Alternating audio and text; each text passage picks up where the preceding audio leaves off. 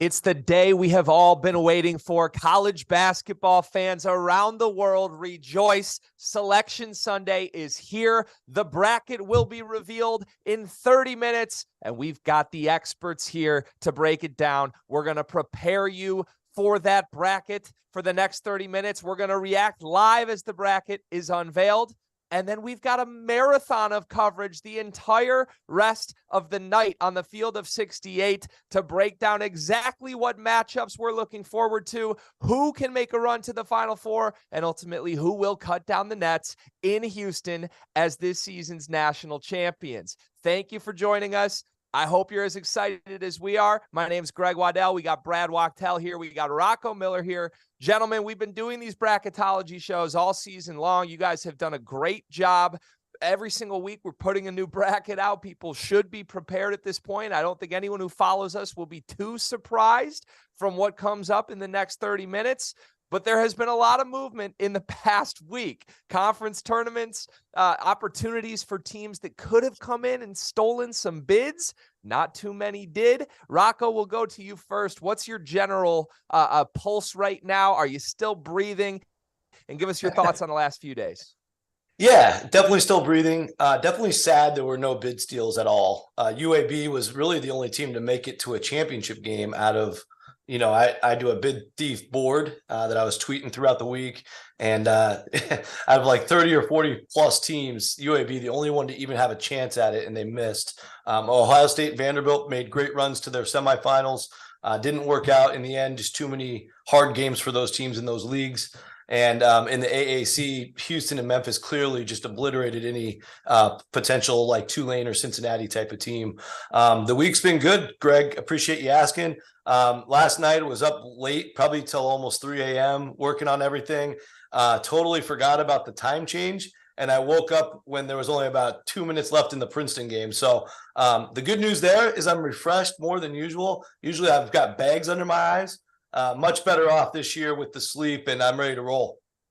What sickos gave us daylight savings time on Selection Sunday? I don't know who makes those rules, but it's a first. It was wild that we had to go through that. Brad, it's great to see you. How are you today? Same thing. What are your thoughts on the week that has played up to today? I'm doing great. Just like Rocco, it's unfortunate not seeing any bid stealers. It's enjoyable, not enjoyable for the teams that are sitting on the bubble.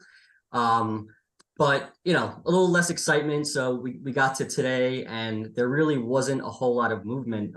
Actually, no movement really today and or yesterday. It was nice to see that there are about 6 or even 7 teams that had a legitimate case to be a number 1 seed. So the top, the top part of the 1s and 2s are relatively strong, or relatively even at least. And I'm very curious to see how everything's matched up. Yeah, so that's a great segue. Let's jump right in. We obviously have a time restraint as we do this show today compared to normal. We can't just go as long as we want. We've got to get the people ready so that we can flip at 6 p.m. Eastern and see exactly what the bracket really is. Let's talk about our 1 seeds. These are not a surprise to anybody who has watched the show before. We have Alabama, we have Houston, we have Kansas, and we have Purdue holding down that 4th spot. Kansas did not win the Big 12. I've seen people say, should they be the number 1 overall seed after Houston's loss today? I've seen people say, should they fall to the 2 line? Should Texas jump over them? Obviously, they did win the Big 12 regular season, but back-to-back losses to Texas to end the year for the Jayhawks. Brad, where do you have Kansas, and are they locked and loaded on the 1 line? They're locked and loaded on the 1 line. I mean, they have 17 quad 1 wins, which leads the country, as well as 21 quadrant 1 plus quadrant 2 wins. They have the number 1 strength of record in the country. They have the most high quadrant 1 wins in the country in 8. So there's still a case for them to be the overall number 1 seed. We don't have them there, but they're 100% for sure still on the 1 line. Rocco, same with you? Yeah, absolutely. Brad nailed it with all the talk. In fact, before the Big 12 tournament, at the start of the week, you could still make an argument for Kansas to be number 1 overall. And not only did they get to the championship game this week, they also picked up more good wins on the way. So yeah, I think it's pretty clear you can't really move Kansas. I think the debate would be from that same Big 12, Texas beating them by 20 in the title game. I think they also beat them by 20 in the game at Austin as well. Is that enough? Did it happen in time to move them above maybe Purdue, who I think we agree is the fourth in that pecking order on the top? I think it's a really strong case. I just don't think we had enough time to make the change. Unfortunately for the Longhorns, you probably deserved it. If we had 5 number 1 spots, they would certainly be 5th in my opinion. But I think that's where we end up. Kansas there and Texas at probably the top of the 2 line. We should mention, you just threw out the Purdue name. As we speak, Purdue is melting down. What do you know? They saw full court pressure and a 10-point lead evaporated in seconds. Who could have seen that coming, gentlemen? It's a 2-point game. Penn State has the ball with 3 seconds left. Rocco, you kind of, I think, said this quickly in passing, but not a lot of time to adjust anything here. No. What does the committee do? Does this result matter at all if Purdue loses this game from where they currently have them projected? Yeah, I just think based on, all the work that's been done and the way the bracket's built, you can't really mess with 1 seeds. It impacts your entire region. Like if Purdue's the last number 1 seed, they either go west or east. If they're the top number 2 seed, they could go south or Midwest. So it shakes up. You would have to start the entire bracketing process. Now, I'll say this. The NCAA, from my understanding, has a very sophisticated bracketing tool that can do brackets way faster than humans like me and Brad. So I think they have the tools necessary to do it. The problem is history tells us it just isn't done that way. They like to be set. Who knows? They're probably already reaching out to some athletic directors behind the scenes, letting them know where they're going, that type of thing. There's no way this Big Ten title game usually means anything unless a team like Penn State gets the win and they might have contingency for the Nittany Lions to move up another line. But I'm not even predicting that either. Okay, good to know. So deep breath, Boilermakers fans. Regardless of what plays out in the next 5 minutes here, we think your team is okay. Brad, let me ask you quickly at the top of the 1 line for us. We have Alabama as the number 1 overall seed in this tournament. I think they have been the best team in the sport at their best moments this season. Obviously, a tumultuous few weeks for that program. They looked fantastic in the SEC tournament this week. Was it their performance this week in that tournament that has made them rise to the top for you?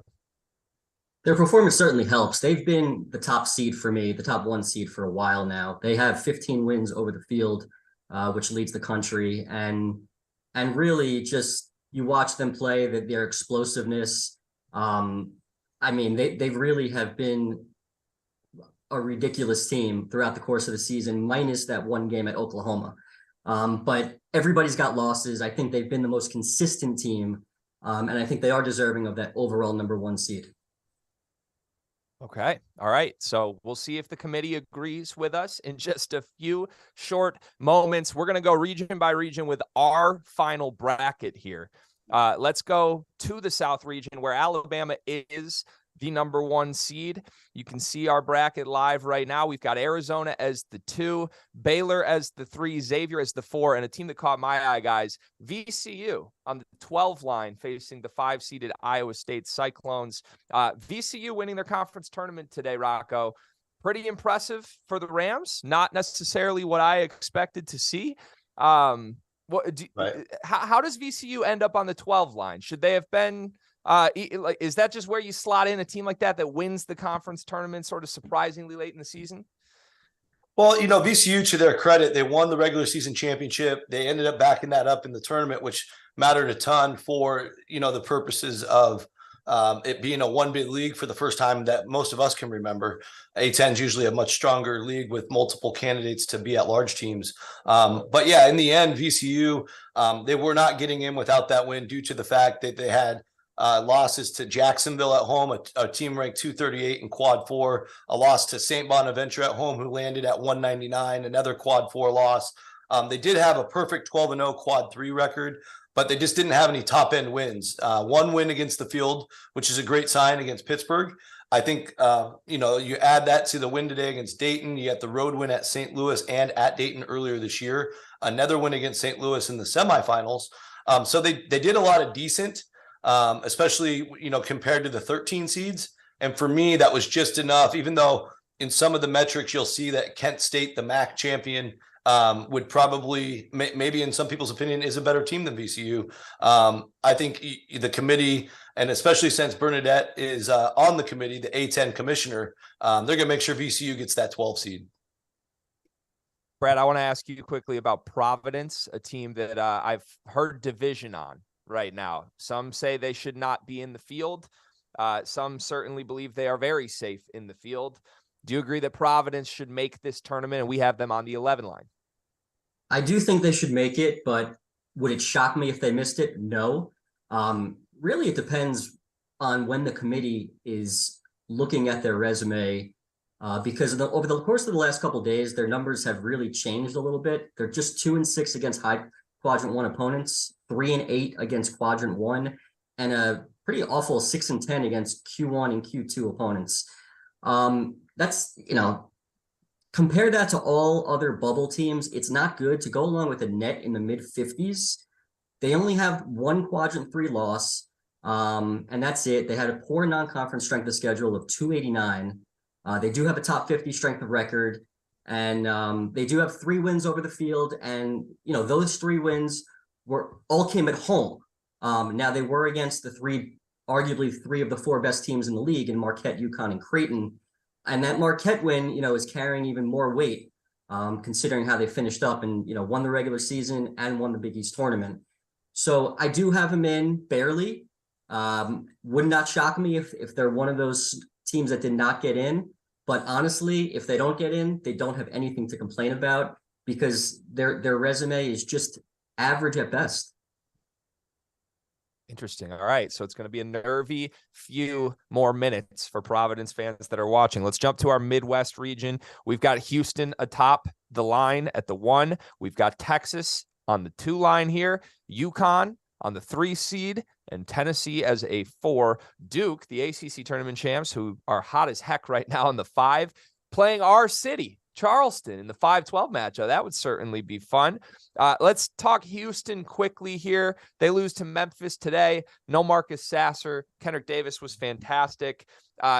Should we expect any sort of movement for Houston? I mean, they've been so steady on the 1 line all season long. I can't imagine they fall to a 2.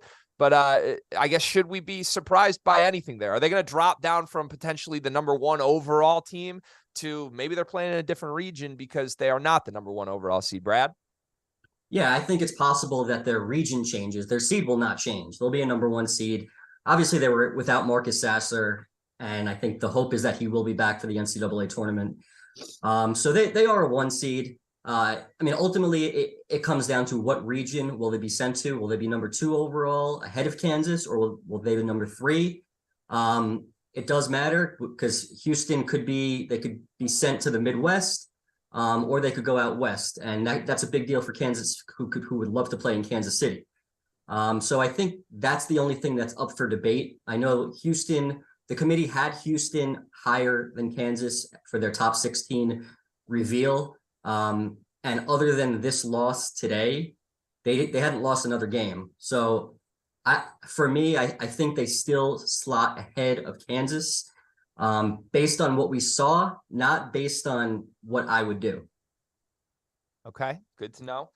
Rocco, Arizona State and Pittsburgh in our first 4 matchup here on the 11 line. Yep. Do you agree with both of those teams slotting in that spot? I'm okay with that. Yeah, I had Pittsburgh in the first 4 as of yesterday. I made a tweak and switched them with Providence personally today. For me, they're both going to be 11 seeds. It's just the difference of going to Dayton, which is obviously a very big difference. But Pittsburgh, I know some others have had deep concerns. I just like them in terms of selection because of what they were able to do on the road, getting that road win at Northwestern and at NC State, a fellow bubble team. It's true road wins that really stand out for Pitt versus a team like a Providence who did not get the true road win against a tournament team. Their best wins were at Villanova and Seton Hall. Very nice wins, not tournament teams.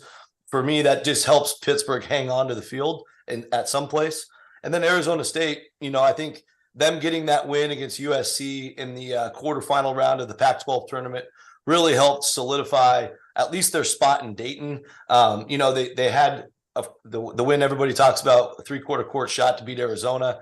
They beat Creighton without Kalkbrenner. So there was still some mystery. I thought that was a really good performance by ASU, and they didn't play that bad against Arizona in the rematch here on Friday. So I feel much more solid about Arizona State than some of the other bubble teams. All right, let's move to our West region. Kansas Jayhawks on the 1 line.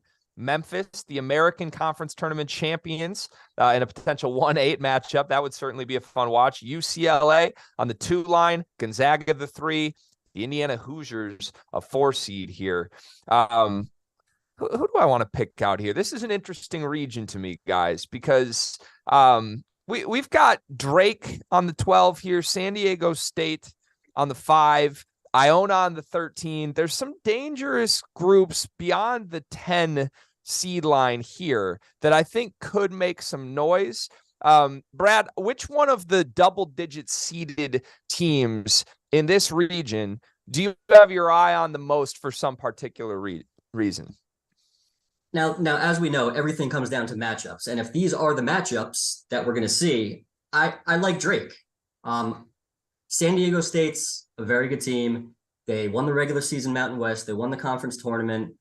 I'm not sold on them from an offensive standpoint. They go in major droughts. I think they're a team that can be knocked off. I don't think they would be, in terms of the spread of that game, I don't think it's going to be a huge number. I do like Drake. I would like Drake to win that game. Now, playing Indiana is another story. I would not see Drake beating Indiana. But in terms of any other double digits, not a whole lot, to be honest with you. Okay. I don't love Auburn. Mississippi State, Miami. I actually like Miami, especially if they're fully healthy. I think they're actually a team that can make a run and potentially get to an Elite Eight or even a Final Four if they're healthy, depending on how they are. So I think that's something to keep an eye on. But other than that, from that region, I'm not looking at any other double-digit seeds. Okay, Rocco, I want to ask you about Creighton here. They jump out at me with a 7 next to their name. Yep. I'm going to be honest. I'm a little surprised by that. I look at Creighton as one of the more talented teams in the country. I know it's not about talent necessarily. It's about resume. But this also just feels lower to me than it has been at other times this season. Do you think that that's right for Creighton? I ended up landing there. This is one of the tougher decisions I had to make. I had, we'll get to St. Mary's at some point in one of these regions, but I had a really tough time deciding if I wanted St. Mary's or Creighton to be my last 6 versus the best 7, just the way it breaks between 24 and 25 overall. For Creighton themselves, they've had a really good case for at least a lot of February. When Kalkbrenner finally got back to full strength, they were really buzzing and on fire for about 3 or 4 straight weeks. The committee actually mentioned them by name in the reveal, which suggests they would have been a 5 seed at that time. So I have a difficult time dropping them all the way to a 7. However, I think some of the proof is in the pudding. They didn't play as well in the last couple of weeks. You have a situation where Creighton goes out and their last impression gets blown out by Xavier, a team that you would think that was supposed to be a pretty close game. And Xavier was clearly the better team. And again, I think Creighton's very belonging on the 6, but we only have 4 spots. And if both them and St. Mary's got blown out in their last game, I think St. Mary's has a better excuse getting blown out by Gonzaga than Creighton has getting blown out by Xavier. Now, again, this whole thing's about your body of work. So it's kind of crazy to talk about some sort of championship result as mattering. But when you're just talking about a seed, sometimes that can make the difference. Interesting. Okay, let's move to our final region here, guys. The East region. Purdue on the 1 line, Marquette a 2, Kansas State on the 3 spot, Virginia as our 4. I want to talk the other play in here. We have Rutgers and NC State in that spot here. I watched Rutgers this week at the Big Ten tournament. They put the dagger through my Michigan Wolverines, and then they gave Purdue a scare for a little bit. A lot of people thought they might need that win in order to stamp their ticket. But then again, a lot of teams on the bubble didn't necessarily make a loud case this week to jump them. Rocco, do you agree that Rutgers should make the field? I've got them barely in. I mean, it wasn't easy. But I think that win over Michigan, that you were probably there, Greg. I thought that win over Michigan helped change my mind. I had them out going into the week. That and a combination of some other results, Nevada going down, Oklahoma State not getting a big win. I think that helped me make Rutgers one of my last two teams in. Brad's done a wonderful job. We're on this show. We're on some other committees together as well. He's the Rutgers guy, talking about the Mag injury, even though he's not their best player, just how much that it impacted their glue, and how I think coming into the week they were 2-6 without him. So clearly not playing as well, but beating Michigan by 12. One of the things I don't like about Rutgers is they're under 500 when you take away quad 4 games. That's usually a big no-no. And I think if we had bid stealers, I was happy to take Rutgers out. But I think just based on all the options that are out there, they're one of the best 36 at-large teams, and Dayton makes all the sense in the world to me. Nice. Okay. Brad, I got to ask you about our 12 seed in this region, Oral Roberts. Oral Roberts, everybody remembers the run a couple years ago. Max Asmus is still there. If you're unfamiliar with Oral Roberts, you're going to get familiar with them very quickly here. They will be, no matter where they end up in the tournament field, they will be one of the hottest picks to win their first round matchup from everyone that's filling out a bracket. They end up a 12 seed in our bracket. Everybody knows the history of the 12-5 games. Is it just like we have to put a team like that in the 12 game? Is there some rule that I don't know about where dangerous teams that are fun Cinderellas end up on the 12 line, Brad, or how do they end up there? No, it's all about their resumes. I mean, there's a lot of times where you have high major teams on the 12 line, especially when there are bid stealers from high major conferences. They may get placed on the 12 line. Because we didn't have any bid stealers, the 12 line is going to be filled with mid majors, which actually makes for a more exciting tournament, if you ask me. But I think, I mean, if you're a casual college basketball fan, you got to pick upsets. Like, I don't care who you are. And these are the teams that someone's winning. Maybe multiple teams are winning. The field itself this year, I wouldn't say is relatively strong. Maybe the 1 seeds and a couple of the 2 seeds. But other than that, I think anybody could be picked off. Yeah. Parity's a word that's been thrown around. I prefer the term chaos, gentlemen. I think we are in store for some chaos this week. Roughly 7 minutes here until we get the actual Selection Sunday show. We've obviously got our eyes on it. All three of us are keeping an eye. We will react live as soon as the bracket unveiling begins. Before we do get to that, though, guys, let's talk about our last 4 in and our first 4 out. We will first begin with our last 4 in. Those teams are Rutgers, Arizona State, NC State, and Pittsburgh. We talked about Rutgers already. Brad, I'm a little surprised to see Pitt here. That final loss of their conference tournament was not a great loss. Not that there's ever a great loss, but there's a pretty sour taste of the last time anybody saw this Pitt team play.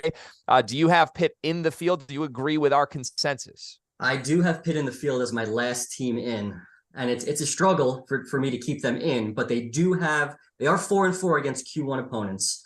And as Rocco mentioned, they do have some quality road wins at Northwestern, at NC State, who's a bubble team, but we have in at the moment, and we will have in, and at North Carolina, who's on the wrong side of the bubble. And they also beat Virginia and Miami, 2 of the best teams in the ACC. So I think they have the quality wins. Their metrics are a bit of an issue, with a net of 67, with a strength of record of 54, which is the second worst of any team in the field.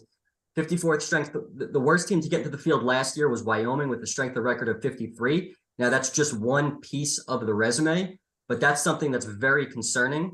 That quad 4 loss to Florida State was a killer. I mean, if they don't lose that game, they're probably in relatively safely. But they're under 500 against Q1 and Q2 opponents as well. And they have 0 wins against high Q1 opponents, which, that's why they're my last team in. And by no means are they a guarantee. All right, Rocco, to you here. Which of these four teams, Rutgers, Arizona State, NC State, Pitt, are you most confident will make the field? It's actually Pitt, which is funny because Brad's almost got him out. And it's basically just because every time I get stuck on a bubble discussion, and again, you could either consider the bubble this year strong or weak. You could defend either. If you don't want to take any of these teams, I don't blame you. But if you want to look at it from a standpoint of Vanderbilt gets really hot and they still can't pass these teams, it's actually could be looked at as strong.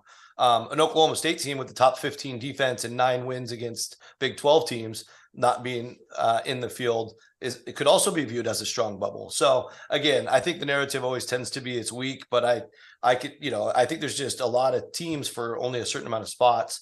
And the thing that makes Pitt stand out, Brad touched on it, is those road wins. They also won at North Carolina, which I get it. They're not going to get in, but that was one of only 2 teams to win at North Carolina. That's something I look at closely. I've heard other committee members talk about that in the past. And the age-old, statement that committee chairmen have talked about for 15 or more years in a row is, who did you play? Where did you play them? And how did you do? And every time I get stuck, I ask myself that question. And Pittsburgh checks the boxes better than teams like NC State or Providence. And I think that's why those teams are more at risk. I think Pittsburgh and ASU, out of those last 5 teams, they can actually answer the question and feel good about it. All right. We will find out if they should feel good in just moments here. To our first 4 out quickly: Nevada, Oklahoma State, Clemson, and Wisconsin. Clemson's got a 23-9 record. Oklahoma State's got an 18-15 record. And yeah, we have Oklahoma State 1 spot ahead of Clemson. I know that's not how it works, Rocco, but why is that the case? Yeah, I mean, it's really just, to me, I don't care what order it's in, because it's just, are you getting in or not? And then from there, it's just about where you're going in the NIT. And I'm not an NIT guy. So I'll just say the reasons why I think Oklahoma State's out. There's only been a couple teams in history to make it with 15 losses. Both of those teams, the 2 that come to mind are Alabama and Vanderbilt. Alabama the year with Colin Sexton, and Vanderbilt a couple of years before that. They both beat number 1 seeds on their resume. They also had other top end wins against what we call protected seeds, teams that are in the top 16. So it was a lot more compelling to make sure those teams got in the field. And not only did those teams get in the field, they were seeded all the way up on the 9 seed line, not anywhere near Dayton. Oklahoma State, unfortunately for them, they got all those great opportunities in the Big 12. Out of the top 4 teams, both Kansas schools, Baylor and Texas, they went 0-8. And in fact, if you add the Big 12 tournament, they went 0-9. So for me, and then they finished 18-15. They only went 3 games clear of 500. Those other examples went 4 games clear. So that just, to me, gives them a lot more reasons to leave them out than put them in. And then I'll touch on Clemson. I know some people started getting high on them earlier this week. I never gave them much of a chance. Their non-conference strength of schedule is really, really poor at 335, similar to Wake Forest last year, who I also did not give a chance to get in, and of course did not get in.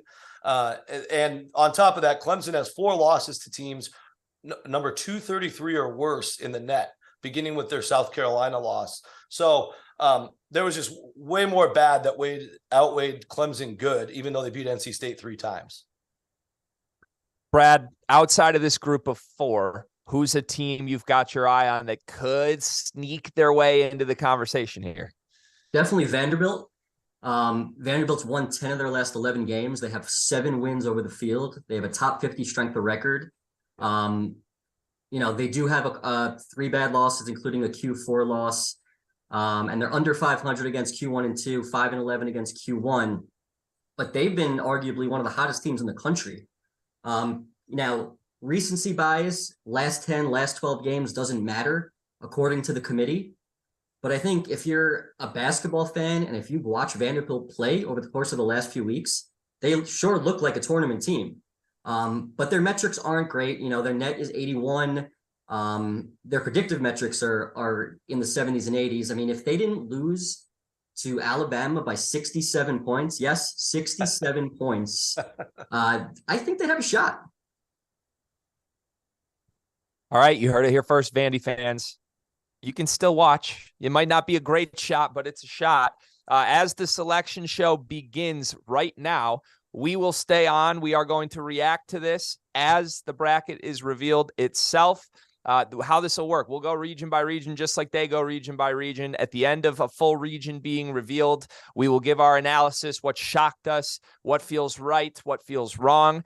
I will do my best to sort of commentate this as each pod is announced, as each team comes through. You will get our live, genuine reactions. Lucky for me, I don't have anything to sweat today. Unlucky for me, my team, Michigan's not on the bubble. So I'm just going to be able to play host today, ladies and gentlemen. It feels good.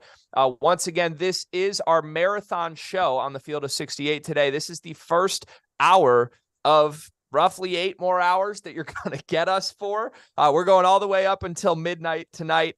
We have every single character that's been associated with this platform all season long coming and making an appearance tonight. And of course, we are starting with these two, with Rocco Miller, with Brad Waddell. A shout out also needs to be given to our other bracketologists. We got Andy Bottoms and Lucas Harkins, who have done a fantastic job for us this year. And now, gentlemen, the moment we've waited for, the bracket reveal has begun. The number 1 overall seed in the NCAA tournament. We nailed it.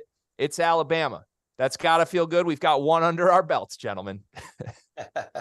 1 for 1. All right. 1 for 1. You can't go 68 for 68 until you go 1 for 1. Now we will wait to see who Alabama will be paired up with. If I were an 8-9, I would not want to see my name popping up here. On the 16 line, looks like we've got Texas A&M, Corpus Christi, and then Southeast Missouri State. SEMO, the Red Hawks, crazy finish last week. And for Corpus Christi, it's their second straight year in the first 4. I thought they might get pushed out of the first 4 so they wouldn't go back a second straight year. We're also going to see Texas Southern later in the first 4, I believe. So that's pretty interesting there. All right. You see the SEMO fans going crazy. Good to see some electricity in that building there. All right. Our first 8 seed, the Maryland Terrapins. Ooh, Kevin Willard, his first year. That's a tough draw for Kevin Willard. Welcome to the NCAA tournament. Let's see what you can shake here. You're going to get Alabama. And the 9, they will be playing the West Virginia Mountaineers. Wow, 19-14 for West Virginia this year. It sounded at times like they were in danger of missing this tournament safely in the field on the 9 line. You guys feel good about that? Feel great. That's exactly the game I had in my bracket. Love it, Rocco. Love it. All right, moving on here. We've got San Diego State next up on the list. And they will take on our city. It's Charleston. Wow. Pat Kelsey. Interesting to see San Diego State and Orlando, but a nice flight from San Diego to Orlando. Sunny on both sides of that flight. Yeah, you're telling me. How long's that flight? I might need to look up the mileage on that one before I fill my bracket out here. Gosh. All right, moving on. We have Virginia. Yep, so they kept Virginia a 4 seed, even though they have an injury and they lost to Duke in the championship. That's interesting. I'm not sure if I would have done that, but that's okay. Yeah, Duke definitely had a good argument. True road wins, though. Virginia did have road wins against the field. And Furman on the 13 line. I'm already looking ahead potentially, guys, not to write off a couple teams, but a San Diego State Virginia game. My eyes are bleeding, gentlemen. My eyes are bleeding. We move on here. The 6th seed, it's Creighton.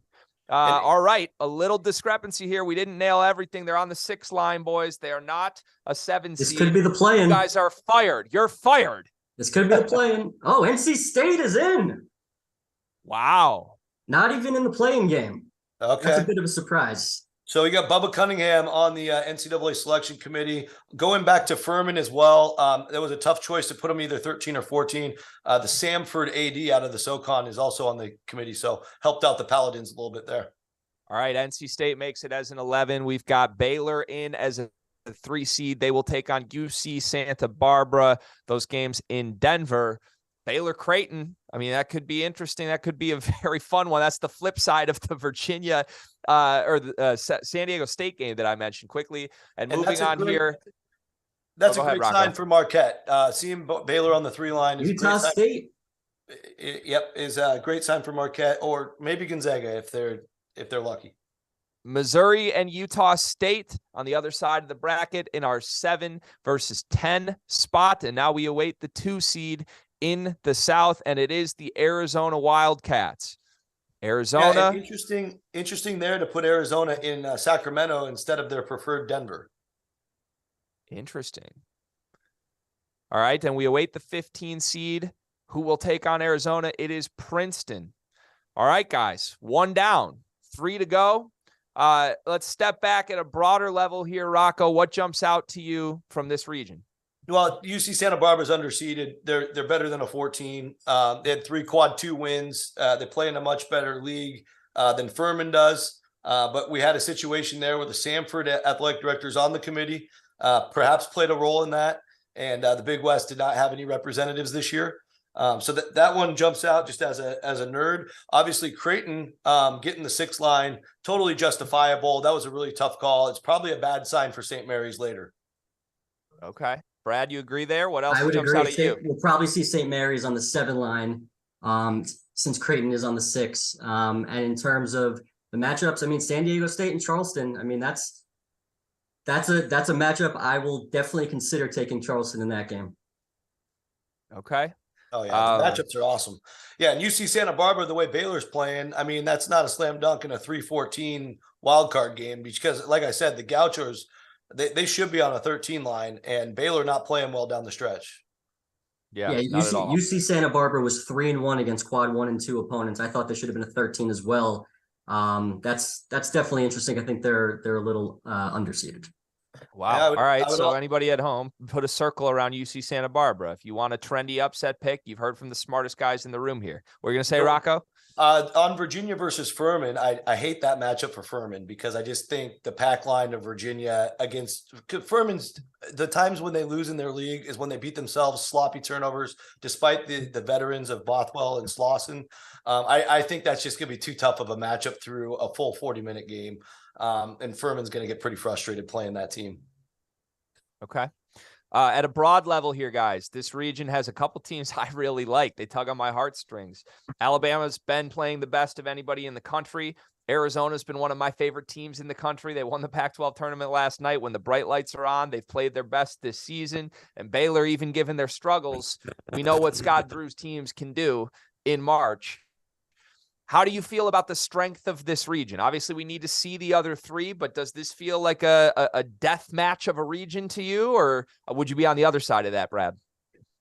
Yeah, I got to see the other regions. I don't think Virginia is a particularly strong 4 seed in this region. Baylor is probably one of the better 3 seeds. It's actually interesting that Baylor ended up getting a 3 seed because they were one of the teams that potentially could have gotten a 2 seed. Could be good news for Marquette or Gonzaga. I guess we will see. But I would say with Arizona and Alabama, that's a relative, and Baylor, that's a pretty strong league. That's definitely right now probably one of the stronger regions we're going to see. Yeah, it feels pretty balanced. You agree? Feels pretty balanced to me. I mean, you got to love the top 2 of Alabama, Arizona, and the strength there. There's a lot of strength there.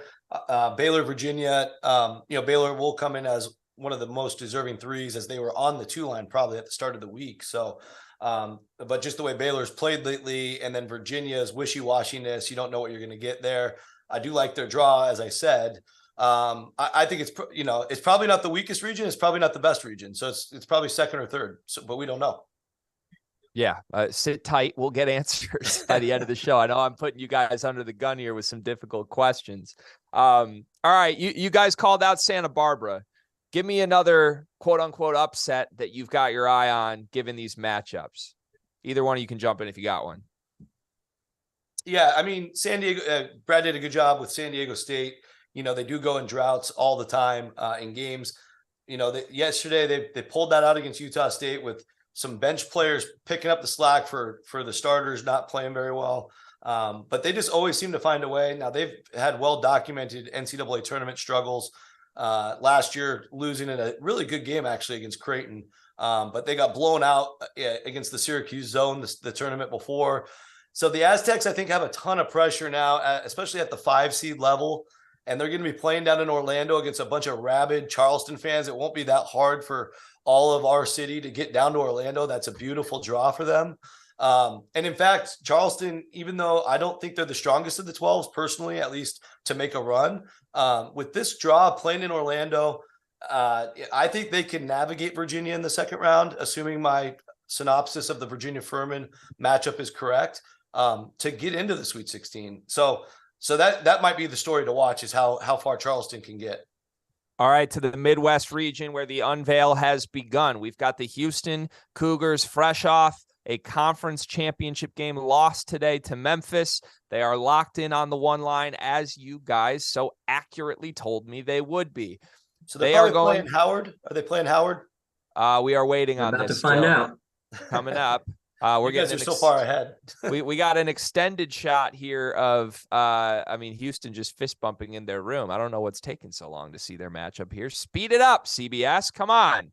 It should be Howard if my data is correct here. All right. You are not correct. All right. Interesting. Wow. It's Northern Kentucky. Northern Kentucky. Okay, that makes sense. I would expect Howard to be the other straight 16 later on then. All right. So the Cougars and the Norse in the 1-16 matchup in the Midwest. The Iowa Hawkeyes on the 8 line. I guess I shouldn't be so surprised to see a bunch of Big Ten teams on the 8-9 line when every team in that conference is probably on that C line. But, man, again, tough for the Hawkeyes there if they're going to have to face Houston. First, though, they will have to get through Auburn in Birmingham, Alabama. What a draw. And that's what I put in my bracket, and I got a lot of slack, but it's the exact matchup I had in the 8-9. And it's just basically because with all the Big Ten teams in the 8-9, Auburn had to go somewhere, and it worked to go there. Very interesting. All right, to the 5 seed in the Midwest region, it is the Miami Hurricanes. Miami on the 5 line. Yep, that's interesting. I had moved Miami to the best number 6, so that stings a little bit for the Matrix, but I can totally see it. Same Drake here. They're going to be playing Drake. That's the matchup we had. Yeah, and I think they played each other last year down in the Orlando tournament, Miami and Drake. That was a pretty good game, if I remember right.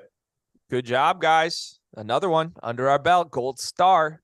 The 4 seed in this region, Indiana, the Hoosiers. Against Iona, right? It's got to be. Iona or Louisiana. Still Could waiting. Kent State or Kent State. Kent State. Wow. It is Kent State. Yep. So a rematch of the Elite 8. It's the when Antonio Gates played for Kent State back in the day. Wow. And just so we know, head coach at Kent State, Rob Senderoff, used to be an assistant at Indiana back in the day. And a manager, I believe, right? And a manager. Yeah. Moving on here, the 6 seed, the Iowa State Cyclones. This could be the playing game. Yes. Mississippi State and Pitt. Wow. So they were lower on Mississippi State than I was, for sure. I didn't think they were at that much risk, but I guess Joe Lenardi was right about them. Hat tip to Joe. Wow. Good job, Lenardi. Pitt in the He got one right. Yeah, he got one right. Pitt in the play-in game. Interesting there. Another one that we had right. That feels right. The Pitt thing feels right because we were also torn on Pitt. Like putting them in Dayton just felt like the right thing to do from a committee standpoint. Yeah. Logical conclusion. All right, to the 3 seed here, Xavier. Wow. On the 3 line. That's a surprise. First big surprise, I would say. So that means Xavier got the 3 seed over UConn. Yeah, they went over UConn. They got a round further in the tournament, but and they will take on the Kennesaw State Owls on the 14 line. We will go more in depth on Xavier on the 3 over UConn as soon as this region wraps up. But I'm with you guys. That one feels like a surprise to me. Xavier better be ready for a fight. The Owls are going to fight. Ooh, all right. Texas A&M is the 7 seed in the Midwest. Wow. Definitely underseeded. That's an underseeded team, yes. 2 quadrant 4 losses. So maybe the committee is telling us something. Don't lose quad 4 games, folks. That's what they're telling us, apparently. I don't know. The 10 seed, the Penn State Nittany Lions. All right. That's about where they belong. So yeah, I believe we had them on our 10 line as well. Did Penn State win the Big Ten title? I didn't even have it on. They did not. A very ugly shot attempt at the buzzer. Okay. All right. And the Texas Longhorns are the 2 seed here. They'll play Vermont or Colgate probably. Or UNC Asheville. Or Asheville, yeah. Colgate. And it is Colgate. Toothpaste. All right. That's what I have. Let's go right into it, guys. Xavier on the 3 line, not UConn. Brad, what do we make of this? Yeah, I mean, go back to what the reveal told us. UConn was a 5, Xavier was a 4. So it was hard for UConn to get up there. They didn't get to the finals of the Big East tournament. They finished in the middle of the pack of the Big East. They have all the metrics, but Xavier gets the nod. Kind of surprised about that. But Xavier is better against Q1 opponents and Q1 and 2 opponents. I guess they're playing better now, but not really. Little bit of a surprise there. I would have went UConn over Xavier. Yeah, Rocco, you agree? I agree. UConn had the better credentials, but they told us at the reveal they liked Xavier then, and I guess there hasn't been enough of a difference for UConn to pass. They passed a lot of teams, but they not enough to pass Xavier apparently, and it makes some sense. I think about a week ago I still had Xavier higher. I just wish I would have never switched it. But yeah. So at this juncture, we have all the teams correct. Sure. We're missing a playing game. We're missing Rutgers. We're missing Arizona State, Providence, USC. Those are teams that could be on the 10 or the 11 line, or maybe one of them is not in. Interesting. All right. So Texas does land on the 2 line. We assumed that. The rumors that maybe they could jump up to the 1, nothing more than rumors. You guys are good with that, right? Yeah, I'm good with that. I think they should be the top 2 seed, and Purdue earned that number 1 seed. Okay. Yeah, I think it's interesting they sent them to Des Moines. I thought just depending, as long as Marquette is the last 2 seed and not Gonzaga, that's what I'm really curious about. Then Texas should have gone to Denver. Marquette should have got Des Moines. Texas is actually like 50 miles closer to Denver. Austin, Texas is. So just the city can give away some clues like that for me. And just looking ahead to the last bracket and teams we need to fill in, the 11 seed, if it is who we had Rutgers, if it is Rutgers against Arizona State or whoever it might be, the 6th seed very well could be Kentucky. Yeah. Okay. I obviously flagged this. I'm a Big Ten guy. 3 Big Ten teams in this region, Iowa and Indiana on the same half of this region. There's not really a great way to avoid that sometimes, right? With these bigger conferences that get a lot of teams in. Is there anything just, I guess, with the structure of this that feels off about so many Big Ten teams in one region to you guys, or is that just how it had to be? Yeah. It's just that's how it had to be. I mean, there's a lot of, the Big Ten's it's a good conference. Purdue's very good. Are there any great teams? No. I think there's a lot of teams that are very similar. It's a deep conference, but they're all middle of the pack NCAA tournament teams. And it is tricky. And I'm sure it was tricky for the committee to get everybody seated properly, because there's a lot of teams that are 7, 8, 9, 10 seeds. But I think that's where they all deserve to be. Okay. Texas A&M, Rocco, you called out underseeded on the 7 line. What makes them underseeded to you? Well, I mean, they've been red hot for 2 months. They've accumulated a ton of good wins, not only through the SEC run, going 15-3 in the league. Not that record matters on the team sheet, but obviously on their way to accumulating that run, they had great wins. And they also ran through the SEC tournament. They poured cold water all over Vanderbilt yesterday in their hopes. And I mean, this is just a tough team. And I thought their wins were certainly stronger than a team like a St. Mary's and even a Creighton. And I think Texas A&M landing on the 7 is actually good news for my neighbors here at St. Mary's, who are much more likely to get a 6 seed now, just based on the teams left available.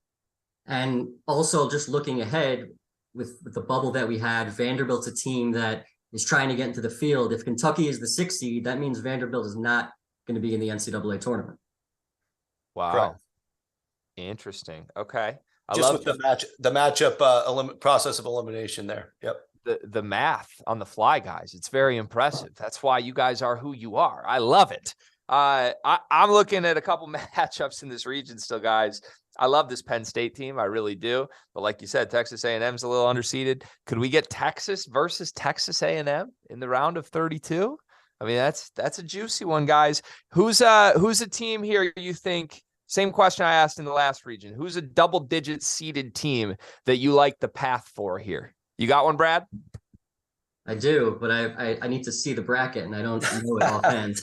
That's where I got stuck. Obviously, Penn State's an easy answer, right? They'll have to. The problem for Penn State is they're hot and they have to play Texas A&M, who's just flat out tough. I mean, I would love to pick Penn State, but I might not be able to pick that. Yeah, tough break for the Nittany Lions to go Texas A&M to a red hot Texas team, even if they win that one. All right, we're gonna move now to our next region here. I believe this is this the East region, guys? It's the West. Well, that is good news for Gonzaga in terms of getting Las Vegas because just the math of it all, they would have had to maybe go Midwest if Kansas was sent East. Wow. Okay. So Kansas is in the West. They will take on Howard in the 116 game. There it is. Howard straight in. I was a region early, but they're straight in. And in the 8-9 game, we have Arkansas on the 8 line. Yeah, maybe against Illinois. Big Ten team, right? Illinois in the 9. Wow. Juicy one there. A lot of talent in that game. The Arkansas guards versus the Illinois transfers for a chance to take on Kansas. And that's a good sign for Michigan State to get a 7 seed, just because Michigan State played Purdue twice, so they can't be the 8 seed next to Purdue. Guys, St. Mary's is a 5 seed, and they've got VCU in the 5-12. Brad, you are shaking your head. I've never seen you make a face like this. I think St. Mary's is. I'm surprised. That's where they were at the bracket reveal. They got their doors blown off against Gonzaga, and I thought there were some other teams that deserved to be ahead of them. I'm surprised that St. Mary's survived to be a 5 seed. UConn is the 4 here. And this could mean both St. Mary's and Gonzaga land in the West, by the way. UConn, Iona, in Albany. That's interesting. Wow. It's the matchup everybody wanted. I'm still TCU, which means it could be Vanderbilt. I am running circles in my head around St. Mary's as a 5. And TCU will take on.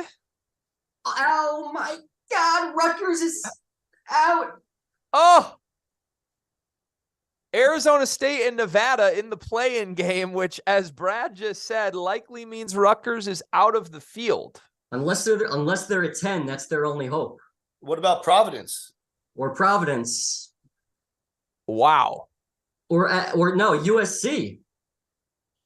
It's Gonzaga is the 3 seed in the West. Wait. Yep, that's where I had them. That's good news for the Zags. They'll get Sacramento and they'll get Las Vegas. And the Zags take on Grand Canyon in the 3-14. So St. Mary's and Gonzaga in the same region. Rutgers could be an 11 in the last region. My bad. Okay. Still a shot for Rutgers. Yeah. We just wanted to scare the Scarlet Knights. It's okay. Sorry, guys. It's all right. They deserve it. Another Big Ten team here on the 7 line, Northwestern. And my favorite player in college basketball, Bowie, I must applaud you, my friend. I love that, man. And who will Northwestern take on in the 7-10 game? It will be Boise State. I don't understand why they would send Marquette to Sacramento if this is Marquette. It has to be Marquette. Right? It doesn't make any geographical sense to send them to Sacramento. UCLA? Oh, it is UCLA. Right, yeah. It is UCLA. The Bruins are the 2 headed to Sacramento. I'm way too stuck on the Marquette thing. I apologize. Oh, it's okay. So, yeah, this is exactly where I had I had the Gonzaga Grand Canyon matchup exactly right. TCU makes a ton of sense. Nevada's the big shocker here.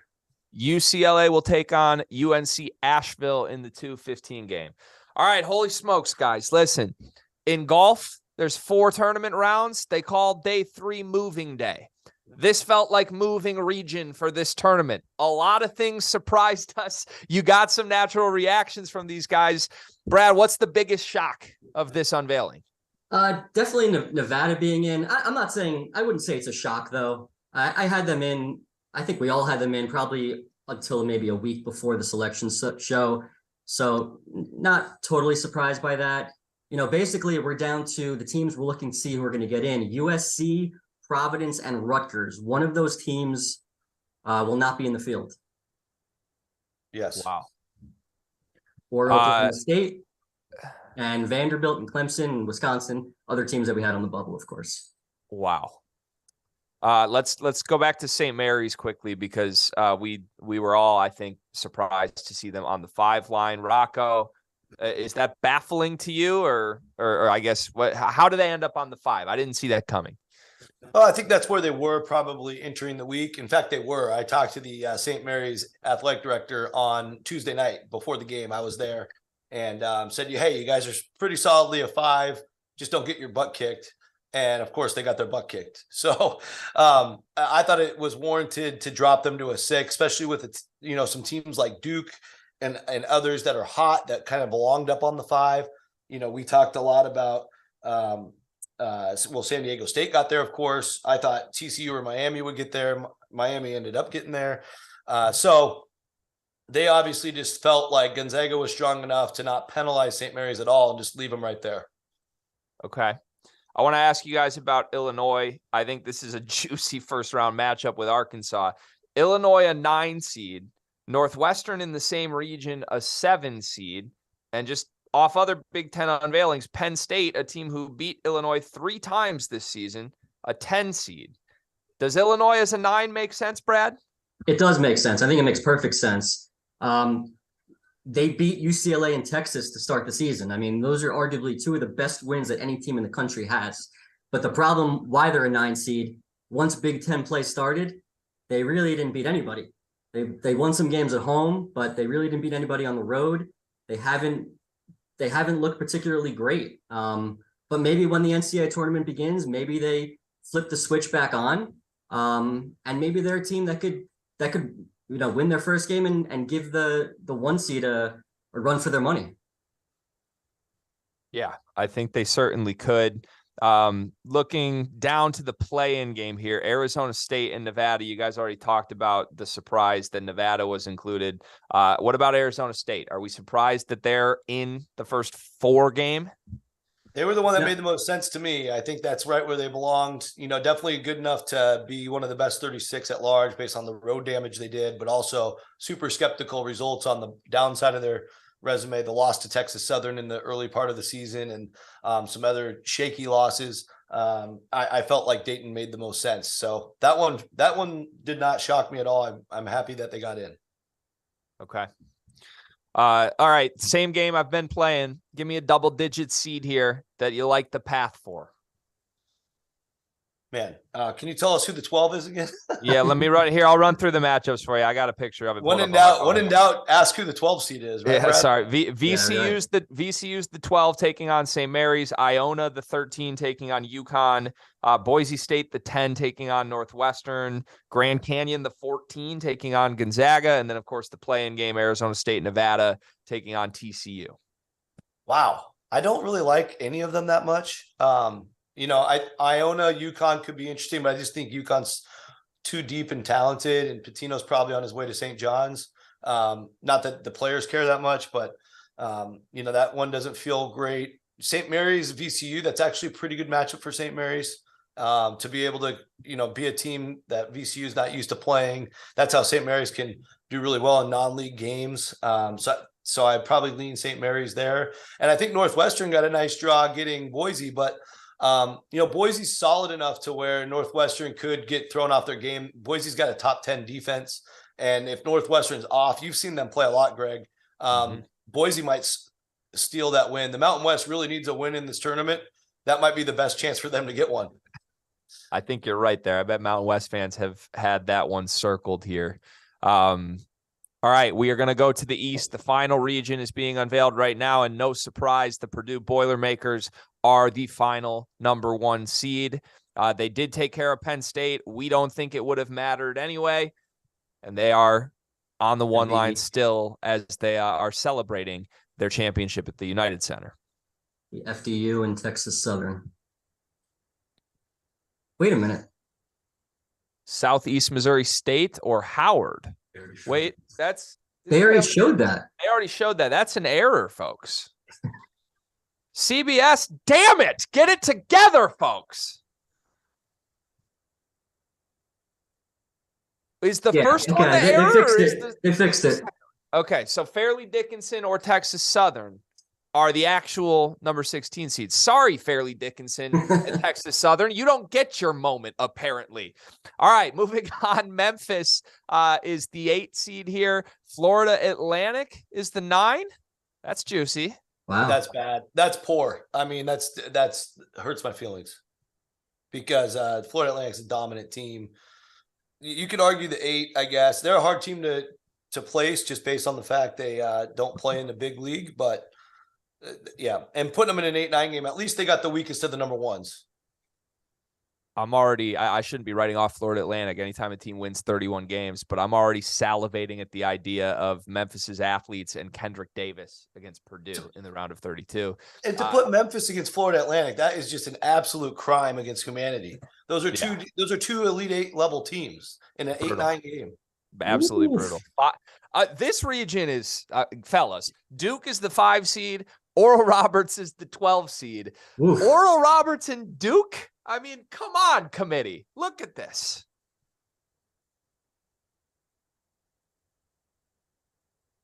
It's unbelievable.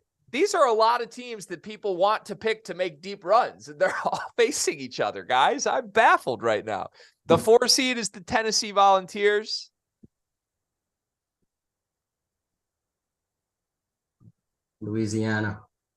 Louisiana is the 13. I can tell you that there will be a lot of brackets out there. Whoever you pick between Duke and Oral Roberts are going to be picked against Tennessee, I think. Maybe we shouldn't write off Louisiana, but that's where my head is at. Let's move on to the bottom half of this region. There's 8 spots left, guys. The 6 seed, Kentucky. It's Providence or Rutgers. Moment of truth. Man.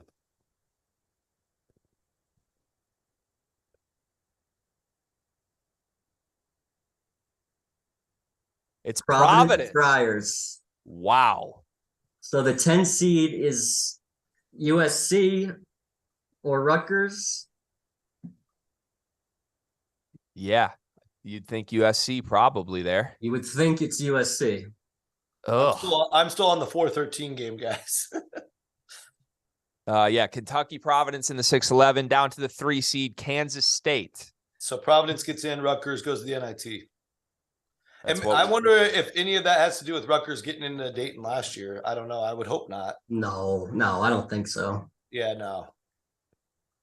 Kansas State is the 3, and they will take on Montana State in the first round.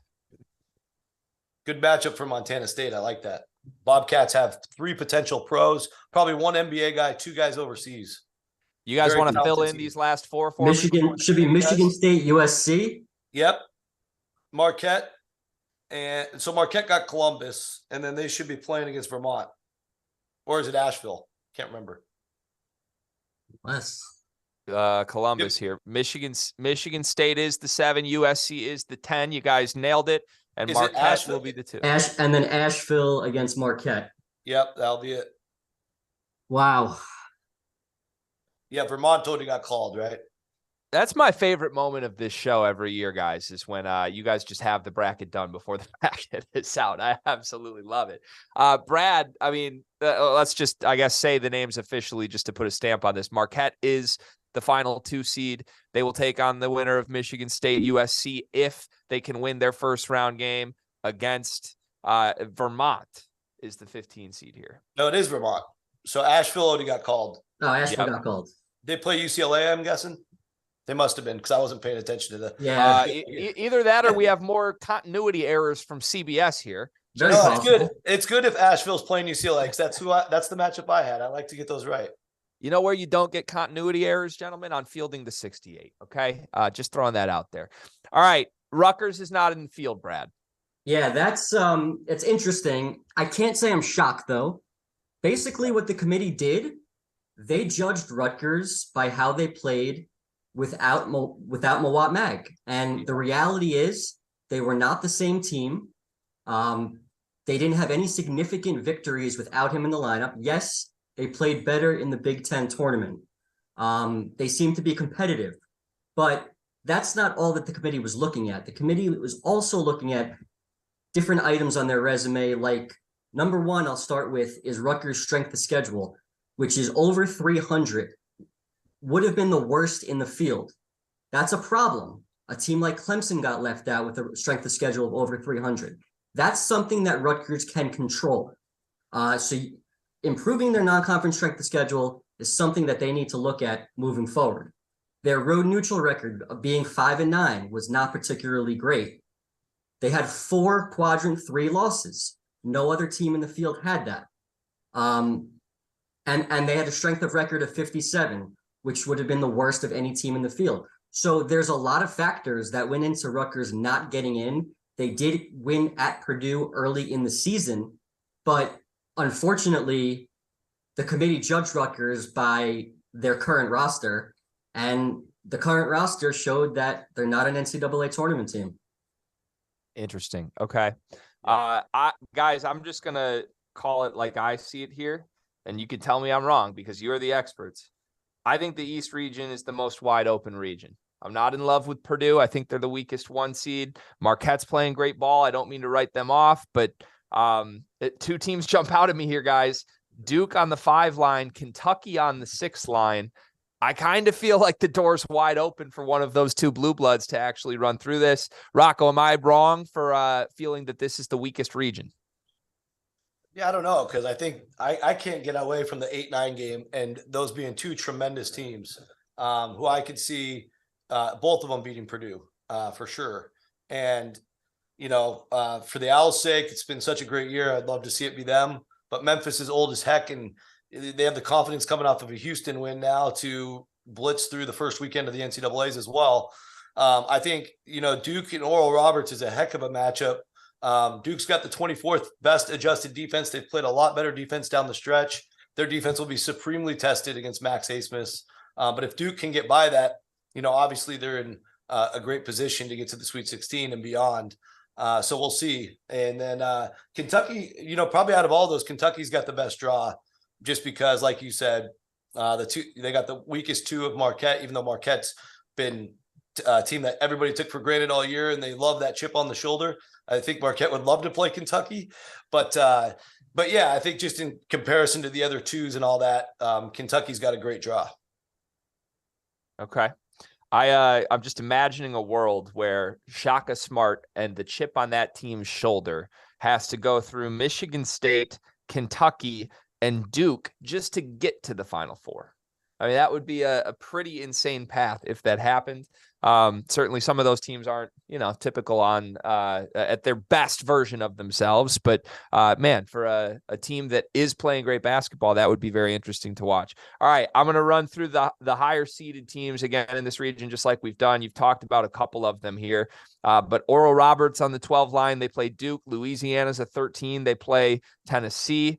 We've got Providence, the 11, playing Kentucky. USC, the 10, playing Michigan State. Montana State, the 14, playing Kansas State. Which one of those 5 do you pick, and why is it Oral Roberts? Yeah. You know what? Duke has been playing so much better over the course of the last few weeks. But yeah, that's the pick. It has to be the pick, right? It has to be the pick. Probably going to take Oral Roberts against no matter who they played. But yeah, that's got upset special written all over it. Rocco? Yeah, I don't know if I'm going to all the way pick it, but I really think there's a couple stories to be told about the Montana State Bobcats at the 14 line, a team I know very well. They've got three guys that will play professionally for sure. Battle and Bello are very, very special. Battle might even get a cup of coffee in the NBA, an elite shooter. They played like crap last year in the tournament. They played Texas Tech, and Texas Tech put that defense on them, and they got destroyed, lost by 40 plus. I know they're going to be much hungrier this year to have a better showing. And Kansas State, they've had a special year, but they have some games where they do look pretty beatable. And I just think Montana State's going to be up for the fight in that matchup, and it'd be a pretty if any 3-14 is going to happen, I can see that one happening. All right. Let's go broad look. Now we have the entire field revealed. What's the biggest surprise? Whether it's a team that got in you didn't expect or a team that is out that you didn't expect, what is the most surprising thing about this full reveal? I'd say for me, it's Rutgers. That's my biggest surprise. I can't say I'm shocked because I knew there was always the possibility that they would get left out. But we went through all the reasons why. I think the committee, for the most part, did a good job there. I thought Texas A&M was underseeded by a couple seeds, especially the way that they've been playing lately. I know they had 2 quadrant 4 losses, but at some point you need to realize, like, hey, this team's on fire. It's playing well, and I thought they should have been a better seed. And it's also interesting to see Vanderbilt not make the field, because they won 10 of their last 11 games and they had 7 wins over the field. And it just goes to show you that what the committee says, how you play in the last 10, 12 games, it doesn't matter. It's your total body of work. Rocco? Yeah, for me, it's, just because we're so fresh off of this, it's still the Florida Atlantic and Memphis situation. I think I had Florida Atlantic on the 7 line. Very easy to see them on the 8. Them dropping to a 9, even with that amazing championship result, blowing out UAB and getting up to 13 in the net, the NCAA's own tool, the net, didn't matter. They kept them as a 9. There was no Conference USA representation on the committee. There was also no American Conference representation on the committee. And I feel like if we had one or the other, they would have probably made sure to either get those seeds a little bit better or not have that matchup at least. I thought both those teams were top 32 teams, which means top 8s, which means there should be no way they play each other. And I also just think, in general, this probably meant Michigan State went up to a 7 to prevent a Big Ten team from having to play Purdue in the second round. And if that was the case, it's easy to justify for them. But I thought Michigan State was clearly below Florida Atlantic after losing by 10 to the Buckeyes in their final impression. They didn't see it that way. And to me, that's just a little surprising because, the amount of work a team like Florida Atlantic's put in to win all these games in the toughest Conference USA in over a decade, and to be treated this way in a 9 seed against a very high level Memphis team with NBA level players is just simply wrong. And it's funny, Rocco, because I remember discussing this with you the other day. I'm like, what would be a bad matchup for a team like FAU, who I know you love? And the team you said was Memphis. Exactly. I mean, I talked to coaches about it in the 8-9 range at Big Ten schools and otherwise, and they all say the same thing. This is not my own opinion. This is from like actual staffs. Nobody wants to play Memphis. And, I want to see Florida Atlantic play a big school. I think we all do. And Memphis is a big school. They're just not in a big conference yet. They probably will be in the future, but. Yeah, that's just tough. It really is. Memphis, a team I don't think anybody wants to play right now, as you guys alluded to. I'm also still kind of laughing that the Big Ten's mediocrity led to a positive result for Michigan State here. So many teams that are just on that 8-9 line. Somebody's got to bump up. It has to happen. Here you go, Spartans. I really do like the draw for Michigan State here, even though they could run into Marquette potentially. All right, we've got a minute left, so rapid fire time. Give me the strongest and weakest region. We'll go to Rocco first, and then we'll go to Brad quickly. Oh, man. Put me on the spot. I should probably get a bracket pulled up, but or just make something up, Rocco. We got 10 seconds. You're on the clock. Yeah, I know like my bracket's pretty close to the real bracket, which is a great sign for my score and all that stuff. But I would just say the one with Houston in it, because I know they stacked the deck with Texas as the 2.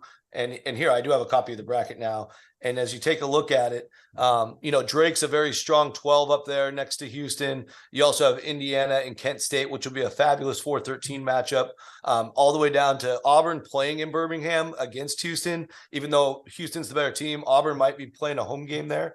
And then you look down on the second half of the Midwest. Texas is the best of the 2s. And then you also have, Xavier might be the weakest of the 3s, but I think in general, that's the one I go with because A&M at 7 is definitely the strongest 7. Okay. Brad, strongest, weakest? I like the West to be the strongest with Kansas, UCLA, Gonzaga, and UConn. I thought UConn was a team that could have been a 3 seed. That's going to be a heck of a region.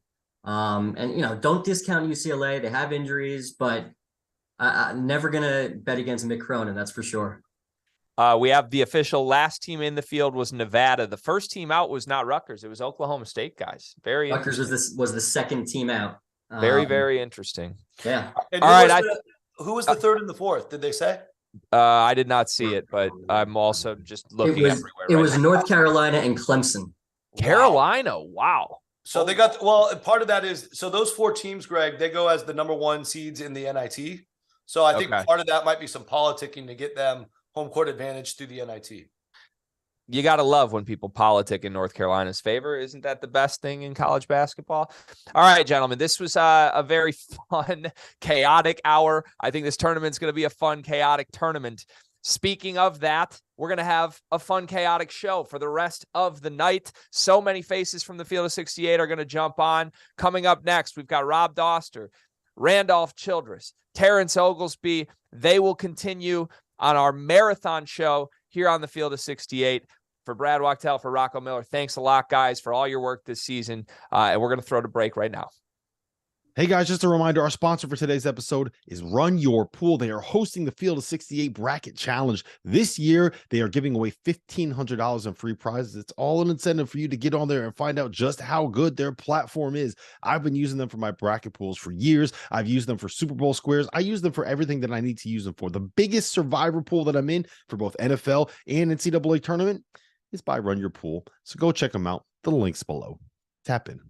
Do you guys ever get tired of trying to prove that you won an argument, that your takes weren't hot, they were right? Well, I have an answer to all of your problems. Vaulted is a new sports prediction app that turns your opinions into facts. You can store all of your predictions and hot takes in your own vault now and forever. Challenge your friends, keep track of the results, and prove that you are, in fact, the smartest one in the room and the smartest one in your friend group. We all know how much that matters. You can always win the bar argument with the Vaulted app.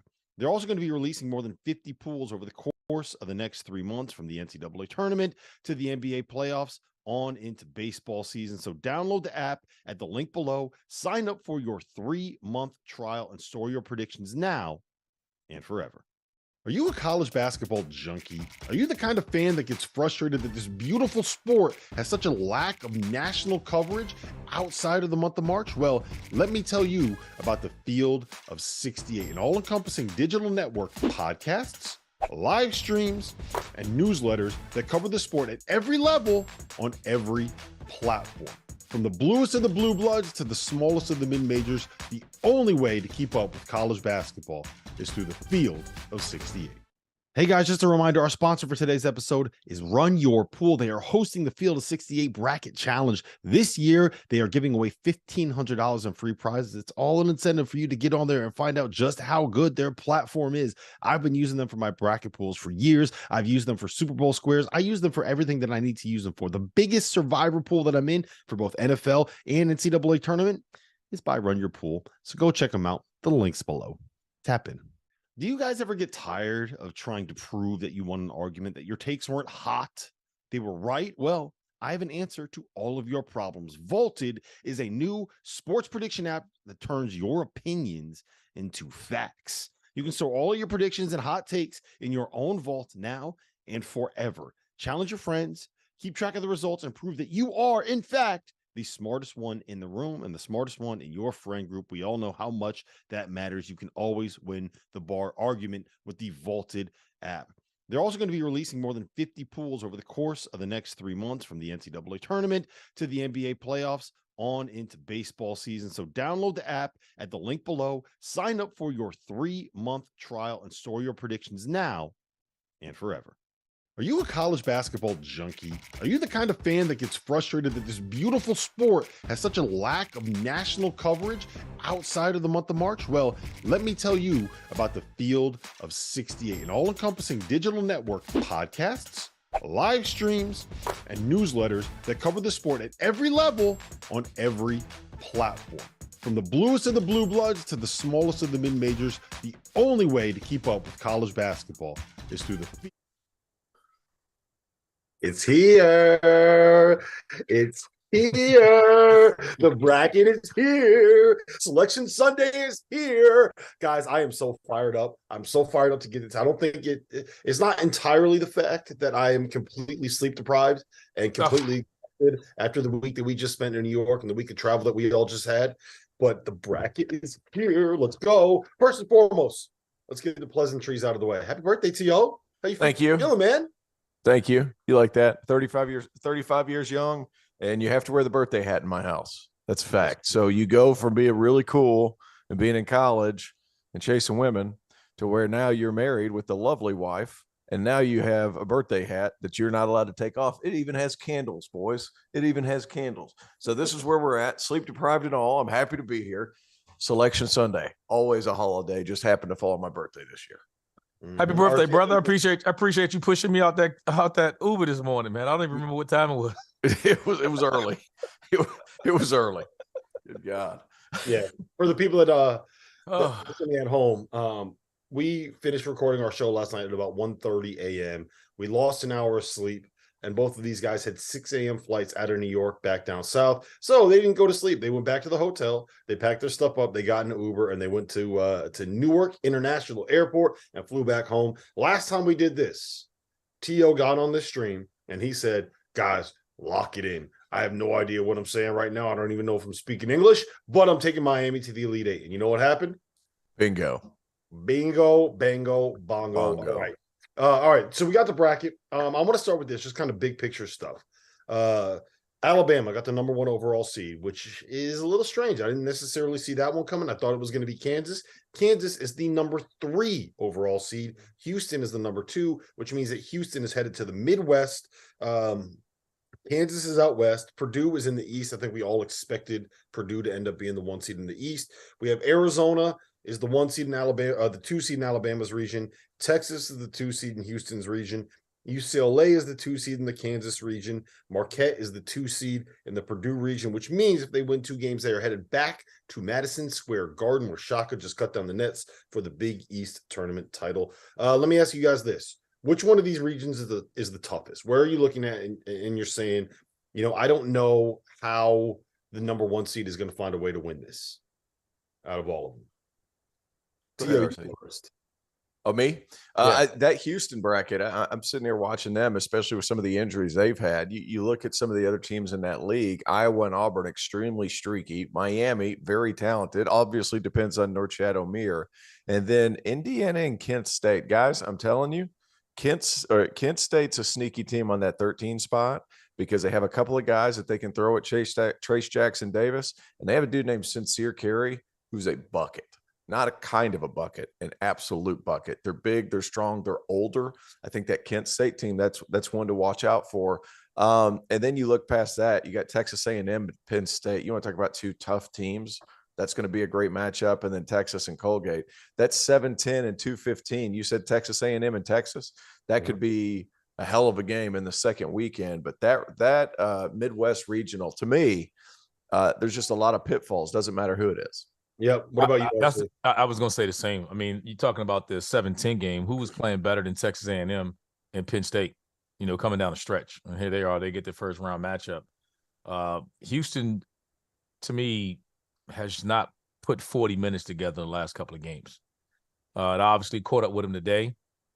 And I'm concerned about them right now as the number 1 seed. I mean, particularly now, they're going to get an Iowa or Auburn in the second round, and that's going to be a tough matchup for them. So they're going to have to figure things out and start putting together 40 minutes of basketball, or they could be the first number 1 seed we see fall. But I think that bracket from top to bottom, I mean, Kennesaw State is tough. I mean, that's going to be interesting. I like it. I mean, I think it's going to be interesting to see who comes out of that. It's going to be quite a bit of upsets in that one. That's interesting because I think that the East and the West regions are the ones where we're going to see the most upsets. I think that when I came into this bracket, right, I was going to say I'm going to pick Memphis to win pretty much no matter what happens. I'm going to pick FAU to win pretty much no matter what happens. I'm going to pick Duke to go far pretty much no matter what happens. I'm going to pick ORU to go far pretty much no matter what happens. I wanted to pick Louisiana to win because I like that matchup.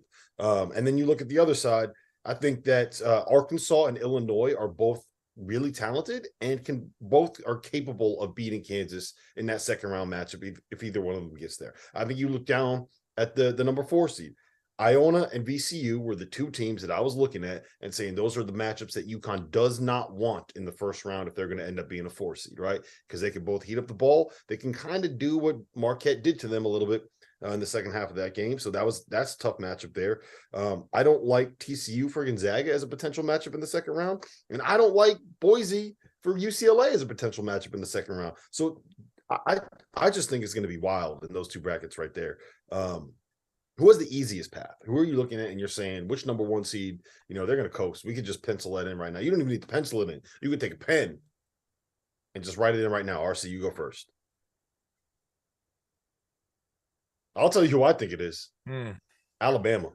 I'm gonna say Alabama because I just think they're the best team. And we talked about this before. I think they're the most complete team that's able to adapt to everyone. So, and that's what I'm looking more at when I decide who I think is going to survive and advance in this tournament. I just think they have the most. Them and Duke's coming in there, with them getting healthy and their final run. Those are just teams that no matter style, we always say style makes fights and styles make matchups. There are a couple of teams in this league, the country, that just can adapt to any style of play. And I think Alabama's one of them. So I'm never going to go against them right now. Yeah. T.O.?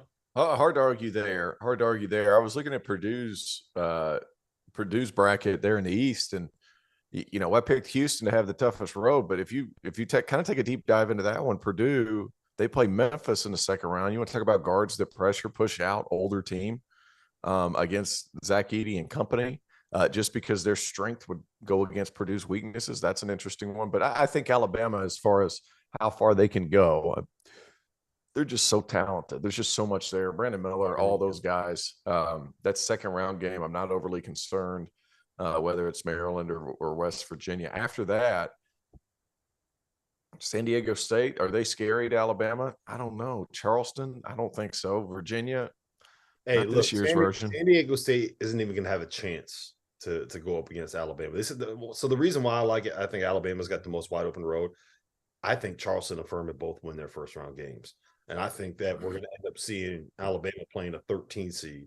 I would love for Bob to win that game in the Sweet 16. I don't think that Arizona or Creighton matches up all that well with them. I love that road for Alabama. And honestly, I know you guys are kind of down on it. I think that Houston's got a relatively easy road.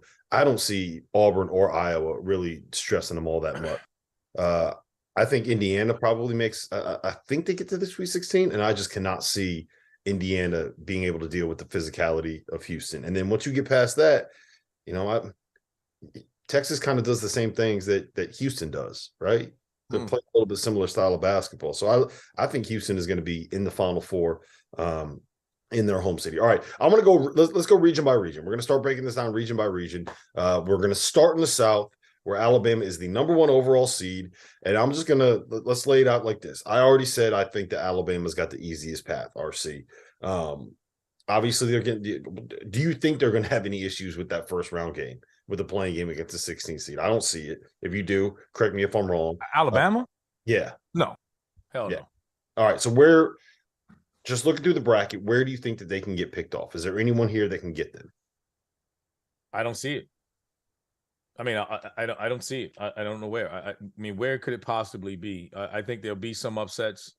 I don't know Virginia can score enough points down the line if they meet San Diego State. I think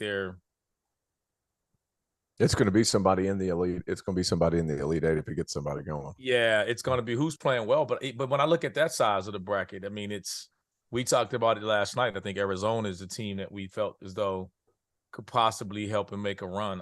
I'm not. I just want to preface everything you say about what we said last night. I don't remember it. You don't remember anything? We were up so late. We were. Now I will say this: that Creighton NC State matchup is, pretty sexy. It's pretty sexy. We'll get to that. We'll get to that. I'm going to ask you some of that about it. All right, the upset that you like in the South region. And I'm going to qualify an upset as an 11 seed or higher winning. I don't consider 10 over 7 an upset. I just consider that a game. NC State over Creighton, 11-6. T.O.? Both at 5'12" and 4'13". Those are both cute. Let's put it that way. They're cute. They're intriguing.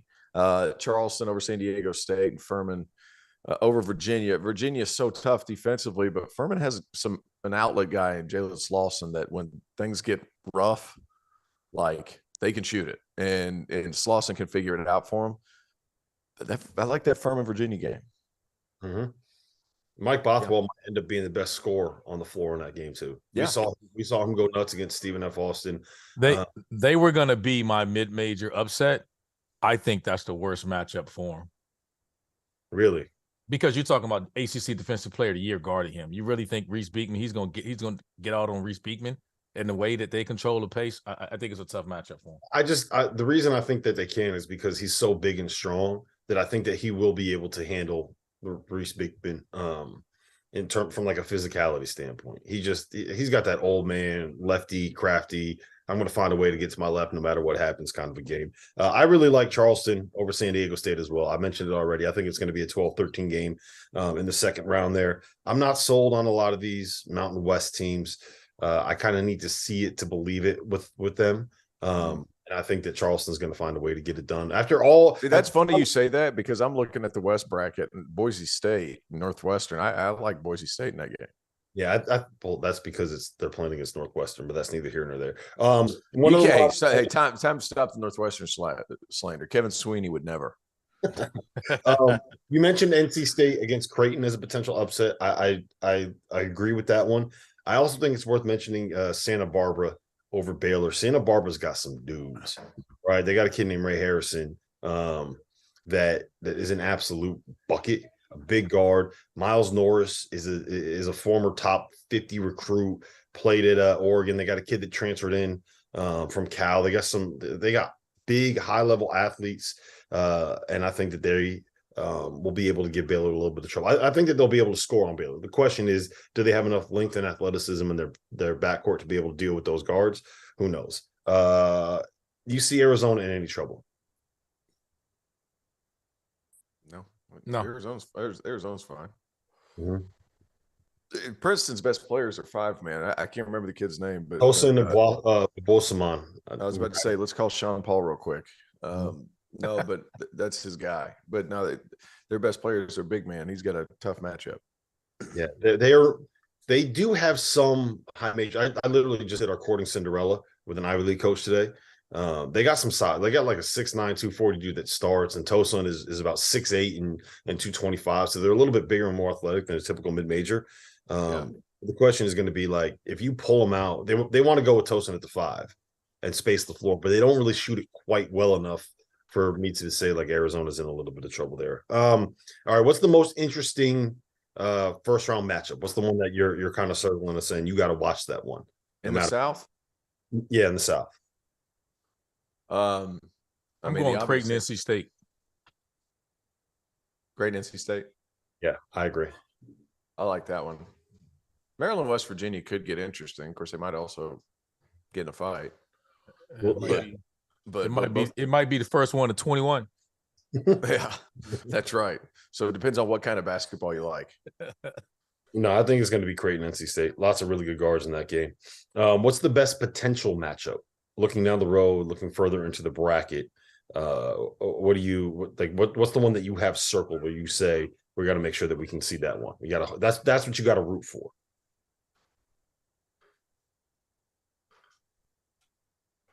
Anything? Anybody? I'm hoping for the South Carolina Charleston Furman game. South Carolina one. I think that's the worst matchup for Furman is Virginia. I think that's a brutal matchup for them. Yeah, but the only thing I would counter is because Virginia doesn't score more than 60 points in any game they play. Like, I'm tongue in cheek there when I say that, but like because of the style that they play, they're susceptible to teams that hit threes. Furman hits threes, so that's kind of where I could see them getting out. Is it a tough matchup? Sure, but I'm telling you that this offense that Bob Ritchie runs, it's tough to guard. It's not easy. It's not easy offense to scout out. Mm-hmm. I really hope that we end up seeing Alabama and Arizona in this one. I know it's kind of a cop-out to say, like, I really want to see the two best teams play for the right to go to the Final Four. But beyond that, there's not a ton of matchups in this that I kind of look at and I'm like, yeah, that's super intriguing. That's what I really need to see. All right, we mentioned a couple of mid-majors, right? UCSB, Charleston, Furman all have the chance to put together a run to get to a Sweet 16. I want to ask you guys the player. Give me a player from one of these mid-major teams that has the ability to maybe do to pull a Max Abmas to kind of be able to put together a little bit of run, put up some 30-point games, become the guy that steals everybody's hearts. Remember Harold the Show Arsenal? You guys remember him, right? Who? I think we just talked about him. I think it's Mike Bothwell. I think he's the guy. I mean, he's going to be the guy if they're going to make some noise, and that would be a hell of an upset early on, and he's going to have to play well. I think him in the big ability to stretch the floor outside, it's going to be as a big man. I think that's the biggest thing that happens when you start playing in these games. These mid-major schools is having big men that can stretch the floor, like stretch fives, and that would give Virginia some trouble because they're accustomed to playing bigs in the post and they double the post. Mm-hmm. Yep, that's one, and then Dalton Bolin for Charleston's an intriguing one. If the people who are going to do that game actually do their homework, and that's a very up in the air proposition, if they can get an eye patch Dalton Bolin for the game, show pictures of eye patch Dalton Bolin, that would be awesome. I don't know if they're going to be able to do it or not, but he's one of those guys. He's a toughness guy. He's, I don't know, he might be 28 years old, but it's one of those things, like, it's such a story with so many Division II transfers and NAI and all that stuff. If they're able to do that, that would be one to watch. It'd be fun. Yeah, I think it's Bothwell, Mike Bothwell. Yeah, I think Bothwell's right. I just didn't want to pile on. Yeah. I think we're all on it. He's such a stud, dude. He's just strong bucket. Yeah, like he's everything that you think a mid-major player is going to be. Mm-hmm. He's not super athletic. He's got that old man game. He kind of looks like one of these guys is going to be playing until he's 65 years old, down at the rec. What he's gonna do in 20 years is he's gonna be jumping on the field to 60. Well, by then it'll probably be the field of 96 after dark, and he'll be pulling the PO saying, "Guys, I just got 25 and 12 in church league last night." Yeah, there you go. That's what he'll say. All right, let's make some picks. Let's lay out our bracket. So I want your Sweet 16 picks out of this region. RC, we'll go with you first. Oh, you want me to lay it out while you guys look? Here, I'll lay it out. I filled out I got all my picks in there already. We're good to go. So I'll lay mine out first. I have Alabama getting past West Virginia in the second. I have Charleston beating Furman in the second round. I have NC State beating Baylor to get to the Sweet 16. And then I have Arizona beating Missouri to get to the Sweet 16. So I'll have Alabama, Charleston, NC State, and Arizona in my Sweet 16. RC, what do you got? I got Alabama. I have Virginia, NC State,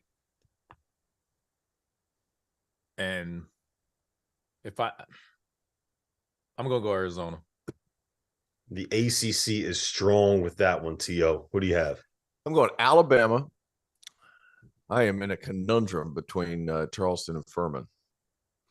Because at Charleston, older players, they play together. Go with your heart. You know what you want. That's your hometown team. You got to go with it. Go with your heart. You got to take it. All right, I'm going all right, so Sweet 16, Alabama, Furman. Furman over Virginia, Charleston over San Diego State. Furman beats Charleston. And then I'm going Baylor because there's just something about that team. I just can't let it go. So I'm going Baylor over Santa Barbara, Creighton over NC State. I think the interesting is going to come in. I think Creighton's going to, Creighton over NC State. And then I'm going to go Creighton over Baylor. So Creighton to the Sweet 16. Tio, you know what concerns me about that matchup? What's that? As good as defensive player is Kalkbrenner is, the DJ worst Burns. nightmare for a big would be a guy like DJ Burns. Just his size, the way he plays. You talk about an old man game. He's going to be playing in a Y when he's 50. You know what I mean? and giving you buckets. That's right. I'll say it's just that. a weird style of play that I think that that's why I know you're familiar with them. That's why I asked you that. Yeah, walking refrigerator with ballerina feet. DJ Burns, love him. I call him a dancing bear. Dancing bear. I like that. I like that too. The only thing with it is it's amazing to me how Kalkbrenner doesn't foul, and he has gone through the ringer when it comes to the Big East and the big men that are in that league. Like, he knows how to play against guys that like to get in your body. I would actually. I think Creighton's going to beat them. I like Creighton in the Sweet 16 in that part, and then I'm going Mizzou over Utah State, Arizona over Princeton, Arizona. Mm-hmm. So that would be Alabama. Did I pick Furman? Alabama, Furman, Creighton, Arizona. All right. And then I will have Alabama beating Arizona to get to the Final Four. Alabama is my South region champion, and I don't think it's necessarily going to be all that close for them to get there. Anyone disagree? They got the easiest bracket. Yeah. Anyone disagree? T.O., you disagree? I think Alabama makes it, but they beat Creighton in the Elite Eight. Creighton in the Elite. I love it. Look at this. Look at this. You got a Big East team beating an ACC team in the first round and getting to the Elite Eight. I don't like that matchup. Hey, look, RC, he is a full-blown Big East guy. He is gone. He is see, here's the thing. Some people embrace it. Some people embrace change. Furman and the Big East is what he is. This man is Furman. Some people embrace change, Rob. Some people fight it. Rob, Chill fights it. You know what I'm saying? No, like you got to embrace change. You go to the Big East, you realize how good a tournament that is. People are it's fun. They're interested. Let me be clear. I was blown away. You got me on that. I was blown away with that. Unbelievable. Let's get to the dive in. Cannonball. I don't care how bad Dauster wants to move forward. All right, let's get to the Midwest. We got Houston as the 1 seed, Texas as the 2 seed. We have Xavier as the 3 seed, which was a bit of a surprising decision, and we have Indiana as the 4 seed. All right, what's that path look like for you, RC? Do you where do you see Houston running into the most trouble? A healthy Miami. I just don't like. Listen, I'm their number 1 seed. I'm a huge fan of it. I don't like the way they played. They didn't look great in this semi at all. I mean, Marcus Sasser was a 30-piece, and they only had 60 points, and they got there. They obviously lost. He didn't play in the finals. If he's compromised? He's compromised. As a number 1 seed, I can see them taking an L as early as the second round. I mean, but I like Miami better. Mm-hmm. I like Auburn to beat Iowa and then give Houston a run for their money because they're so crazy. Because if there's one thing we know about Auburn is that we don't know them. You don't know what you're going to get on a night-to-night basis. And if they just decide to get hot between dates March 16th and March 19th, like Auburn could make the Sweet 16. I don't see that happening. Well, you didn't see Miami either. I didn't see Miami either, but I don't see Houston really getting tested until they get to Texas. I want Miami to be healthy. I'm not convinced that I don't have any inside info on that. He just did not look good. And I know Marcus Sasser is dealing with the groin thing. But he went through warm-ups today. He was moving around today. Like that looked like one of those ones where if they had to win this game to get they do it. Probably could have played, but like they don't need it. So why risk I think the Auburn game is going to be a really tough one for them because I don't think that you're not out toughing Auburn. Mm. I just can't see Janai Broome like that front line dealing with Jarris Walker and those absolute bulldogs that Houston has. What about Texas? Where's Texas going to run into the most trouble? They're not. They're not. No, that's what's coming out of this. In the second round. Yeah, that's the second round. Texas A&M so freaking tough. You want to talk about a hard-nosed game, like grind it out. Texas A&M is going to be a matchup to watch. They're not getting past Penn State. Ooh, spicy. That is a spicy one. I like Texas A&M though. Every time I watch them, I'm just amazed by how tough they are. Yeah. Wade Taylor. They got a really, really good guard in Wade Taylor. Booty ball. I could see that happening. All right. What is the potential upset in the first round you guys are in on? Kent State over Indiana. Okay. I'm not mad at that. I actually like that matchup for Kent State because of How old Pitt they are. over Iowa State. I don't hate that one either. Is that an Why? upset? Yeah, talk me through that one, RC. Why do you like that one? I just think they're a team that they're going to go with their small ball lineup. Now, they don't. If you're big and you're massive and you rebound it well, I think that's their kryptonite. But if you're just going to be a jump shooting team and play, they tough, they guard. They're going to throw 4 guards out there, and they're going to be a nightmare. They got 4 guys going to break you down off the dribble. And like I said, I'm a huge fan of JB Burton. I think he's a closer. I think he can finish games for him. I just like their path right now. The first couple of games, I know they got Mississippi State in the play and Dayton. I like him. I think they got a chance at pulling off an early upset. All right, so the one that I like is Drake over Miami. I want to be in on Miami. I just without Norchad, I just don't feel comfortable about it. And I love this Drake team. They're old, they're veterans. They actually showed a graphic during the Missouri Valley tournament title game where Drake's starting 5 is like on average 2 years older than the average starting 5 for the Oklahoma City Thunder. Like they got 25-year-olds in their backcourt. Roman Penn is really damn good. Tucker DeVries is one of the best mid-major players. Like we're going to get to this in a second. Good. Mid-major player to watch. Like they're going to force you to score though. That's the one problem. Even without Norchad playing, Miami's going to still put up 80. Yep. And the thing I like about this Drake team is I do think they are good defensively. If you look at the conference only numbers that they had in the Missouri Valley, which is typically a good defensive conference, they were the second best defense in that conference. So going home. I'm in on them. I think they're going home. I think they're going to get it done. Drizzy Drake. They're going home. Pack it up. Go back to Iowa. Yeah, go back they're to going Iowa. home. Enjoy Bye. Des Moines. What's the best first round matchup? What's the one that you're most intrigued to see? And why is it Texas A&M against Booty Ball? Like it's got to be that, right? It's got to be. Not going to be anything else.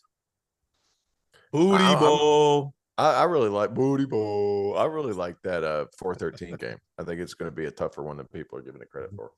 Yeah, and the Iowa Auburn matchup is just so contradictory with one toughness and one defense and one jump shots and little defense.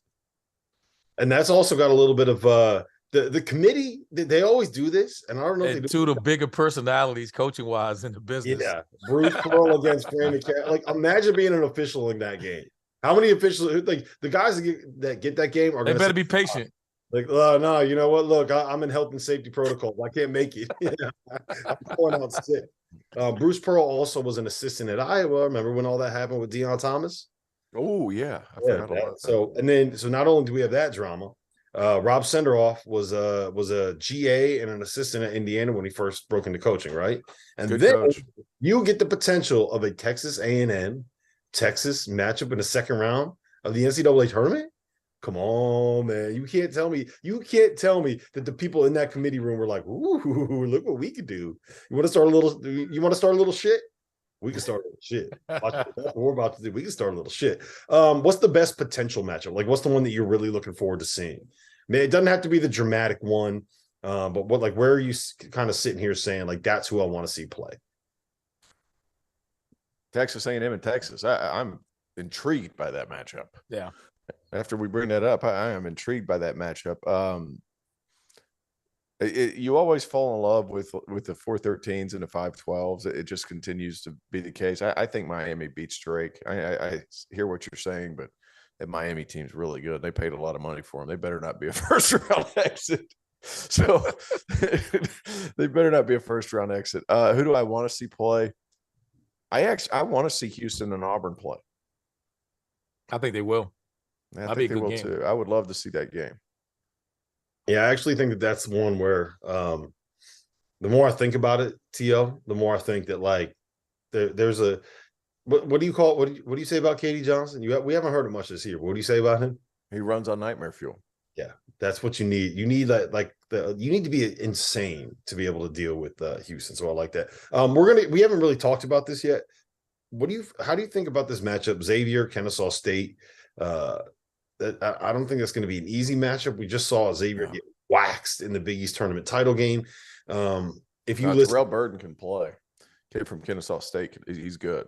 How do you feel about Xavier? Because I think if we look at all of the 3 seeds, the one where I'm kind of like, yeah, you know what, that's a really difficult draw for them, no matter who they get in that second round. Because look, you could get Sean Miller going up against Pitt in the second round of the NCAA tournament, which are I don't know if we talked about this on the record or off the record, but like that's another interesting matchup with some interesting side plots.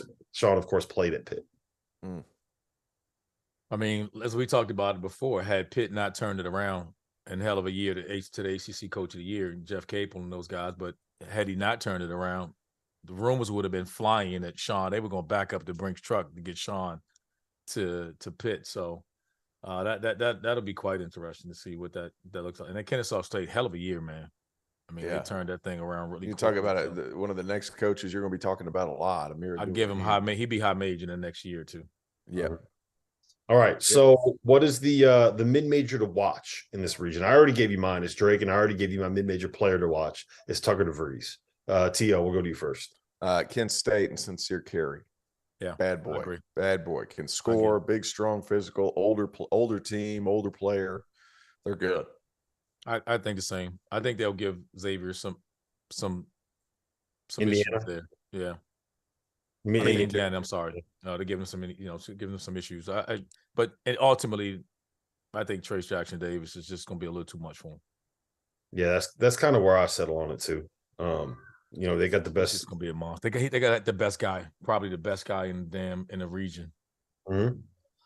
Yeah, that's all right. So let's pick our Sweet 16. That's a good way to lead into it.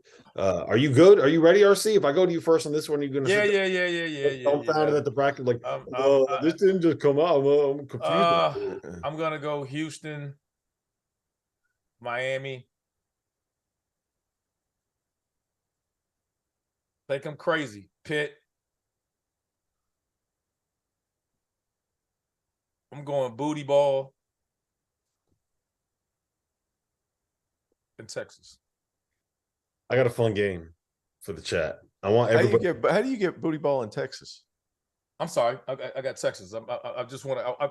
I want to say booty ball for the hell of it. Yeah, I was about to say you just really want to say booty ball. I just want to say booty ball. That's you all got I really booty ball. want to say. You got booty ball beating Texas. No, I got Texas going. I got a fun game for the chat. Chat right now. I want everybody to put in there the first ACC team that RC is going to pick to lose in the first.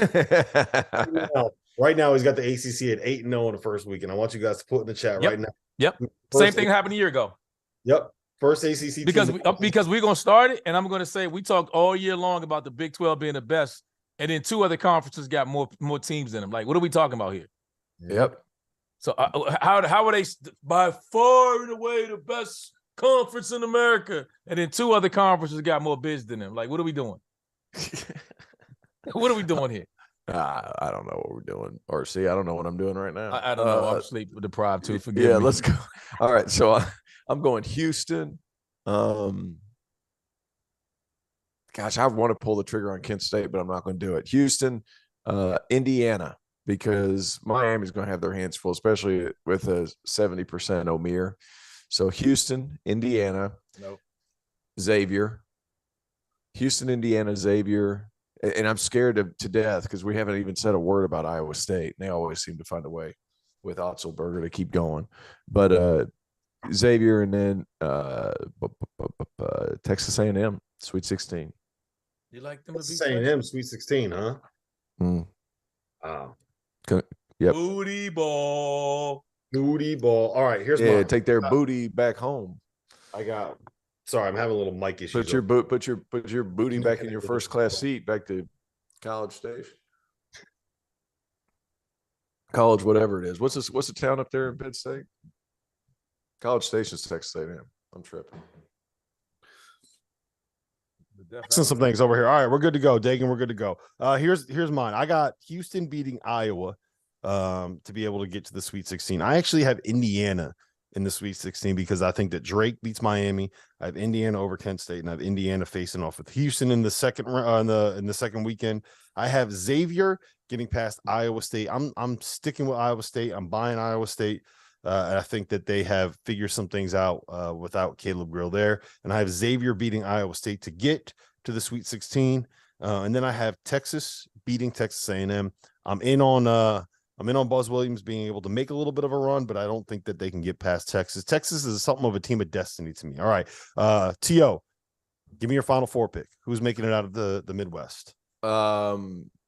Let's go Xavier to the Elite Eight. They'll play Houston. Houston will beat Xavier. Texas. You have Texas? Yes. Texas beating who? I think Texas beats Houston. Okay. I have Houston beating Indiana, Texas beating Xavier, and Houston beating Texas to get to the Final Four. Rodney Terry's going to make the Final Four in RC's bracket and still not get the job. Yeah. Yep. All right. He's still going to have to interview. Yeah. We're weighing our options. Let's move to the West region. Kansas is the 1 seed. UCLA is the 2 seed. We have Gonzaga as the 3 seed and UConn as the 4. What are your overall impressions of this region, and what do you think of the Kansas path to the Final Four? Tio, I'm going to you first. That second round is going to be a bear for Kansas. I don't know what's going on with McCullough's back. If he's healthy, Bill Self will be back in the mix. That 8-9 game in that region, you know what? It's funny. Like if you put Illinois in a 5-12 or a 4-13, if they're able to get that, excuse me, I like Illinois' chances to get to the second weekend. However, Arkansas and Kansas are going to be two tough ones to overcome. So, who do I like in that region? Was that the question? I forgot the question. Mm-hmm. It doesn't matter. No. What do you just the region as a whole and the Kansas path to a Final Four? I like it. I think their toughest game is going to come in the Sweet 16 when they play UConn. But UConn will have to deal with some pressure against VCU because VCU is beating St. Mary's. We're gonna talk all about that. I have some UConn takes we can get to. What do you think? I like the 7-10 game in that bracket. Yeah, it'll be interesting. What do you think? What do you think, RC? What do you got? I like VCU in an upset, but I like Kansas. I don't think there's much resistance for Kansas. I don't. Interesting. I think Illinois gets Arkansas. I'm concerned about UCLA. I just don't. I don't long term. That really concerns me with them. So I think that of all the number 1 seeds, right? I think if there's going to be a team that has a gripe, it's Kansas, right? Not only do they have to get Arkansas, who probably had I don't think it's close. I think it has more talent on their roster than Kansas does, or Illinois, who has 1, Bill Self's old school, and 2, is a team that can match up very, very well with Kansas if they want to go with that small ball lineup. Then you could end up getting UConn, a top 5 team on KenPom, in the Sweet 16, and then who are you going to end up with out west? UCLA, who probably won't travel all that well to Vegas, or Gonzaga, who's going to fill up that entire arena. That's going to be all. It's going to be all Gonzaga fans out there. They're gonna take over Las Vegas. That's what they do. So that's tough, man. I think Kansas has the toughest path out of all of the number 1 seeds when they could have been the overall number 1 seed. And now not only are they not getting Kansas City, but now they got to go out west and get the winner of Arkansas, Illinois, or UConn, or Gonzaga. I think Purdue out of the number 1s has the hardest path. Yeah, but Purdue didn't we thought Purdue could end up being a 2 seed. We thought the Kansas could be the. But that wasn't the question, Rob. That wasn't the question, Rob. I said I didn't ask a question. I made a statement for a number 1 seat, Rob. That was the question. I didn't ask him. Well, hold on. When that was the scenario we were discussing. I never. That's what was happening. To you. All right. So let's go with UCLA. Obviously they don't have Jalen Clark. We don't know what's going to go on. Bullshit, Rob. I'm not here for it. I'm just kidding. Could UCLA get picked off in the second round? Tio, now I'm actually going to ask you a question. Could UCLA get picked off in the second round? It depends on Adam Bono. That's a huge thing because UNC Asheville, I don't necessarily think they can do it, but Drew Pember is a matchup problem, and Tajon Jones can really shoot it. I think they can make it interesting for a half or so, but I think UCLA ultimately wins. That second round, I don't see much trouble between either Boise State or Northwestern. I think Boise State picks off Northwestern because Northwestern's strength is their backcourt. Marcus Shaver Jr. is a point guard at Boise State. He's 25 years old. He's a veteran. They have multiple guys that can handle the ball. I think Boise State wins that game. That UCLA-Boise State game, UCLA just has more. They just have more. I think the genuine concern, to be honest with you, might be when TCU gets to the Sweet 16. RC, you agree? Yeah, I think the best matchup will be that TCU and Gonzaga matchup. Ultimately, I think that's the best matchup coming out. I don't think it's as tough as some of you guys. I think Kansas is going to breeze through. I think UConn. I don't see UConn going very far. I just don't like the point guard play. We saw that rear its head up. I think it shows up in the tournament and it costs those guys. It'd be ironic if Tricky Rick gets them in the first round. Dude, if Tricky Rick beats UConn, All right, so what? Let's get straight into St. John's. He's going to set the northeastern part of this country on fire. Hey, let's go straight into that potential upset you like. Can I take this one first? Because I think that UConn. I made this point earlier at the Open.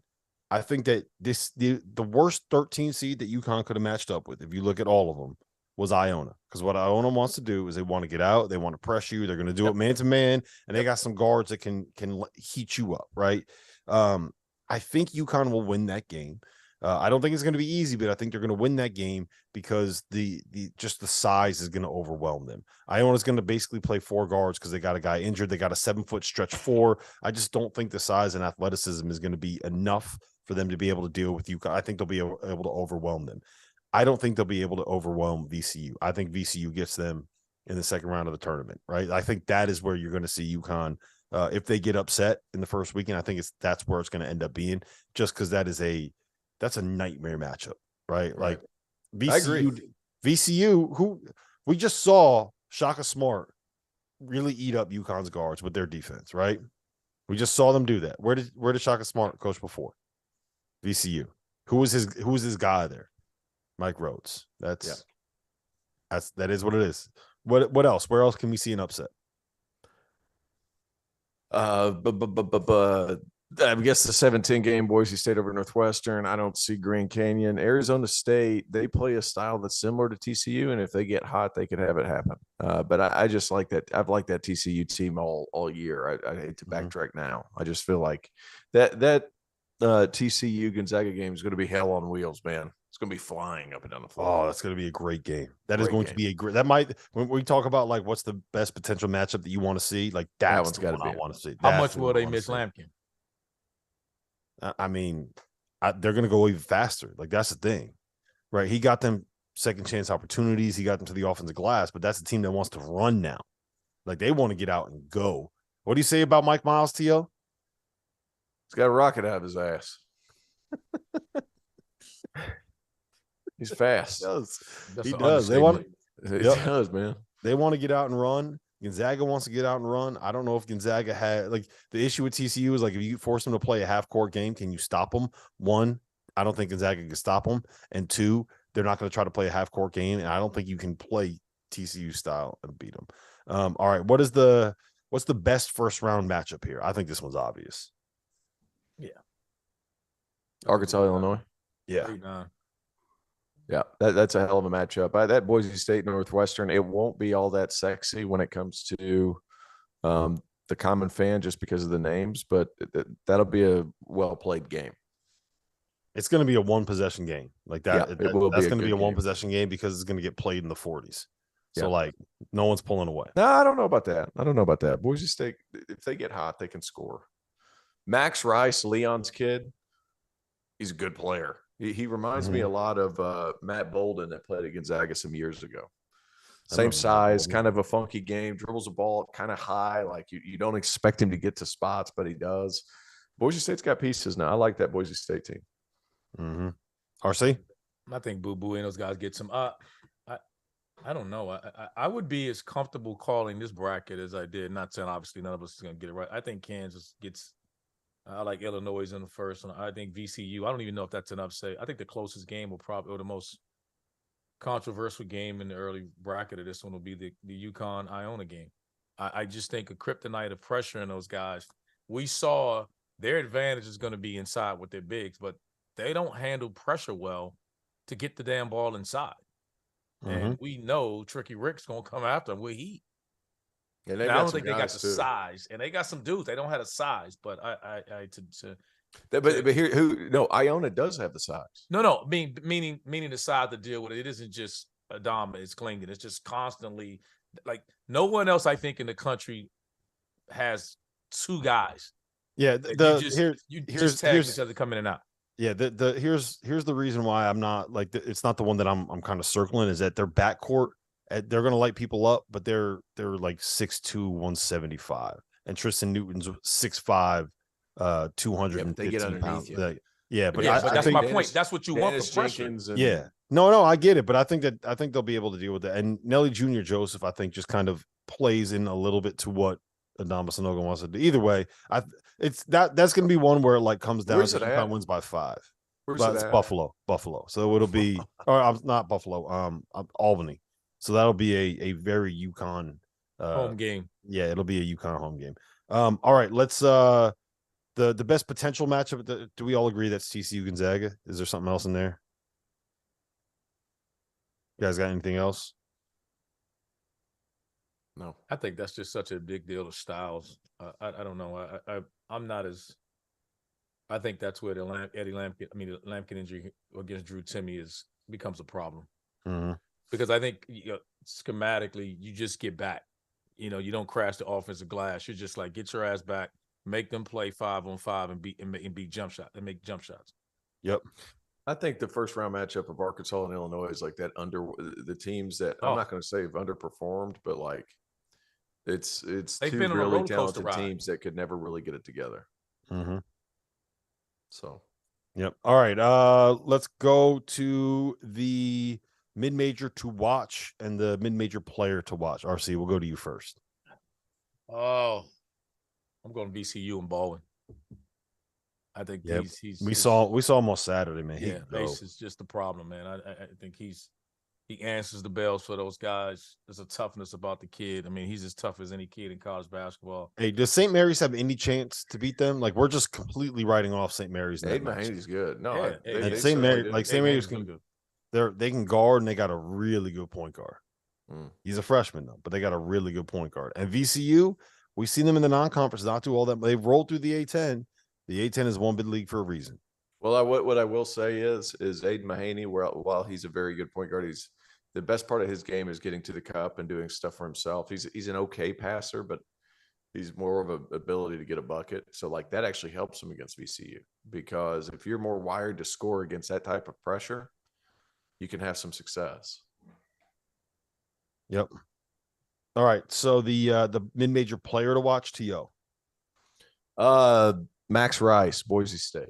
And that's saying the Mountain West is a mid-major, which it is. Max Rice, Boise State. He's not a mid-major. It's not a mid-major, but I got one for you. You guys ready for this? Mm-hmm. Drew Pember. Drew Pember at UNC Asheville. UNC Asheville's, hey, they're good. They're going to give, especially if there's no Adeem Bona, like they could give UCLA some fits. They could give them some problems in the first round of that tournament. Where they might be susceptible is at the point guard spot against Tiger Campbell. Caleb Burgess is very up. He's been up and down. He's been better over the last month and a half, but that's where Asheville could get picked off. And Pember, while he's very good, he's not the most physical dude. So he's very much a perimeter, space and block shots kind of guy. You attack his chest, you can give him problems. Mm-hmm. All right, so I need your Sweet 16 picks, fellas. RC, we're gonna go to you first. Mine's gonna be electric. Like you guys are gonna hear what I have to say, and you're gonna be like, Rob, what are you doing? You need to take a nap. I'm going full TO on this one. I like that. I like Kansas. I just don't think there's gonna be much from. I think this is where the biggest upset's gonna come from. And that's where I'm kind of stuck in between. I don't. You're gonna think I'm crazy. I'm gonna say VCU. Okay. I like the Bruins. I think they figure out a way to get there, and I'm gonna say Gonzaga. I think they'll get TCU. Yo, I'm going Kansas over Illinois in the second round, and then I'm going UConn over VCU. So UConn to the Sweet 16, and then TCU over Gonzaga, UCLA over Boise State. So I have UCLA beating Boise State. I think Boise State is the one Mountain West team that gets a win in this bracket. Yeah. I have TCU beating Gonzaga. Love that decision there. Love that call there. I'm going to have UConn beating VCU in my bracket because like I can't go against UConn in this bracket. Just not going to do it. But I think that VCU, like, if you want to pick an upset, that's the one. If you want to pick a sleeper in this this region, it's VCU over UConn. And then how about this? How about this, fellas? St. Mary's gonna beat VCU. I got Arkansas taking down Bill Self and Kansas in the second round of this tournament and getting to the Sweet 16. The reason I say that is because I think that Muss thrives in these moments. He thrives in March. He finds a way to get it done. He identifies mismatches. He knows how to game plan. He knows how to scheme. I think he'll be able to take advantage of DeJuan Harris. And I don't know. Look, I love DeJuan Harris, but he's going to have to guard Anthony Black. It's not a good matchup for him. He's going to have to guard Ricky Council. It's a nightmare matchup for him. You got to put him on Nick Smith. It's not a good matchup for him. I think that DeJuan Harris? Yeah. You got a small guard. He's the best defensive point guard in the country. And he's like 6'1". And he's getting up underneath people. Who you putting him on? Who you putting him on? Doesn't matter. Whoever he's put on, he's shutting down. We'll see. We'll see. I like that matchup for Arkansas. So I have Arkansas getting to the Sweet 16. Then I have UConn beating UCLA in front of us out in Las Vegas and getting to the Final Four. If I wasn't a UConn fan, I would have Arkansas. I would have UCLA taking down Arkansas there, but I will have UConn in my Final Four. Tio, what do you got? I think Kansas gets to the Elite Eight and then they lose to UCLA. UCLA to the Final Four out of the West. I got Kansas. Kansas, huh? I got Kansas. You got Kansas. That would be nuts. You have Kansas after losing their Texas best players. Three. They're like the anti-Carolina. They lose their three best players and they're back in the But Final when we Four. look at this bracket, we're talking about a UCLA is compromised. I don't think none of us feel like Gonzaga is really it. I mean, UConn, we got question marks. And then we're going to talk about Arkansas, or maybe Illinois. I don't see it. I think as crazy as it sounds, I think this is as easy of a bracket as any bracket. I think Kansas has it outside of, we said Alabama. I think they have the next easiest path. All right. Let's go to the East. Purdue is the 1 seed. Marquette is the 2 seed. We have Kansas State as a 3. We have Duke as a 5 with Tennessee as a 4. And we have the big storyline here. We talk about how the NCAA loves to get messy when they put this together. We have number 11 seed Providence and their star forward Bryce Hopkins facing off a number 6 seed Kentucky. So good. Who Bryce Hopkins transferred out of. Let's start with Purdue. I think that they have, of all the number 1 seeds, like this is the one where you kind of look at it and you say, man, like they might get picked off here. Like I don't see them getting past Memphis. Is that crazy?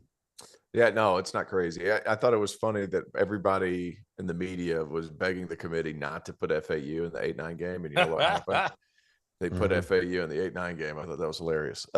No, I think Purdue has the hardest because you walk into Memphis, who's old, you get out, your pressure guards, that's going to be tough. Say they get past Memphis, then you got to probably see, Tennessee or Duke, or even Oral Roberts. Of course, I don't think Oral Roberts has given Zach Edey any problems, but I digress. That's going to be that's a hard draw for Purdue. A lot of teams that their strengths kind of go towards Purdue's weaknesses. So that part will be tough. That Kentucky Providence game though. We'll get to that. We'll get to that. I love it up here. RC, what do you feel about Purdue's draw and kind of Marquette's draw about top seeds? I think they're on the clock with Memphis. I think they're on the clock with Memphis. I think that's going to be, and Memphis got a hell of a first round game themselves. I mean, that's not going to be FAU. It's not going to be an easy game for them. But I think the Memphis game gives them a chance. How about it, Jeff? Is Penny still good for the job? I hope he apologizes tonight. I'm waiting for them. I'm looking at my Twitter feeds right now, Jeff. Waiting That's for the 2 years apology. in a row. Yeah, I think he's gonna come out and announce this one. Huh? Yeah. That's 2 years in a row they're in the 8-9 game. Now, And they could have beat Gonzaga last year. They could have beat Gonzaga a year ago. Could have beat Gonzaga last year. This one, I do think this is an interesting matchup for a couple reasons. One, or an interesting region for a couple reasons. One, I don't think Kansas State is like that, like a juggernaut or anything like that. I don't love Kentucky against Providence, and I don't love Providence with the way they're playing right now. But I could see Kansas State getting picked off. I don't think Tennessee gets past Louisiana. I could see Michigan State with their 2-guard backcourt and their 5 guy that can kind of stretch the floor a little bit. I could see them giving Marquette some issues in the second round. I could see Memphis giving Purdue some issues in the second round. There's just I think that this is going to be the region where shit goes to hell.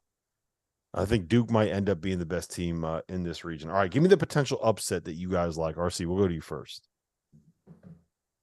I don't know if you can call Providence over UConn. Is that really an upset? Kentucky. I mean, Kentucky. I'm sorry. Is Providence over Kentucky really? Would that really be an upset? Would that surprise you? No, but I mean, you're two good. programs that struggled.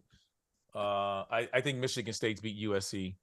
I don't think any much issues with Kansas State or Marquette. I think they get through. I think the biggest chance of an upset here is probably would be FAU and Memphis, but I think Memphis pulls that out. So I don't think there's going to be much other than, if I had to pick one, I'm going to say Providence over Kentucky. Theo? There's one I love, and Tio's going to hate it because I'm about to say it, but the one that I love is Louisiana over Tennessee. Louisiana over Tennessee for a couple of reasons, but Louisiana's got a dude named Jordan Brown who was a McDonald's All-American. He started out in Nevada. He went to Arizona. He's averaging 20-9 right now. I think that they can find a way to get it. I went into this saying there's no way that I'm going to pick Tennessee to lose to a 13 seed or a 14 seed, and then they drew the one team that I'm like, you know what? They actually got some big dudes. They actually got some athletic dudes. They actually got some guys that are going to be able to give them a little bit of a problem. So I like Louisiana. I agree with all of that. Absolutely. But they're eating gumbo that afternoon. They're going home. They're not beating. They back to eating gumbo. But like they got high major guys. Like they got another dude, Greg Williams, who played at St. John's. You know, it's not like they don't have. They got high major guys on that Louisiana team. I don't think you better score if you're beating Tennessee because they're going to defend the hell out of you. So hell, all they got to score is 45 points because Tennessee can't get out of the 30s. That's my point. That's all they need when they holding you to 20. Yeah, well, maybe. But hell, hey, we all know Euros Plavsic is going to try to break both of Jordan Brown's arms the way he plays. Yeah, and then true. Like you're gonna have to hit free throws against Tennessee because Plavsic is a hack. He is a hack. I think it's possible that I like that 4-13 call right there. 5-12. I think Max A. Smith is electric. I don't see that happening. Duke's playing too well right now, and Derek Lively can guard on the perimeter, so I'm not worried about Connor Vanover picking and popping as much. Yeah, and you know what's going to happen there is or are you just going to get? I think they're going to get beat up inside. Like I watched that. I think about that, and I'm just like, what are they going to do against Filipowski? Like, how are they going to handle him? Yeah. I don't see how. I just don't know what they do with him. Yep. All right. What's the best first round match? I think we all know what this is, right? It's Kentucky Providence. Is that the best first round match? Gotta be, dude. If Bryce Hopkins goes for 40, that'd be incredible. Yeah. That would be incredible. The Bryce Hopkins revenge game, redemption. It's going to be fantastic to watch that matchup, especially because like that's where Kentucky struggles. Like that's the issue right there. Is that matchup right there? So that's going to be a fantastic one to watch. I also think Memphis FAU is going to be something you have to everyone's going to watch it. You got to tune into that one. Can't miss that one. The best potential matchup. Like, what do you want to see down the road in the Sweet 16, in the Elite 8, maybe the second round? I want to see Kansas State Marquette. I think that would just be a great game. There's so much talent on that floor. Marquise Noel, Tyler Kolek, Cam Jones, Keontae Johnson, Omax Prosper guarding Keontae Johnson, and then whoever Naquan Tomlin wants to guard. Like pick one. Like that's a really talented matchup.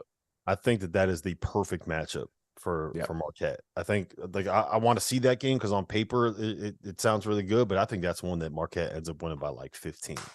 Really? I think they put Stevie Mitchell on Marquise Noel. I think they put Omax on Keontae Johnson. Then they just figure the rest out, and you take away the two guys that are studs, And I just don't know what Kansas State's going to be able to do if you take away those two guys. Yeah. A lot to be said there. That would be a great game. Not a good game. That would be a great game. Yes, a great game. What do you got, RC? Best potential matchup that you could see happening? I think I like we talked about. I think the Memphis Purdue. I think we can see an early upset of a number 1 seed right there.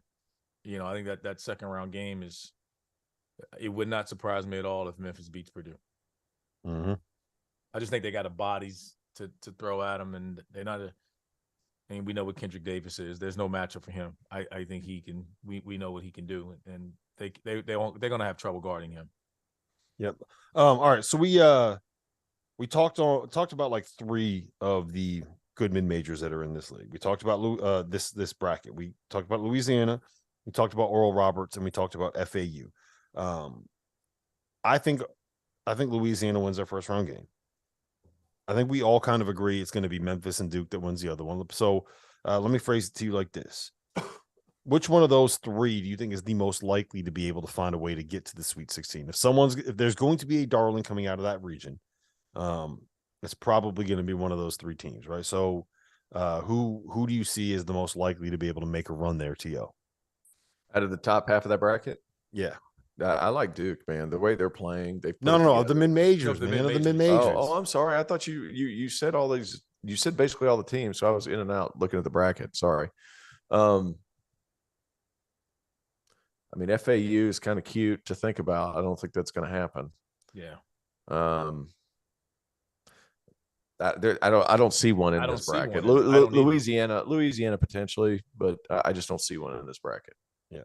I don't see the Tennessee upset. I just don't see it. I don't know where would it come. I just don't believe there would be one from a major in this bracket. Yeah, I don't think I don't. I think Louisiana gets Tennessee, but I don't think they get past Duke. So let's start. Well, we talk Max A. Smith. There's a mid-major player to watch. It's him. So let's get to the Sweet 16. Let's kind of break this down matchup by matchup. RC, what do you got there? Oh, I'm gonna go. I hate to sound this because they're playing well. I've been picking so many of these ACC schools, but I think Duke. I like that matchup. Would potentially Purdue, but I think Memphis gives them. It wouldn't shock me if Memphis gets them, but I think Duke. I like Duke there. I'm gonna go Kansas State, and I'm gonna go Marquette. Tio? Yeah, let's shit. Let's go Duke over Memphis. And then Kansas State playing Marquette. That's the same Sweet 16 that I have here. I have Memphis beating Purdue. I have Duke beating Louisiana.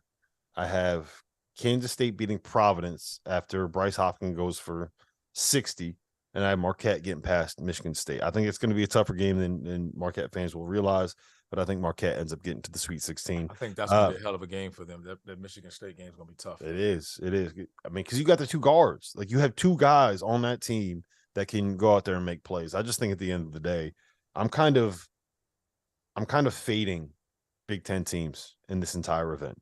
The only Big Ten team that I have making it to that's a tried and true method. Yes. The only Big Ten team I have making it to the second weekend is Indiana. And I don't even feel great about that. All right, let's get into who do you have in the Final Four coming out of this group, coming out of this region? Duke. I got Duke. Duke. They're playing so well right now. They're peaking at the right time. They're playing well. I think Marquette and them in the Elite Eight will be a hell of a game. And I think Duke. RC? I like the call. I like the call. I would say the same right now. I mean, the way they're playing coming into this, I worry about them. I worried about them from an experience standpoint of them playing a veteran team. But I don't know. Like that Tennessee Duke game is going to be tough because Tennessee's a bunch of physical dudes. I just don't think they can score enough points. So I have Duke beating Memphis on one side of the Elite Eight. I have Marquette beating Kansas State on the other side of the Elite Eight, and I have Marquette getting to the Final Four. I think Shaka does it. He breaks through for the first time since he took VCU to the Final Four back in 2011. There'd be nobody happier than me. But my accountant wanted me to let you know that Bryce Hopkins isn't scoring 15 over Kentucky. I just got a text message. He said Bryce Hopkins ain't scoring 15. I was like, take it easy, Heisey. 15 or 50? 15. I said 50. No, you said Bryce Hopkins isn't scoring. He said he's scoring 15. Yeah. Tell your accountant to you know what I'm going to do? I'm going to go put that in the He's vault watching. He's right watching. Now. I know. I'm going to put that in the vault of that right now. I got Bryce Hopkins scoring well over 15 points and Providence beating. Oh, the over-under for Bryce Hopkins scoring is what, 17 and a half? Yeah. Yeah. Give me the over. Give me all of the over. Give me every single bet, every single line of Bet Rivers, all of my money. Take my pushing all your chips in on him. Car, take my kids' college fund, take every single dime that I have to my name. Take my house. I'll put my house up. Let's go. All right. My Final Four is Alabama, Houston, UConn, and Marquette. T.O., what do you got? What's your Final Four? We've already said it, and I don't know it. So I don't have it written down. Let's go Alabama, Duke.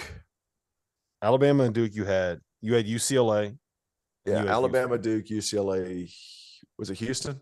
Yeah. Yeah. Pretty sure you had Houston. Alabama, Duke, UCLA, Houston. RC, what'd you have? I got Alabama. I'm going to go Kansas. You had Alabama, Duke, Kansas, Texas, right? Yep. All right. Give me your finals and national champion. Oh, you're killing me, Rob. Yeah. What did you think you were gonna have to make predictions on the show? All right, look, I'll go first. Not this early. I thought I was gonna get some time, man. I mean, I'm I'll going with first. Bama. Ultimately, I'm just going with Bama. I think they get it done. I think Bama wins. I have Alabama beating Marquette. I have UConn beating Houston. And then the last time we saw UConn and Alabama play, what happened? Stop it. You just no way. You're not. You're trying to make up with the fans from the Garden, man. There's I'm not making up with anyone. That's exactly. Here's the thing. Good call. You're trying to make up. I'm calling you out on that. You're trying to make up to them guys that was trying to buy us beer in the Garden.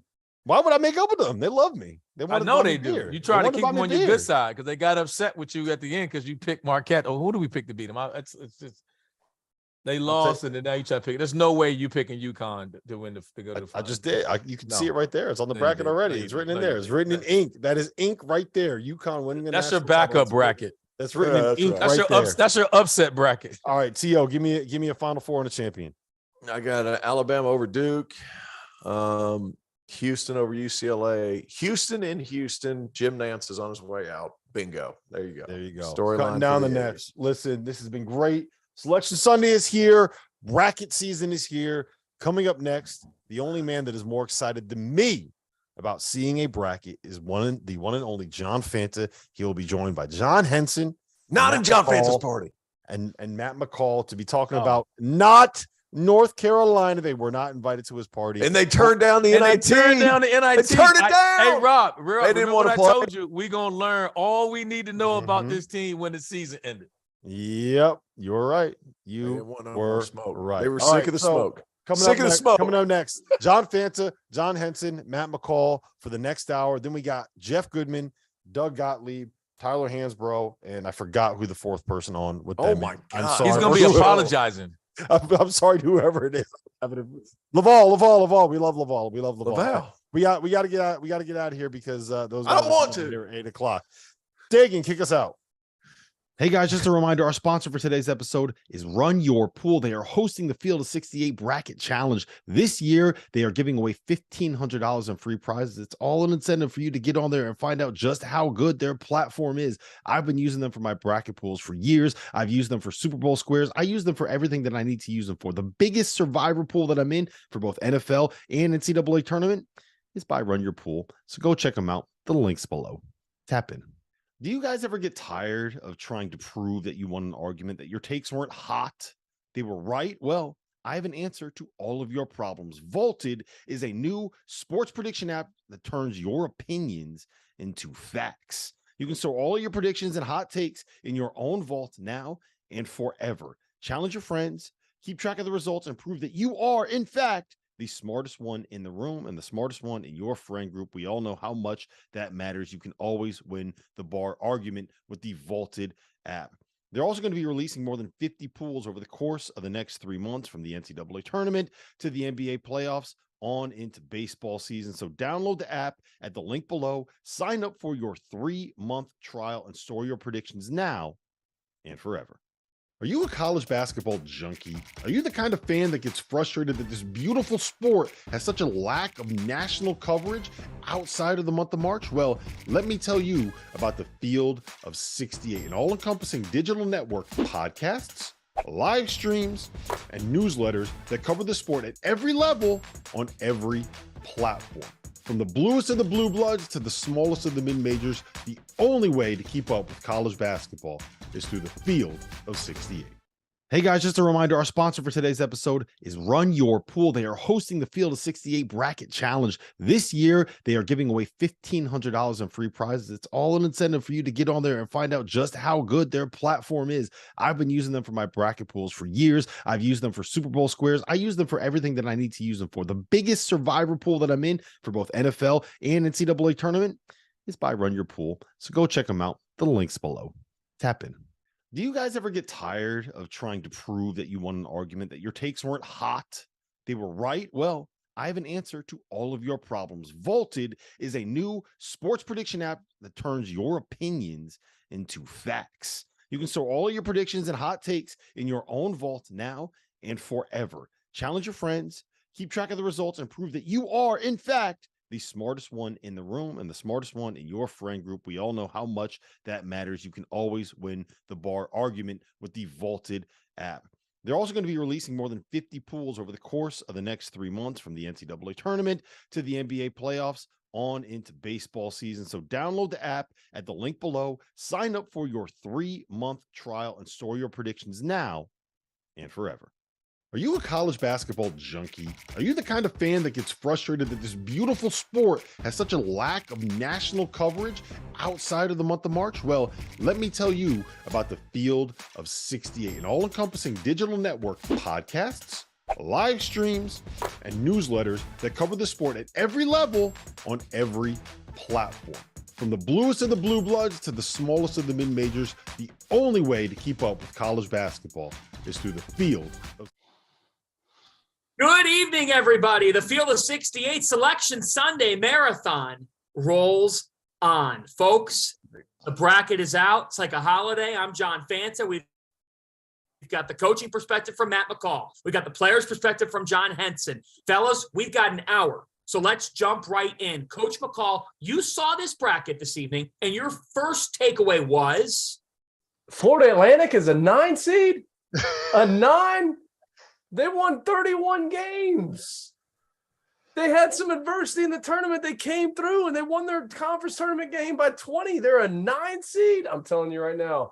And I've advocated for Penny Hardaway. I've advocated for Memphis. I know how good they are.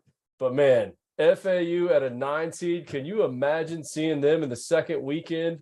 Elijah Martin is playing his best basketball. He started playing his best basketball in the tournament.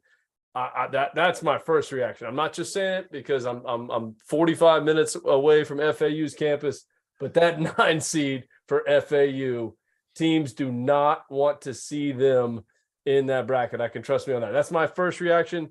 I have a bunch of other reactions, but that's my first one. I'm going right there. My first reaction is these lower seeded teams, this second weekend is going to be, for lack of better words, nuts. From the FAU, you got Texas A&M second in the SEC, a 7 seed. How about that? Yes, yeah, that like one too. Come on. Like I think, Fan, I told you this when I was on the show before. The second weekend as a top seed was always my hardest team. And now you got, you're going to have to see, Iowa, Auburn. Houston's going to have to see Iowa, Auburn. Alabama's probably going to have to see Maryland or West Virginia. I mean, this is going to get tricky. And so I'm excited, man. It's a lot of parity. I'm excited.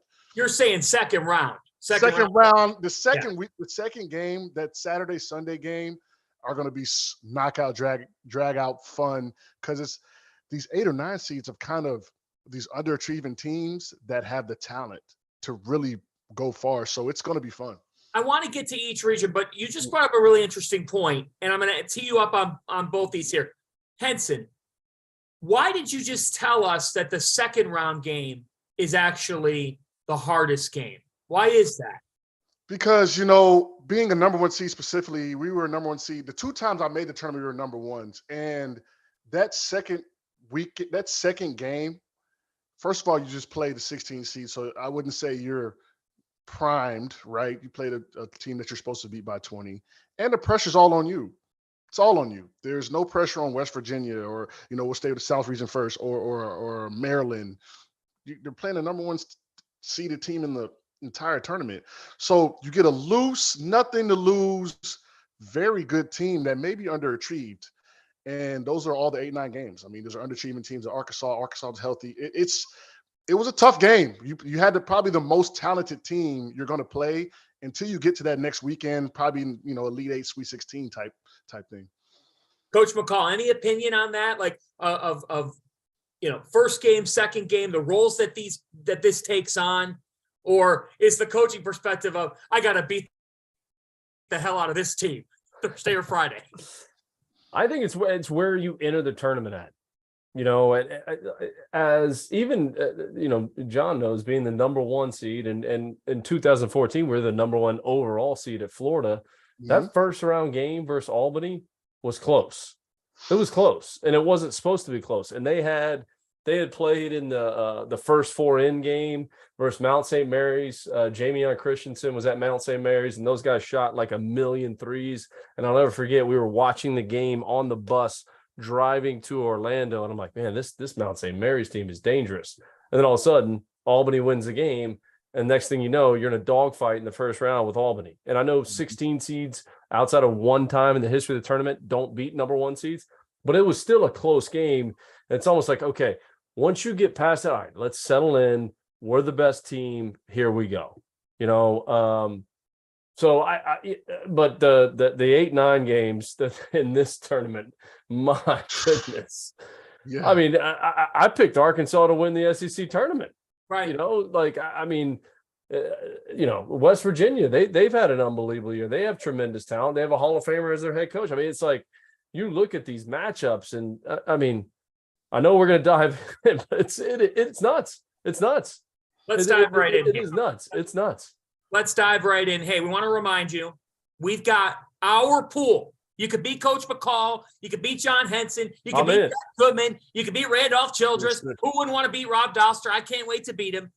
Run your pool. Check out our pool. It's on Run Your Pool. Field of 68's got it. It's our competition. It's at Run Your Pool. And we want to shout out the Vaulted app, which is awesome. If you have not heard about it yet, folks, is really cool. And check out the Vaulted app. I want to shout out them here. Let's get right to it, folks. Just knocked out the reads and the plugs because we want to talk hoops now with you for the next 50 or so minutes before we hand the torch off. We're going to begin in the South region. Now, I'll tell you what, here's my instant take from this.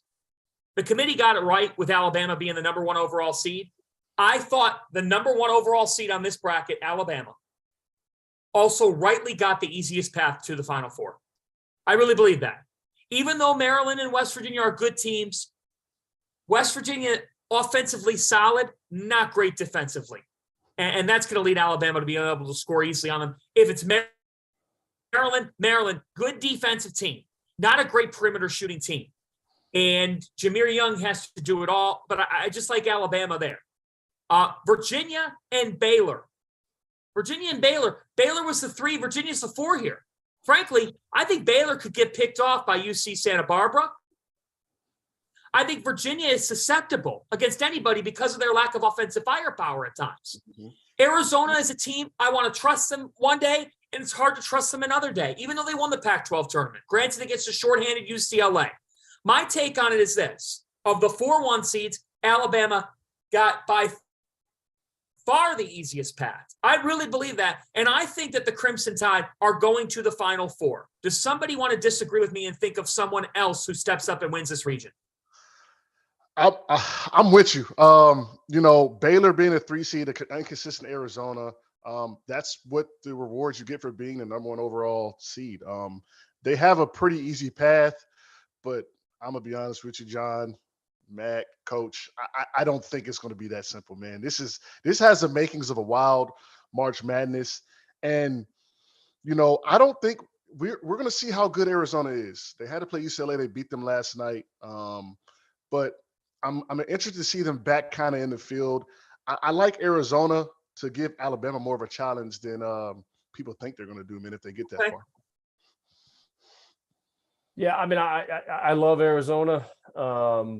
They've had their inconsistencies. I want to pick Arizona in this region. I really do. But Alabama, especially with everything they've been dealing with, I mean, they've been the most consistent team. I had Furman as kind of the Cinderella. I don't love the matchup in the first round for Furman against Virginia. I would have liked to have seen them get a better matchup in that first round. I'll never forget when I was at Chattanooga, we were in the 5-12 game, and a lot of people had us as the 5-12 upset, but we played Indiana, who had won the Big Ten that year. We played Indiana that won the Big Ten. Not sure that they deserved a 5 seed. Probably should have been seeded a little higher. So I don't love the matchup for Furman in the first round. Not saying they can't beat Virginia, but I don't love that. I'm anxious to see that Arizona Princeton game in the first round as well. I'm anxious to see that game, but I think with everything that Alabama's dealt with, to see the consistency that they've had, it's hard to not pick them to come out of this region. Give me the College of Charleston over St. That's what I'm just saying. Like, Fanta, you were there. You and Goodman. You guys were like hanging out in Charleston. How are you not picking them to make a run? Well, I think they make a run. I think that they could make the Sweet 16. I really do.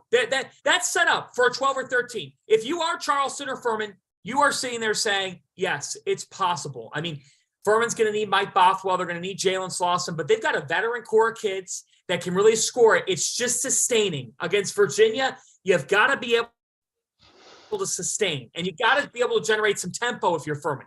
I like Charleston to potentially make the Sweet 16. Here's why. San Diego State still has the jitters. I like that team. I think they're a team. If they win, if they beat College of Charleston, I will say right now, the winner of San Diego State Charleston for me is going to the Sweet 16 because I still like Matt Bradley. I still like Nate Mensah. I like San Diego State defensively, but they're hard to trust. And sometimes demons live on in the NCAA tournament. Remember, guys, San Diego State should have beat Creighton, which ironically enough, Creighton is in this region. They're the 6th seed. You know, if you're going to pick a team that's not in the top 4 in a region, is Creighton on their best day not a team that's capable of like a 3 or a 4 seed if they're at their best? They're interesting to me. That matchup with NC State, coach, fascinating guard play. You want to talk about some shot makers. Well, I think this too. Like, I look at that game and even the lower seeds, right? Furman, Charleston. I think if any of those teams win their first round game, I think they can get to the second weekend. Yeah. I really like, it's like almost like, can we get over the hump? We're not supposed to win this game. There may be some people that pick us to win this game, but we're not supposed to. And we do. Now, all of a sudden, like St. Peter's last year, like, oh, man, now we're here. Like, all right, let's go. Like, let's go on a run. Let's make some shots. Let's do this. Let's go on a run. I think for the lower seeds, the first round game is critical. And when you win it, you can catapult yourself into a run in the NCAA tournament. Like, you see it all the time, right? Yeah. Go back to when VCU made the Final Four. They were in the play-in game. Yeah. And all of a sudden, you win and you get some momentum, and it's like, okay, we're here. We get a taste of this. Oh, now we believe. All right, let's go on a run. I think the lower seeds that can win in the first round, that's when you see a team make an unbelievable run. And I look at this region, and I see a Furman. And again, I think that's a tough matchup for them. But you see a Charleston. You see those two teams, right? Either one of them win that first round game, I would pick them both, one of them to be in the second weekend. It's a good draw. Charleston got a good draw. Furman got a good draw. I mean, if I had to play a 4 seed with the style of play, a high major team, I'm going to probably pick Virginia because, as Duke did, if you can get a 6, 7, 8 point cushion on Virginia, not saying you're going to win the game, but you have a chance. Whereas like a team like Alabama or these teams that can really score and run it up on you, you're a couple threes away from being down 15. Virginia doesn't play the type of pace. So, Charleston needs to be sitting back and saying, this is our opportunity to validate this 30-win season. Maybe we feel like we're a little underseeded, and so hopefully they can prove us wrong. That's a great point. But do you see somebody taking down Alabama? Man, Alabama wins in so many different ways. They can play a defensive grinded out game, and then they just get hot, like they did in the tournament, or they can run it up. They can run it up with you as well. So that style of play is going to be tough to beat. I think Quiverly coming into his own is a game changer. He steadied the boat towards the end of games. He makes big shots, big plays. I mean, he was the SEC player of they're going to be tough to beat. Yeah. I think, and I'm probably stating the obvious here, I think the only team that could knock them off is Arizona, just because of the balance on offense. Yep. 5 guys average double figures. They are trending, winning 3 games in a row. You'd like to think that they're going up. Their front court's outstanding.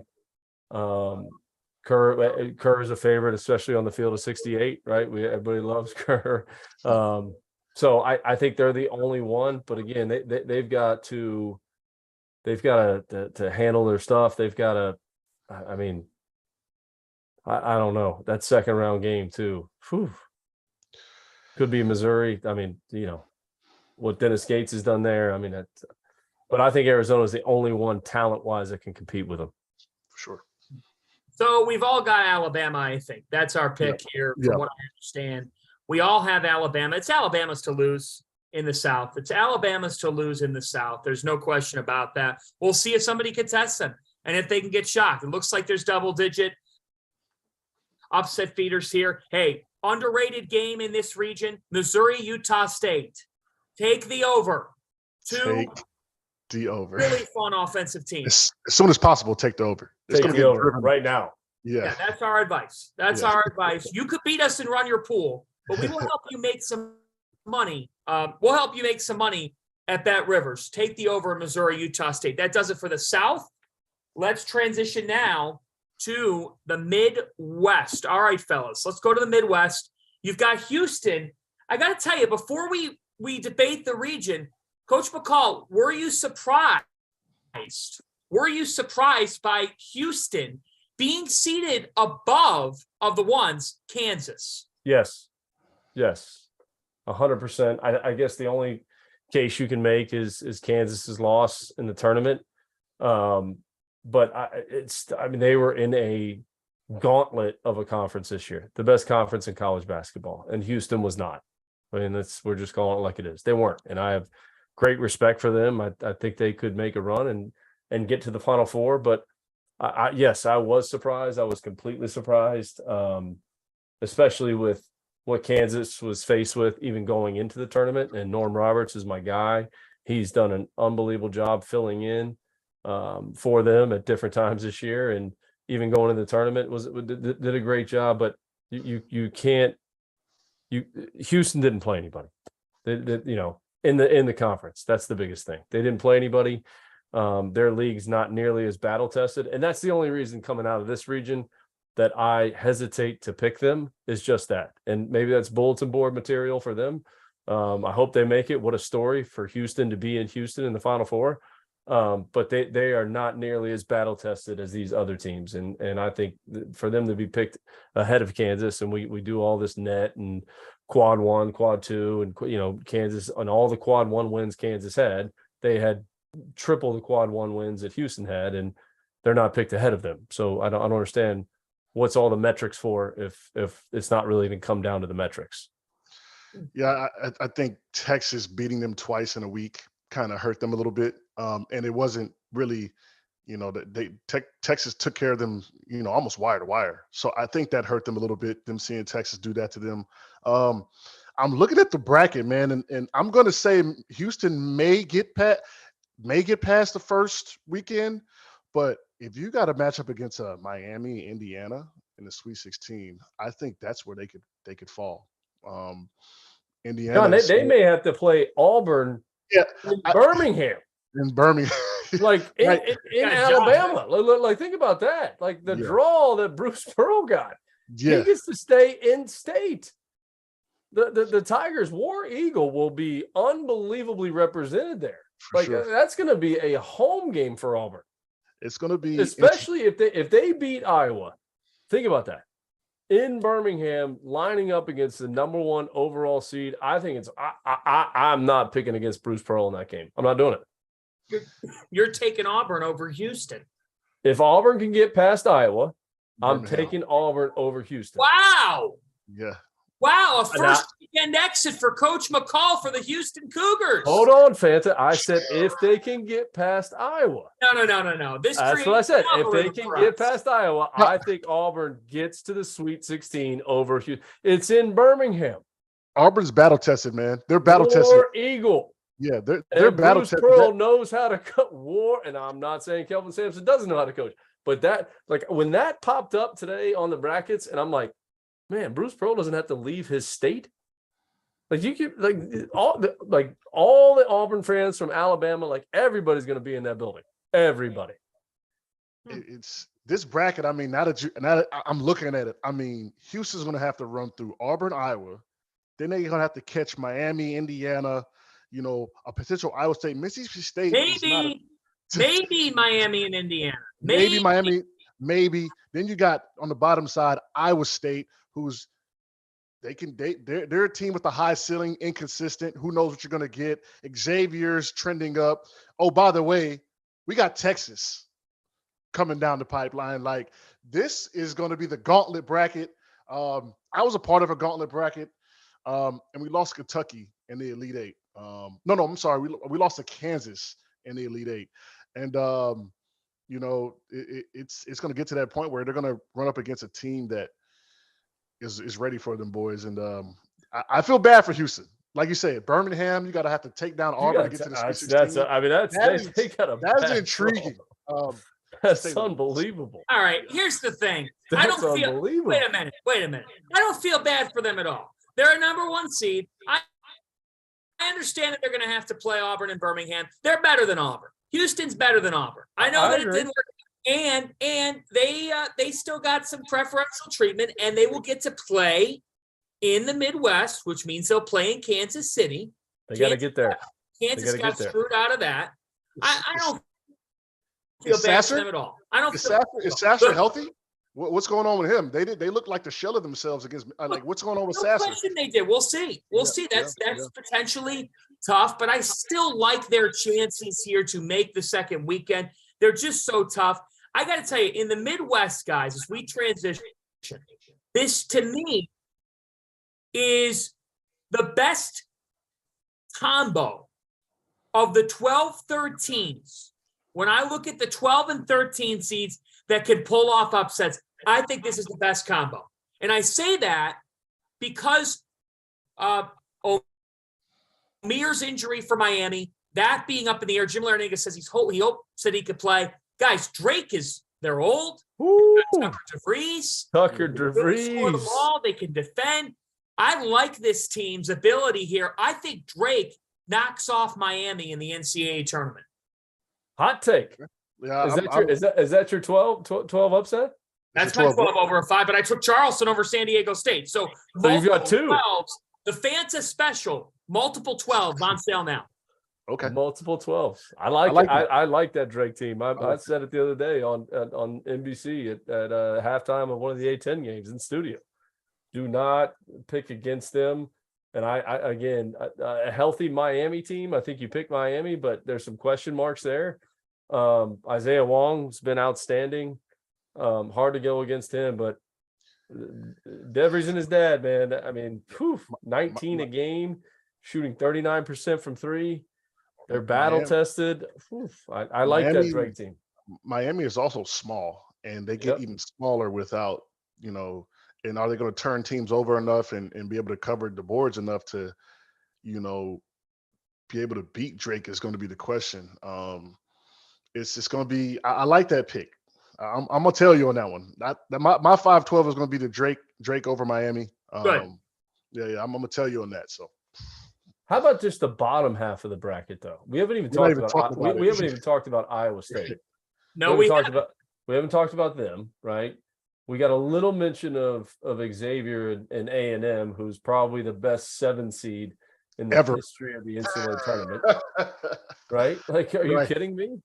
With what they did this year? And I know they got off to a bad start and they lost to Wofford, but like, yeah, I agree with you. They got better, they improved, and they lost to Alabama, you know, like in the SEC championship game. Like, I mean, what do you like, man, a 7 seed?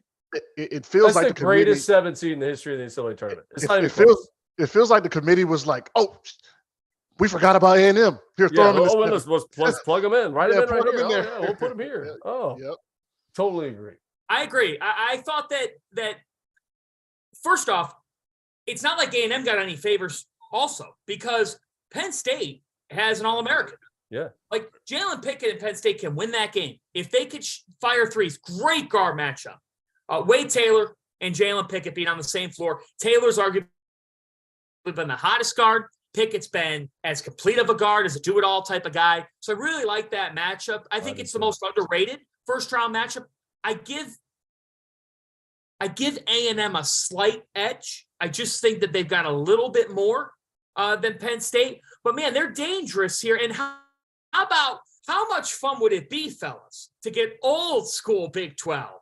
A&M and Texas. That crowd would be a fun watch, huh? And that's what the committee just did. They're trying to get that matchup, but do not sleep on that Colgate team. Uh-oh. Okay. Do not sleep on that. That team is good. Colgate is good. And what they did this year and just the success that they've had and the amount of wins that they've had and in their league, really not having any hiccups. I don't think they lose to Texas, but I think that game could be really close. And close games in March, when they come down to it, a couple possessions here or there, that Colgate team is good. Trust me. Are you willing to take them? No, I'm not willing to take them. But that's a game that you bet Rivers. Keep an eye on that one. I don't know what the spread's going to be, but keep an eye on that game. So go ahead, John. No, I like that Colgate team is really good. I was going to go back to that Penn State A&M. I think Pickett, he's just, I mean, if you watch the games, he's so steady. I don't think Wade Taylor can guard him. Is Wade Taylor too small? You know, Pickett's going to get down there and get in the post and shoot the fades and that could be the matchup. You're a Florida guy now. Now me and you, we're Florida boys, but man, Taylor's physical.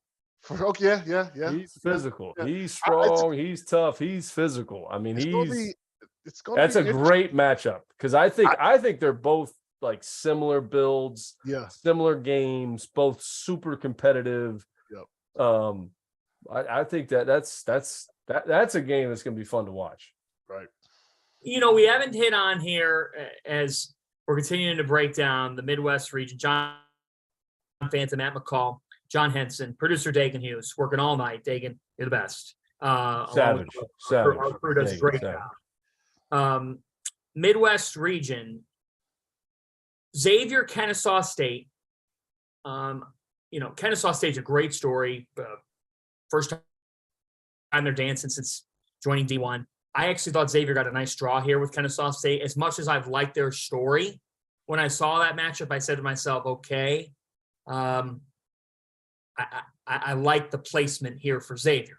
Now, they're going to, if they win that game, you're then staring at one of the 3, Iowa State, or you've got the play-in game between Mississippi State and Pitt.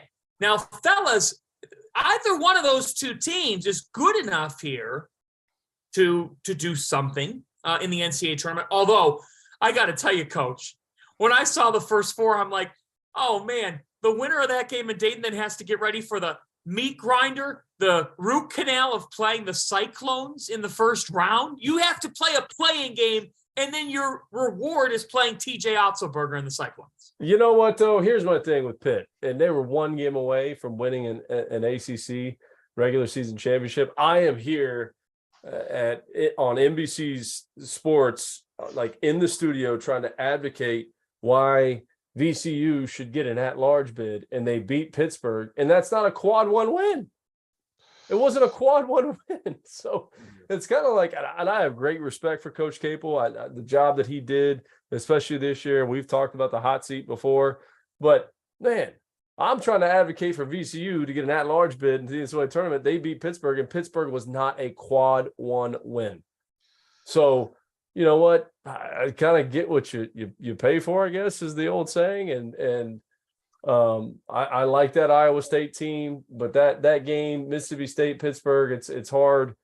You know, Mississippi State kind of sneaks in as well.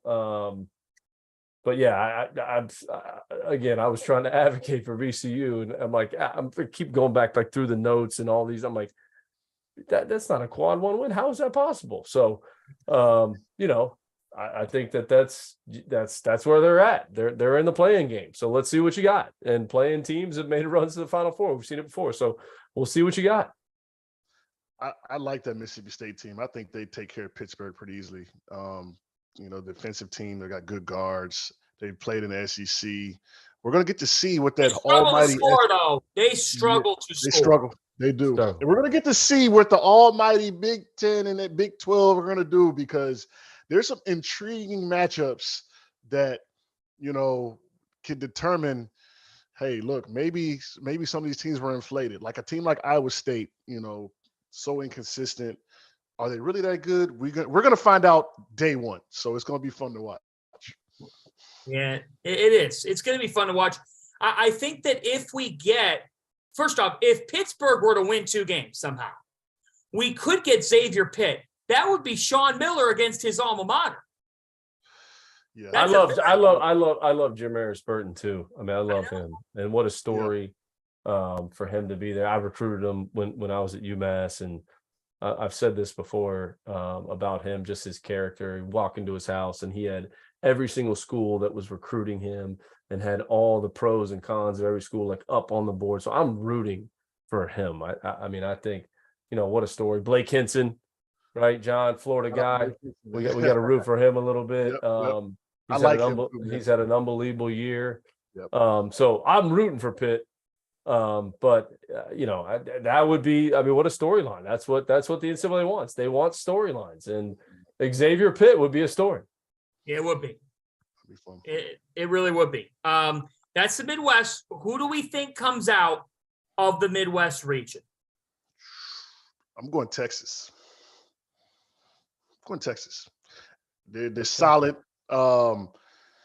They beat the almighty Kansas twice in the past week. I think, man, if you see how they, you know, interact with each other, man, you see how much love they have for the coach, man. Like I think the Beard situation has brought them so much closer than you could have ever imagined, man. They're playing together, they're smiling, because it's scary for a number 2 team with nothing to lose. And when I say nothing to lose, everyone's going to pat them on their back and say, hey, man, you had a rough year. Coach, you know, got dismissed. You guys did well. I think they're like, hey, look, if we lose, we lose. But their energy, when I saw their interview, man, how happy they were for Coach Terry, I see them getting far, man. I see this being a good story, man, and them kind of, you know, a Houston, Texas trip to the Final Four game. Like, I might get on the plane and fly there. That is going to be so interesting. I'm with you. I'm coming. That would be unbelievable. That would be unbelievable. And it would be in Kansas City, where, of course, Texas just won a Big 12 tournament. We're talking about old school Big 12, Houston, Texas. Yeah. That'd be fun. That'd be fun. I'm with John. I think that, like, you know, when you have something to bring your team together and there's a common bond, and hey, we're like, not us against the world necessarily, but man, they've bonded over that whole situation. Yeah. And that's what you need to do something special. You need something to bond over, right? Like, I'm using Furman as an example. Like, Furman loses to Chattanooga on a ridiculous shot last season, and they bonded together. They all decided to stay, to come back together and do something special. And sometimes adversity is the greatest opportunity to grow. And that's what Texas has done.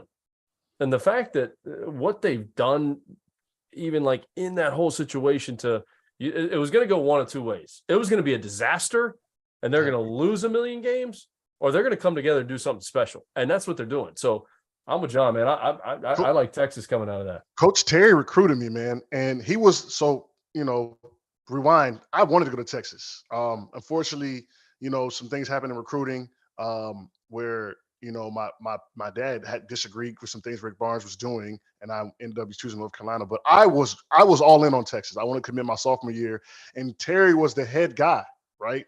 And so I know him pretty well, man. He brings a little bit of a looseness that I think Beard may not have had, and it's boding well for them. They're playing loose, they're hitting shots, they're smiling on the bench. I mean, I wonder what's going on between those walls where they're playing and having that type of energy, man.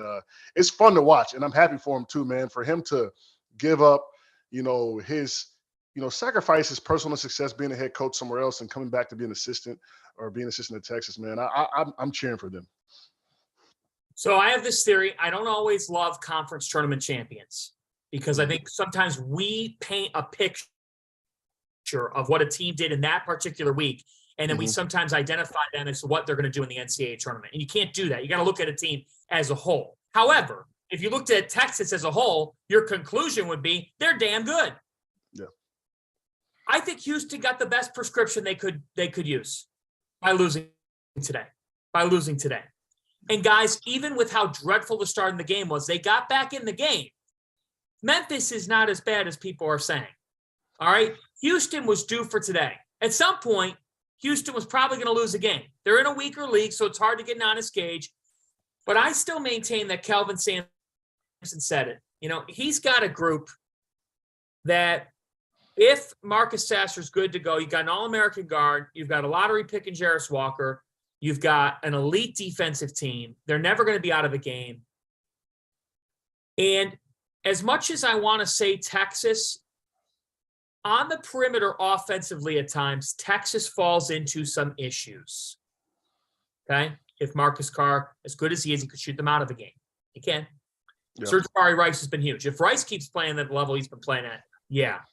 But I know I'm going chalk here a little bit. It's coming. Here's why. I don't trust Xavier's depth. Indiana's backcourt isn't reliable enough for me. Miami's banged up. Like I will say, for Houston and Texas, they got to like their pathway to mean the Elite Eight. So right. I think it's Houston, Texas, Elite Eight. Winner of that game obviously makes it. But I really do like that. Let's keep it going here because we're already past the half hour. Let's go to the West. And in the West, you've got Kansas as the one. Fellas, I cannot believe some of the coaching matchups in this region. This is the region of coaching characters. Arkansas, Illinois in an 8-9 game. You do not know what you're getting from Illinois day to day. Arkansas is tough as nails. I think Arkansas will give Kansas about as tough of a game as they might encounter on their road to this. Nick Smith Jr. He's back. He is back. And then the selection committee can do no wrong in my eyes. Because they delivered the greatest first-round coaching matchup. Fanta, will you be there? Seen. Are you going? I will not be there. I'm going to be in Los Angeles for Fox, but my eyes will be glued to this game. Thank you, selection committee, for giving us the gift of Danny Hurley and the UConn Huskies taking on Rick Pitino and the Iona Gales in Albany, New York. The building is going to be on fire. Yeah. All right, hold on. Before we get to that, Fanta, who are you picking right now? Who are you picking? That's what everybody wants to know. The world wants to know. Who are you picking in the matchup? I'm picking Connecticut. Okay. I think they've just got too much for Iona to handle. I think Jordan Hawkins has been playing too well. And honestly, guys, as I was watching the Big East Championship game last night, you know what I was thinking, Henson? I'm like, man, Marquette's running Xavier off the floor. What's this say about UConn? UConn was a 3 away from playing Xavier in the title game and probably would have won it at that point because they got more depth. Like, to me, that said more about UConn last night than anything, how close they came to beating Marquette, who 2 of the CBS guys picked to go to the Final Four on the selection show. Connecticut's going to win this game over Iona. They will advance, but man, they're going to get tested. And if for the people that are officiating that basketball game, I pray for you. That's a good matchup. I mean, I hate it for Iona. I just feel like it's going to be a big moment. And Patino's been in them type of spots, right? I mean, he's one of the greatest coaches of all time. Is the moment going to be too big for the Gales? UConn, Hurley, Patino, everyone's going to be watching. They're probably at a prime time slot. Iona, I think UConn takes care of them, and I think UConn losing may have, as you talked about, conference champions losing puts a sour taste in your mouth whether you lose first round, second round, or championship. So I think UConn's going to come out ready, but that's going to be a fun matchup. Ooh. And the VCU St. Mary's, yes. I like VCU. Come on, John. Come on, A-10, baby. Come on. Like, why not? I mean, VCU looks good. St. Mary's got dismantled by Gonzaga. Yeah. This is going to be a fun. Fanta. VCU guards. They guard. Can I say something? They play a style of play, and they have Ace Baldwin, the A-10 Player of the Year. And I'm not trying to be an A-10 homer here. I'm not trying to be an A-10. I'm no longer in the A-10. Even though I cover the A-10, I'm no longer in the A-10. Have you watched Ace Baldwin play? Love him. Jalen Deloach. Okay, Jalen, like, you look at the games that VCU lost this year. Ace Baldwin was hurt and Deloach was hurt. Now they're both back. Okay, here's another guy. Shriver.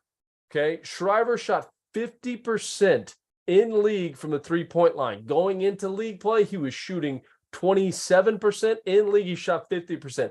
That VCU team is dangerous because they beat a very, very good Dayton team. I know it was a Dayton team that was inconsistent and had their ups and downs. They had some injuries, but that game today was high level. And all VCU did the entire Atlantic 10 season was handle their business. That's a good team. So whoever, I'm with you guys on UConn getting over Iona. I'm with you. I like the pick.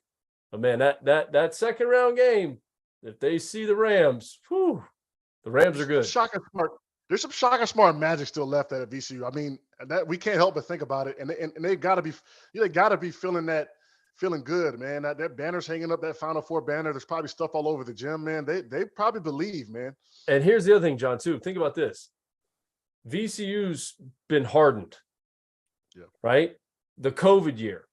They are in the tournament. They're going to the tournament. They get COVID and they don't even get to participate. Yeah. Like, think about, like, some of those kids were on that team. Like, they went through that. Like, they're hungry. Yeah. And I think that showed today in the A-10 final. So, 12 seed for VCU, little high. I think they were more deserving, but we'll see, because that second round matchup versus UConn is going to be fun to watch. You can't tell me Utah State, VCU is not better than Utah State at number 10. You just can't. You can't tell me that. You know, Terrence is quiet. He disagrees with us. We can tell. Well, here's the thing. A couple of thoughts. Number one, I actually think that the WCC gets an advantage in the NCAA tournament first round because they play their conference tournament earlier this week. It's wrapped up. It was wrapped up on what? Tuesday, Wednesday? And the A-10, they played their final today. So, but they had a day off for whatever reason. They did have a day off. But they took Friday off.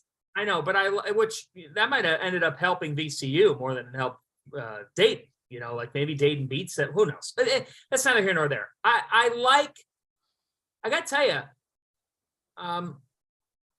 I like St. Mary's a lot. I love Aiden Mahaney versus Ace Baldwin. So I go contrary to you. I could see St. Mary's making the Sweet 16 here. Connecticut, Kansas would be an incredible West Regional semifinal showdown. I guess the basketball fan of me wants to see Kansas play UConn. I think it would be awesome. I think it'd be awesome. That'd be a game that I'd go to.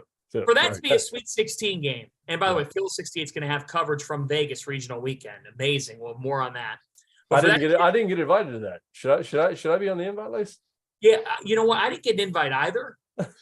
Sorry, look, guys, we're gonna just show up with Rob and Jeff and them guys. We're just gonna pull up. We're pulling up. I'm gonna pull up on Jeff at the blackjack table and say, Jeff, you probably forgot about the CC, but I'm here. Let's go. Dagan, could you run your own show with us? Like if you get tired of Jeff in Vegas, which he's going to get tired. That's not going to take long. That's not going to take long because Jeff's going to get tired. Jeff's going to get tired. He's going to have the sniffle. Something's going to happen. So Jeff's going to get tired. So we strategic. That Vegas live from Vegas. That was strategic. I love that before the field of 68. That was a smart play, smart plan. All right. So in the West, we haven't talked about UCLA. I really like their path to the Sweet 16. I don't think Northwestern or Boise State can beat them. I don't think UNC Asheville, Nice Story can beat them. Guys, we could have regional semifinals here of UConn, Kansas, and UCLA, Gonzaga. I got to tell you, I think there's a path for Gonzaga to make the Final Four. I like the way they're playing. I almost think Mark Few as a 3 is better off. They're a little bit under the radar. They're good enough on their best day to be quality of a 1. Do you buy that, Coach? Fanta, wasn't it last week when I was sitting in a hotel room in Greenwich, Connecticut, and St. Mary's Gonzaga game had not happened yet, and I said, I like Gonzaga, and you and Rob both said, McCall, you're nuts. They're not playing that good. Do you remember that? I think I picked Gonzaga with you. I don't think you did. Honestly, I don't think you did. Maybe you did, but we can go back and watch the episode. I'm not sure that you did. I don't think you did. I don't think. I'll tell you when I'm wrong. Unlike some of the other clowns, I will. Gonzaga is trending. Everyone's like, "What's wrong with the Zags?" The Zags have gone through what they needed to go through. I think the Zags can make a legitimate run to the Final Four. I really do. And I like him in the Sweet 16. I like him getting to the Sweet 16. They still have Drew Timme. He's one of the best players in the country. He's gone through a bunch this year, and that's what they needed to do. And that's like, you look at compare him to Carolina, right? Like Carolina, no offense, John, but like Carolina went through some adversity and they didn't respond the right way, right?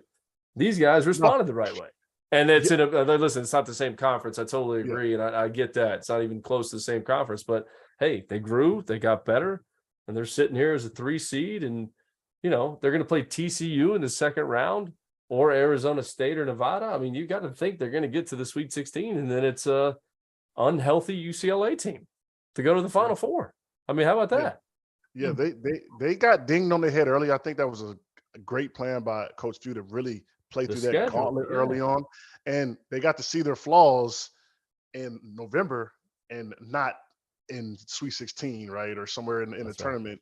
And Coach McCall, you're right. They've gotten better. If you watch them, they've gotten better. The guards, their continuity, they've improved. So you gotta like the draw that they've got to at least get to that next weekend, final, where you're not going to meet anybody that's going to be an easy team to play against. But anything can happen when you get to that second weekend, because it's 2 really good teams. And an unhealthy UCLA team. You got Northwestern. Like, don't sleep on them. They muck the game up. They do all types of weird things. Like, be careful of them as well. But I really like the path Gonzaga has to at least have a chance to play in the Final Four. All right. I like Gonzaga to make the Final Four. Who do you guys like? I like Gonzaga. Wow. Let's do it. I'm team riding. Team riding with that. I like that. Wow, we're all on the Zags. All right, finally, the East region. We got about 10 minutes here. East region, Purdue the top seed. Coach McCall, you said that Memphis could cause them a scare, or FAU, but Memphis. Here's the thing about Memphis. Purdue now has to play a second-round game potentially if Memphis gets past FAU. If against a team that has a grown man in DeAndre Williams and the best guard on the floor in that game in Kendrick Davis. This is why Kendrick Davis came to Memphis, to pull this off. I think Penny Hardaway and Memphis are live in the second round as an upset candidate. If they get past FAU, they can give Purdue some problems. You know why? They're physical, and Davis is that individual player who can make things happen. They're going to put pressure on. You're picking Memphis over, and I know Rob picked them. I know RC picked them, and T.O. Nobody's picking FAU to beat Memphis. I watched the show earlier. Nobody's picking FAU to beat Memphis. And I think if FAU beats Memphis, and I think they do, and I think FAU is better. I think they're more balanced. I think they play unselfishly. I think they've got guard play, they've got shooting, they have connectivity, and they've got a really good big guy in Vlad Golden. Yes. A really good big guy in Vlad Golden. And when you line up Zach Edey next to Vlad Golden, there's a size differential, but it's not as big as you think it is. Vlad Golden is a monster inside if he can stay out of foul trouble. And that's big in the Memphis game for FAU. Vlad Golden has to stay out of foul trouble. But that game, that first round game with Memphis and FAU is going to be fun to watch, because as good as Kendrick Davis is, and he's outstanding, he will be, quote unquote, the best guard on the floor. But FAU's got some dogs, and they've got good guard play. And Michael Forrest, as the senior, sacrificing to come off the bench his senior year and not flinching. He could have started anywhere else in Conference USA. He would have been a starter on anyone else's team. And he didn't start the first 2 games, and then they go and beat Florida, the 3rd game of the season, and he comes off the bench the rest of the season and never once complains. That's a dangerous team because they're connected. And that's why I think they could get to the second weekend. I really don't like Purdue. I mean, they couldn't get the ball up the court the last 3 games when they got pressed. They couldn't get the ball up the court. And now you're telling me that FAU and Memphis, they're going to be able to – I'm 100% sure whoever gets out of that game, they're going to pressure the guards. The big at FAU, not saying he could go Edey with one-on-one, but he can hold it down. And you saw with Rutgers with their big. If you got a guy that could at least bang with the kid, and not where he can't just turn over the left shoulder or right shoulder and jump hook right away, you've got a chance. I think Memphis's guard play puts the pressure on Edey to move, to be able to, and then even with FAU, they're going to put the pressure on it's. I do believe whoever gets out of the game beats Purdue, because from what I witnessed today, if you let a 10 seed Penn State come back from 17 down to 6 minutes, I'd be a little spooked if I got to see FAU or Memphis second game on the first weekend, because they're going to watch that film and they're going to turn up that pressure. And Purdue's got some young guards and some shaky ball handling. I mean, they couldn't get the ball up the court. It was – I'm not a Purdue fan right now. I tweeted about it. I think they lose first weekend. Okay. I could see that too. I think it's very much on the table. Yeah. Marquette's the 2 here. They're gonna get Vermont. Catamounts are certainly a frisky bunch, but the thing I take away is the Golden Eagles have a pathway, Michigan State or USC, to interesting. Here's the thing, Michigan State, I was thinking about this. If we get Marquette, Michigan State, Coach McCall, this is actually not a bad matchup for Michigan State, because Marquette doesn't have this traditional 5-man who could just give you nightmares all day. Oso Ighodalo's good. He is good. But Michigan State, to me, they've got guards that can go up against Tyler Kolek and Cam Jones. It would be hard, but they can compete, is my point. I mean, how about the bottom half of this bracket? Kentucky, Providence, Kansas State, Montana State, Michigan State, USC, Marquette, Vermont. I mean,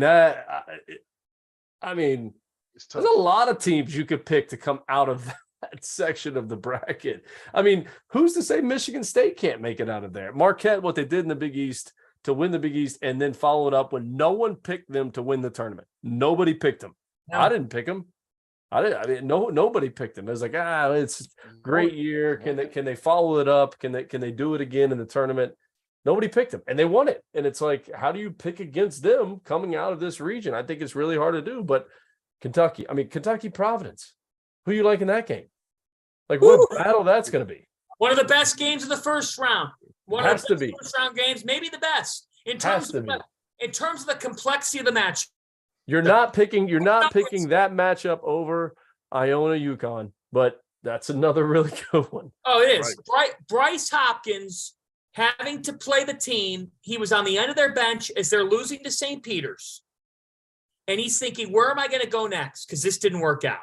This ended with us losing to a 15 seed, getting embarrassed. And I didn't even get a chance to make my mark on the game. Providence has lost 3 in a row entering the NCAA tournament. Will Ed Cooley get this team on track? Will he? We'll see. I think you got a Kentucky team. There's no coach in the country with more pressure on himself to win this first round game than John Calipari. Kentucky's got to beat Providence. They got to win this game.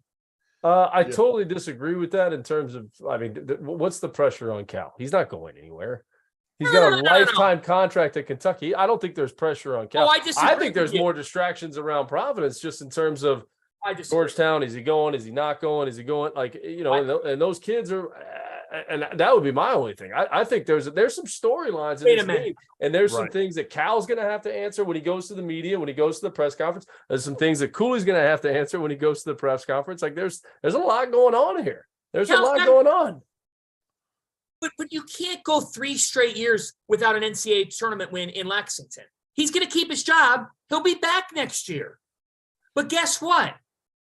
If you lose on Friday in Greensboro, okay, next year the Sharks will circle all season long, because if you did it a 4th straight time, that's it. You're done. So that's what I'm saying. You want to avoid the Sharks. It's a Shark tank anyway. John, he's got DJ Wagner Jr., I believe, coming in next year. Cal is going to, if he does not win next year, circle him to win. I thought we said that about this year. Listen, but do you think Cal's worried about the Sharks? Do you think Cal's worried about the Sharks? Cal he's worried about everything.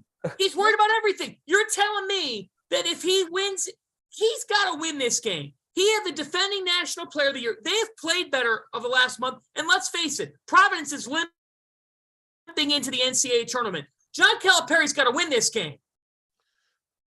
Or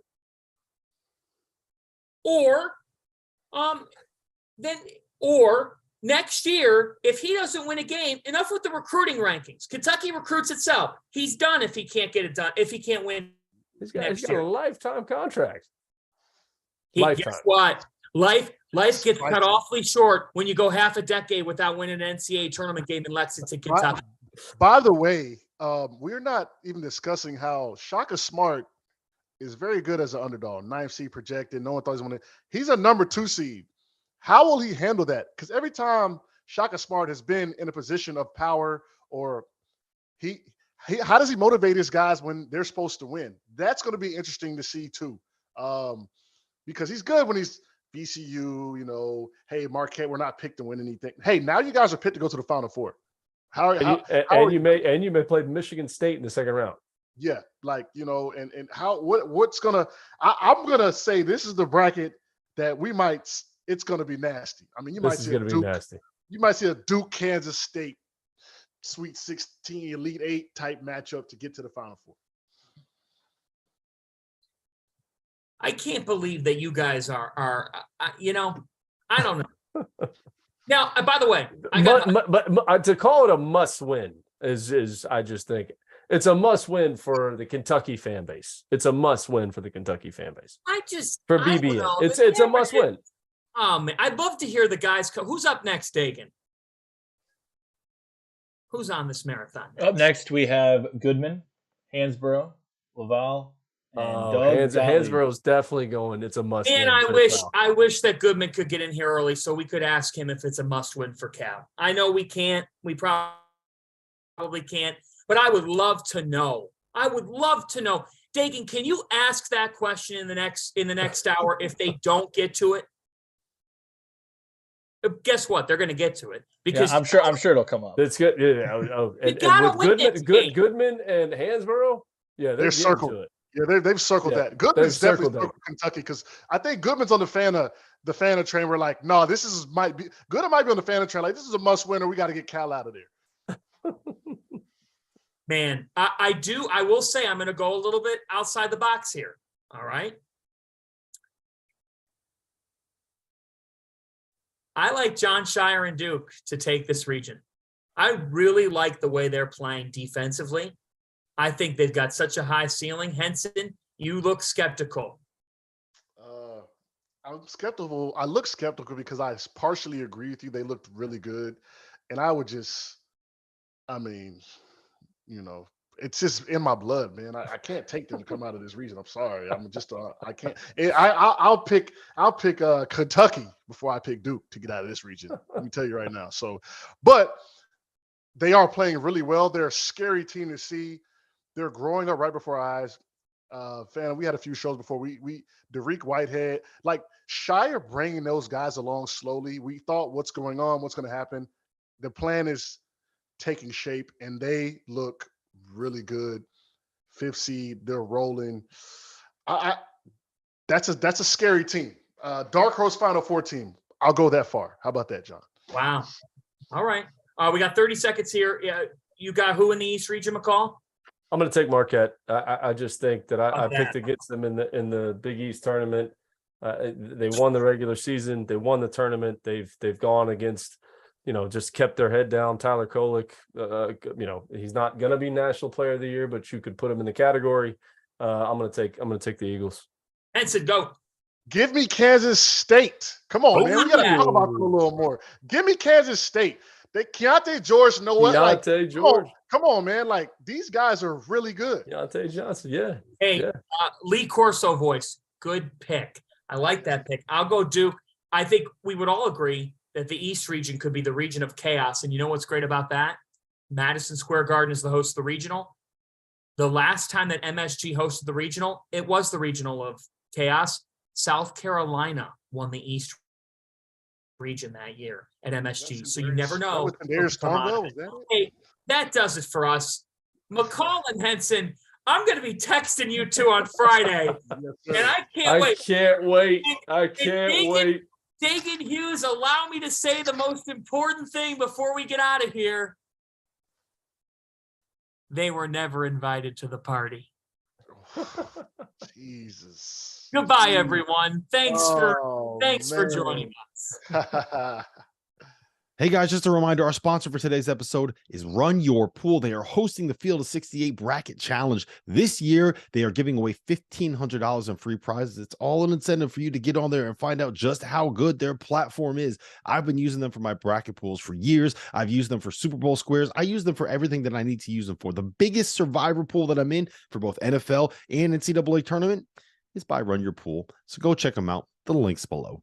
Tap in. Do you guys ever get tired of trying to prove that you won an argument, that your takes weren't hot, they were right? Well, I have an answer to all of your problems. Vaulted is a new sports prediction app that turns your opinions into facts. You can store all of your predictions and hot takes in your own vault now and forever. Challenge your friends, keep track of the results, and prove that you are, in fact, the smartest one in the room and the smartest one in your friend group. We all know how much that matters. You can always win the bar argument with the Vaulted app. They're also going to be releasing more than 50 pools over the course of the next 3 months, from the NCAA tournament to the NBA playoffs on into baseball season. So download the app at the link below, sign up for your 3-month trial, and store your predictions now and forever. Are you a college basketball junkie? Are you the kind of fan that gets frustrated that this beautiful sport has such a lack of national coverage outside of the month of March? Well, let me tell you about the Field of 68, an all-encompassing digital network of podcasts, live streams, and newsletters that cover the sport at every level on every platform. From the bluest of the blue bloods to the smallest of the mid-majors, the only way to keep up with college basketball is through the Field of 68. Hey guys, just a reminder, our sponsor for today's episode is Run Your Pool. They are hosting the Field of 68 Bracket Challenge. This year, they are giving away $1,500 in free prizes. It's all an incentive for you to get on there and find out just how good their platform is. I've been using them for my bracket pools for years. I've used them for Super Bowl squares. I use them for everything that I need to use them for. The biggest survivor pool that I'm in for both NFL and NCAA tournament is by Run Your Pool. So go check them out. The link's below. Tap in. Do you guys ever get tired of trying to prove that you won an argument, that your takes weren't hot, they were right? Well, I have an answer to all of your problems. Vaulted is a new sports prediction app that turns your opinions into facts. You can store all of your predictions and hot takes in your own vault now and forever. Challenge your friends, keep track of the results, and prove that you are, in fact, the smartest one in the room and the smartest one in your friend group. We all know how much that matters. You can always win the bar argument with the Vaulted app. They're also going to be releasing more than 50 pools over the course of the next 3 months, from the NCAA tournament to the NBA playoffs on into baseball season. So download the app at the link below, sign up for your 3-month trial, and store your predictions now and forever. Are you a college basketball junkie? Are you the kind of fan that gets frustrated that this beautiful sport has such a lack of national coverage outside of the month of March? Well, let me tell you about the Field of 68, an all-encompassing digital network of podcasts, live streams, and newsletters that cover the sport at every level on every platform. From the bluest of the blue bloods to the smallest of the mid-majors, the only way to keep up with college basketball is through the Field of 68. All right, welcome back. Field of 68 Selection Show Special. I'm Jeff Goodman. I am joined by none other than LaVall Jordan, Tyler Hansbrough, Doug Gottlieb, and we are in hour 3 of our special.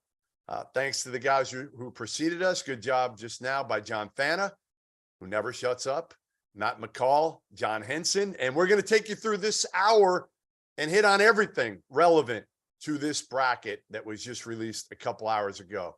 All right, boys, we've had a chance to kind of devour this thing a little bit. I'm going to start with you, Val. Your biggest takeaway right now from the bracket is what?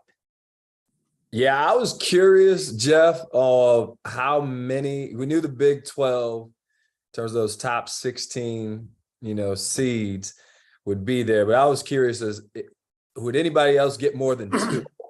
And you look up and see the Big East with Marquette, Xavier, Connecticut to be able to get 3 teams, on the top 4 lines. And obviously, following the Big East closely, I was just really curious. You knew Purdue would be there. Would Indiana get in there? But you knew it wouldn't be more than 2. You knew the SEC had Alabama, Tennessee, probably not a 3rd team. So I was just curious on, hey, would anybody else get more than 2 teams on those top lines? And the Big East, the selection committee put the Big East with Marquette and Xavier and obviously Connecticut getting in those top lines. So that was just something that I was curious about and got the question answered, obviously. Hey, Tyler, you upset Carolina isn't playing in the NIT?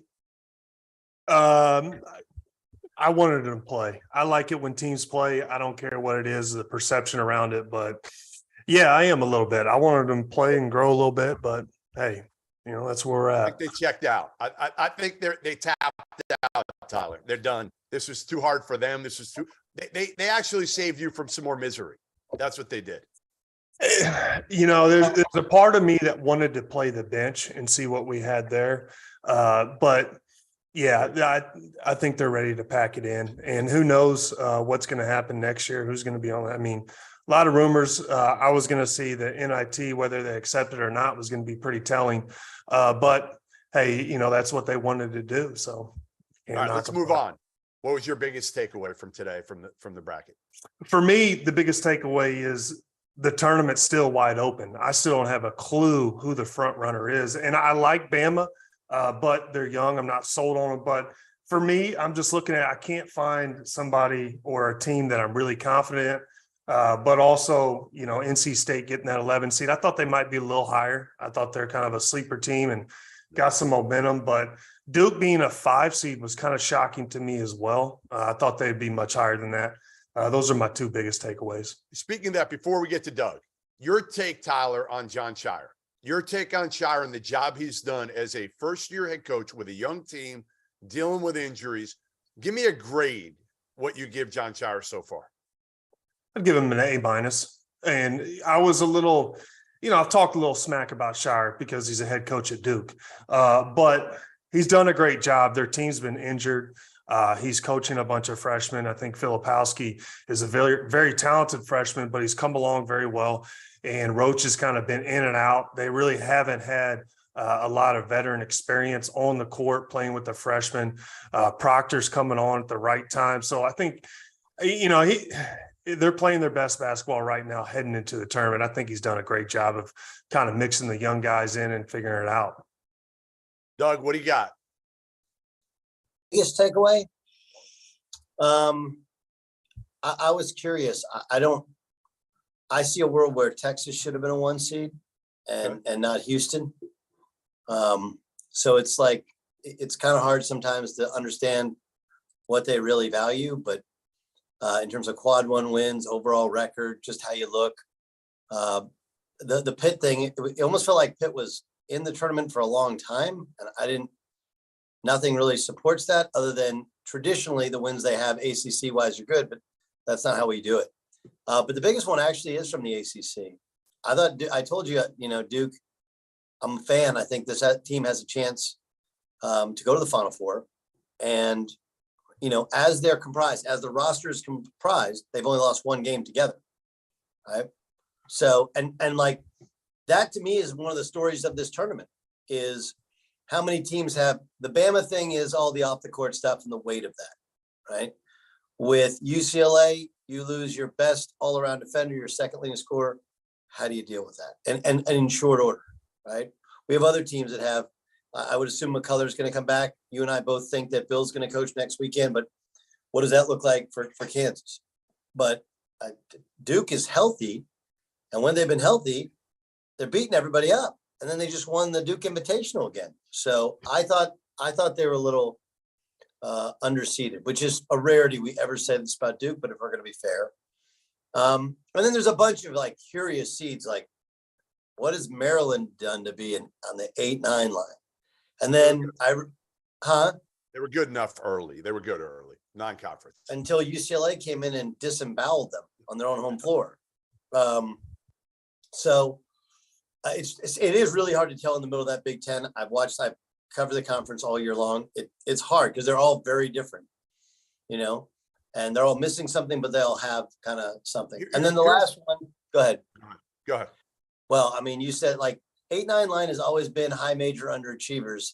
I remember you tweeting Florida Atlantic. I was like, no way Florida Atlantic's in the 8-9 line. Bullshit. And yet there they are. Bullshit. They're the one at large, one bid league team, and you're going to put them in the 8-9 line? Like, come on. Why? I don't like it. If they win the first one, gets really interesting. It does. Here's my biggest complaint. My biggest complaint with all this is how is Kansas shipped out west and behind Houston when they won the Big 12 regular season? I get they lost in the tournament, but they lost without a Hall of Fame coach. And they're behind a Houston team that played in a mid-major plus league this year. And they're shipped out west. And look at what they drew. I mean, holy shit. They got Arkansas, Illinois in the second round. And then if they get past those two talented teams, they might get UConn in the Sweet 16. Like they might get Iona as well. They could get Iona. I know you we'll get to that. We will get to the Rick Pitino, Danny Hurley matchup. And if Danny Hurley is hiding under the covers right now, scared of having to go up against Rick Pitino. Hiding under the covers. Hey, listen, I wouldn't want to draw Rick Pitino. That's all I got to tell you. I understand that. You like Danny's. I'm kidding. You got to find a better line than that one. Anyway. All right. So I hate the look who's in the bracket. Like most of those brackets, you only play one team. They beat each other up. For Kansas, but for Kansas, you draw Arkansas maybe in the second round, Doug. 2 lottery picks. Look, I don't think Kansas is nearly as talented as the results would tell you. I think Bill's Jeff, there's no easy way, man. There's no easy Tyler, you know this. Yeah. Once you're in there, you think anybody knew they were going to draw St. Peter's last year and have a hard time? No, but who would you rather have?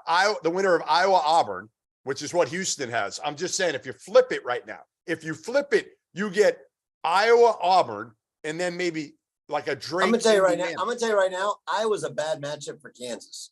Iowa because they'll run up and down with them. So look, Jeff, first of all, we act like this is what 8-9s always are. 8-9s are always high major underachievers. Yeah. Always. Yep. I know. I played an 8 and I played in a 9. Okay. 98 and 99.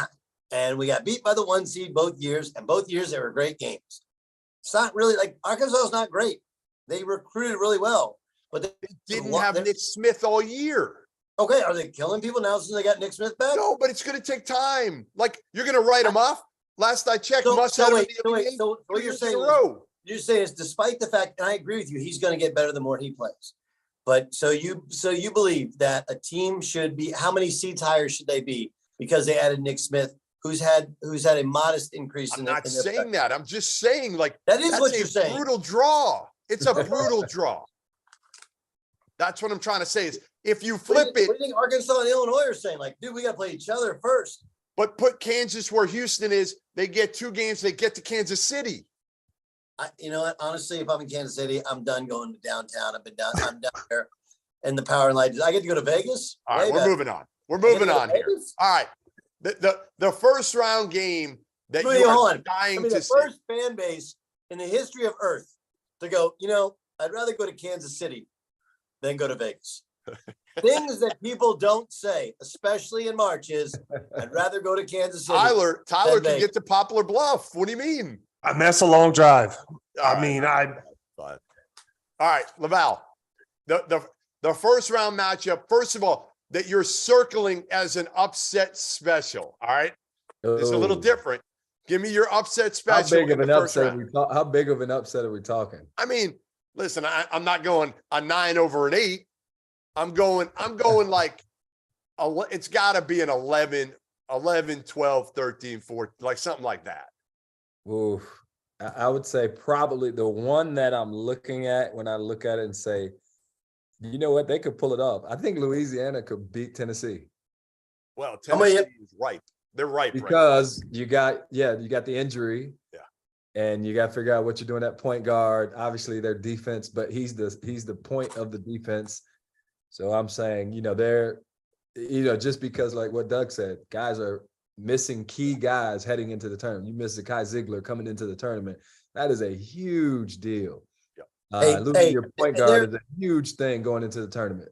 Hey, and they're legit good. And Louisiana is legit. Jordan Brown, I don't know if he would have been, he's really McDonald's All-American, but like there's a older dude who's a stud. He's a machine in there. And then they got that Greg Williams Jr. and Terrence Lewis. That's a good team. They're good. Yeah. They're Greg Williams is a legit player. Yeah. Yes. And so I look at that and I say, man, you lose your point guard, the point man on your defense. It's what we used to do this, Jeff. When you were at ESPN, Falika's at Fox now. I forgot that. Yeah. Did you ever hear about the Rick Barnes factor? No. Yeah. I love Rick. Yeah. All-time great dude. Okay. But he gets tight in those tournament games, man. He gets tight. For a guy who does yoga and knows how to breathe, he gets tight. I don't know about that. I just know we know how important guards are in the tournament. Right. And when you lose your lead main guy, you lose your point guard, yeah. That's hard. Yep. Yeah, I think a lot of people will be taking Louisiana just because they're going against Tennessee as much as anything else. Tyler, go ahead. Give me your upset special. I'm going Utah State over Mizzou. I think Utah passes the ball well. I know they're not really tested, but I could see Mizzou being a little bit vulnerable coming out early. I like the job that Dennis Gates has done this year. He's done a good job. Strength of schedule a little early on. I talked a little smack about it, but the team has grown. But I don't know. Utah State, I think, is a little bit under the radar, and I think they play well as a team. Could come out and shock Missouri.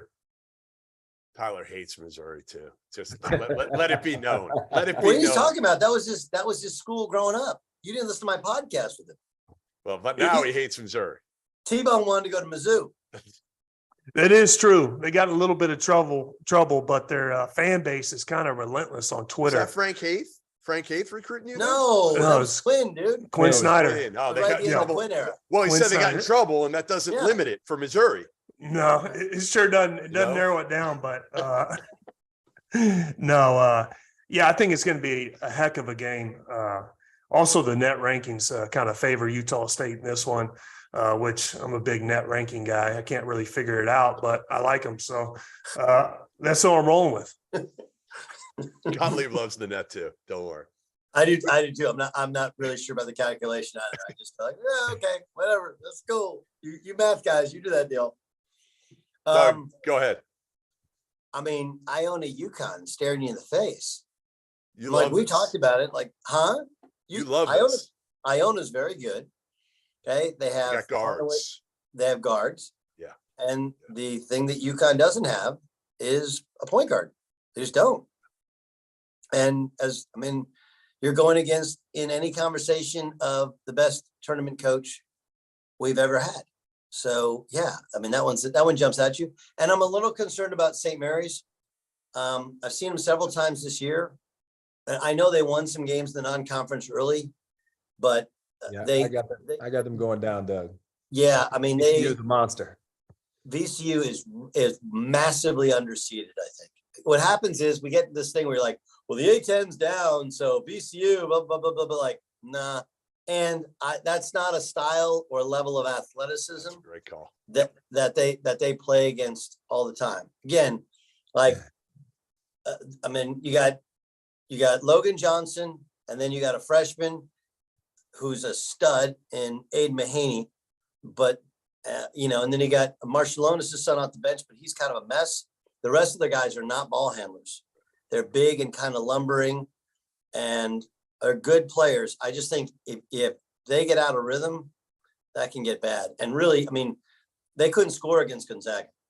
Couldn't score in the WC. Everybody, the offense for Gonzaga was moving the ball and great, but Gonzaga didn't even shoot well. Strother didn't do anything. They could not score against Gonzaga. And I think VCU has the athleticism to play the same style, hard hedging defense.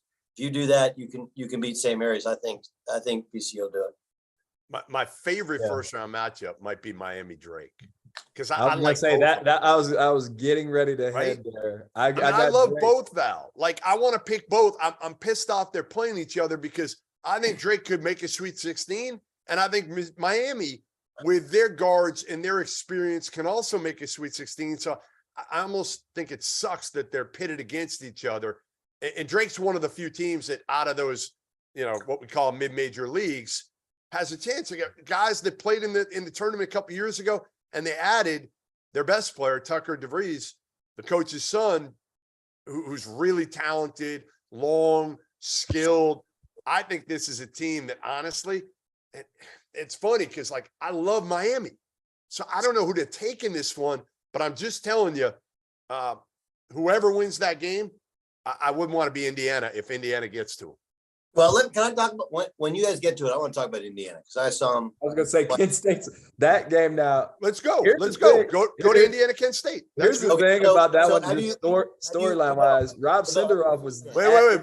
Go, Doug. Let Val talk. No, has he seen Kent? Have you seen? Let him talk. I'm trying to. I'm trying to ask him a question. All right. Yeah. No, I've watched them a couple of times. I watched the game yesterday intently just because I knew how close they were against Gonzaga. It was like, man, they're really good. And what's the guard, Sincere? Yeah. Sincere Carey. Oh my goodness. He is a dog. Dude. He's a dude. Dog. Right. Yes. And throw in, I just love the storyline of Rob Senderoff having been there at Indiana with having a little extra, Jeff, like. Oh, I know the story. I lived the story. I broke the story. So, there's going to be a lot of that locker room will be ready. It'll be a good game. It'll be a good game. I don't know if I can call the upset, but that's going to be a heck of a ball game. Go ahead, Doug. Indiana. Okay. First thing is, what if he played Indiana and then he played Houston against Kelvin, who sold him down the river? Right? Oh, man. That'd be amazing. Okay. So I've seen IU several times in person, and watching Penn State, it was like, oh, somebody finally figured him out, and now you got to have guys match up. Hood Shapiro I love him. He plays, I don't even know if he sweats. He's so cool and so chill out there. And he has incredible hands defensively when a guy goes up for a shot, but he's not really a 3-point shooter. Race Thompson can't shoot. Nope. And TJD is great, but he's great at kind of what he does, rolling off ball screens, catching on the move, facing up, going downhill. And there's just not the space oftentimes against the really well-coached teams. They're just really gapping them. Galloway's not really a shooter. Like, they only have two guys. Miller Kopp is, and he doesn't shoot threes enough. No, yesterday when in the loss, he turned down several. He takes these runners. He made a couple. I'm like, no, dude, shoot the three. Yeah, just shoot it. And late when they needed three, they didn't play him. What's the kid off the bench? The lefty. Tamar Bates. Huh? Tamar Bates can shoot. Now he's going to shoot every time he gets it, but he can shoot it. But it's a weird team that I thought would be a little bit. I mean, granted, they don't have Xavier Johnson, so that's I mean, I think they're a completely different team if Hood Shafino can play off the ball some. But I'm a little concerned about Indiana, whereas I thought if you go back before the Iowa game after they beat Purdue, I was like, maybe they're going to make the Final Four. And now I'm really questioning, can they get by Kent? What it looks like going forward, because I thought Penn State did a great job of showing people the blueprint on how to beat them. Yeah, Right, they played a great game. But I do have that. I have Drake beat Miami, Jeff. I know you like Tyler, you're an ACC guy. You know Miami. I just think that defensively, Drake's better than what you think. Yeah. And they'll control the pace of the game. And it gets frustrating in the tournament if you play a certain way and teams slow you down a bit. Not that Drake plays slow, they don't. But I think they can control the pace of that one. Yeah, no, listen, like I said, I think that's one. All right, here's one. You're going to think I'm crazy on this one. Watch that Colgate, Texas game. Just watch it. Just watch it. Because if Colgate starts getting out early and making shots, I just wonder whether this Texas team, I know they've dealt with a lot and done a great job, okay? But I worry about the other Marcus Carr coming out if that happens. And he starts to play a little hero ball instead of what he's done really well for most of this year, which is just play your game, play smart, play off the ball. And to me, they've been so connected as a group. I don't know. I don't know. Again, Colgate, man, they got shooters. They got size up front to kind of make it tough on Dylan Disu and Timmy Allen. That game is going to be fun. I'm telling you, that game is going to be a fun, close game. It might be a question for you, Jeff. Yeah. Like you asked, what's the game we're looking forward to the most? I know the ups. I can't, these 8-9 matchups are I can't pick, like how you going to pick Maryland, West Virginia? I can't pick. No, I can't fill that one out. I can't pick, or Kentucky, like the 6-11s and the 8-9s, like Providence, Kentucky. Flip a coin, because Providence is pissed off. They just lost like 3 straight games coming into the tournament. Yes. Kentucky could have a great Kentucky day, or they could have an average Kentucky day. Like you just flip a coin on somebody. Iowa State's going to get Mississippi State or Pittsburgh coming out of that deal. That's going to be just a street fight. Nobody can score a point. I can't. So those 6-11, 8-9 matchups, like I can't even fill out my bracket. Hey, Tyler, the Kentucky game. How much pressure is Cal under? It's funny. Before the season, I said to myself, the game I'm circling that I have to be at this year is going to be Kentucky's first round game, because I thought there was going to be so much pressure on Cal. They're going to be a 1 or 2 seed. And obviously they lost to St. Peter's. Well, there's not that same level of pressure because they haven't had the season they've had. But obviously, if they lose to Providence, they're still a favorite now in a 6-11 game. If they lose to Providence, what do you think the reaction will be in Lexington, Kentucky? Because again, they haven't won a tournament game. I haven't done my count lately, what it's up to, but it's like, I don't know, 1,400 It's up there. days. Yeah, it's a lot. It's up there. Yeah. Well, Cal's under pressure, and if he loses his first round game, I mean, I would love to see the reaction that Big Blue Nation is going to have, because they've been begging to win at any cost in the NCAA tournament for a while now. And I've talked a lot of smack about Kentucky, and they've come on a little bit, and they started, winning some games and getting some good quality wins and look like they're coming around. But at times this year, they've looked pretty bad and a little bit inconsistent. So if that team shows up and they lose to Providence, which is pretty hungry, like we talked about, it's going to be interesting to see the reaction, because I can tell you I think he'll be there regardless. I don't think they're ready just to, get him out, but you're going to start hearing some little rumblings about that, in my opinion.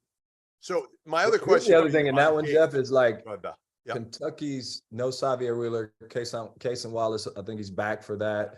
But Ed's going to switch up. Like you don't get to. I've coached against Ed a time. You don't get to be in a rhythm, and against Ed. Like not that Kentucky runs all these intricate sets, but they've been in a pretty good rhythm here recently. Ed disrupts you. He's going to change up some things. He's going to make your guys think and kind of take the coach out of it. And if you're not like extremely connected, he can make you look bad. Yeah. If your players they don't pass the ball well, if they're not extremely connected, they can't kind of figure it out on the fly. just from a coaching lens, it'll be tough for him. Hey, Tyler, here's a question for you. As a big, and I don't want to disparage your athleticism, but you were never the most athletic dude out there. Mm-hmm. So when you look at a Zach Edey and an Oscar Tshiebwe and some of these bigs right now, how the game has changed, they have not done well in the tournament the last few years. The traditional big guy, Kofi Coburn, guys like that have been exposed defensively in the tournament. How much do you worry about Purdue because of that? Because they're going to try to put them in difficult situations. Same thing with Oscar Tshiebwe. They've done it all year and made him have to guard. How much do you worry about those bigs these days advancing in the tournament? I'm not worried about Zach Edey. I think maybe the guard play surrounding him and the youth that they have could be an issue.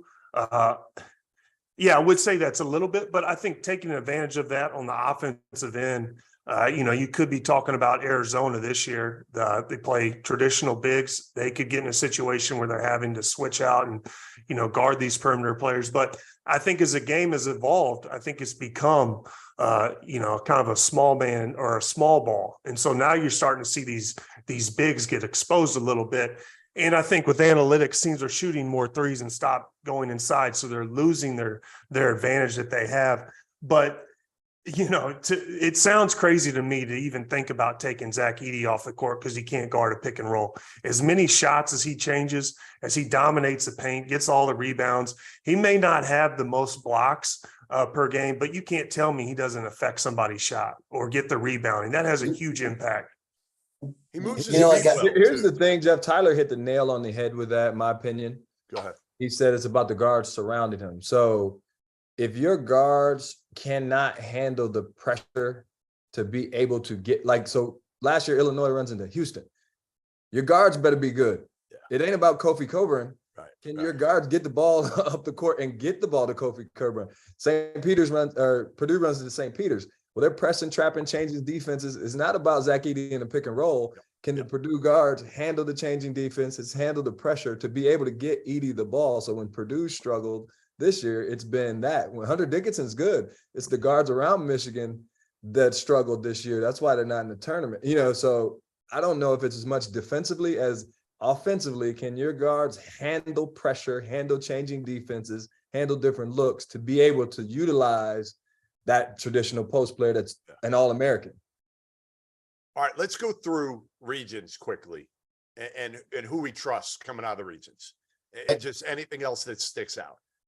We'll start with the South. And I have Alabama playing Creighton in the Elite Eight. Arizona scares me. Again, defensively, Tyler, playing those two bigs, they scare me. Baylor can't really guard. I love their perimeter trio, but I like Creighton still. I like him. I haven't given up on Creighton. And again, when they've been healthy, they've been pretty good. Alabama, Virginia, if that game happens, man, I don't know. Alabama, if Virginia can get them at their pace, Alabama, that could be a tough game for Nate Oates and that team because they haven't seen anything. Well, they saw Houston, I guess, which is, toughness and trying to slow it down. Val, what stands out of the South? You got Creighton and Alabama's got to deal with West Virginia or Maryland before they even get there. Getting to the West Virginia's not good. They're not good. No, but if you haven't seen them, Maryland's good. They're all like you said, Doug. They're up and down, but if it's something you haven't seen before, it is kind of the thing. If it's on a one-day prep.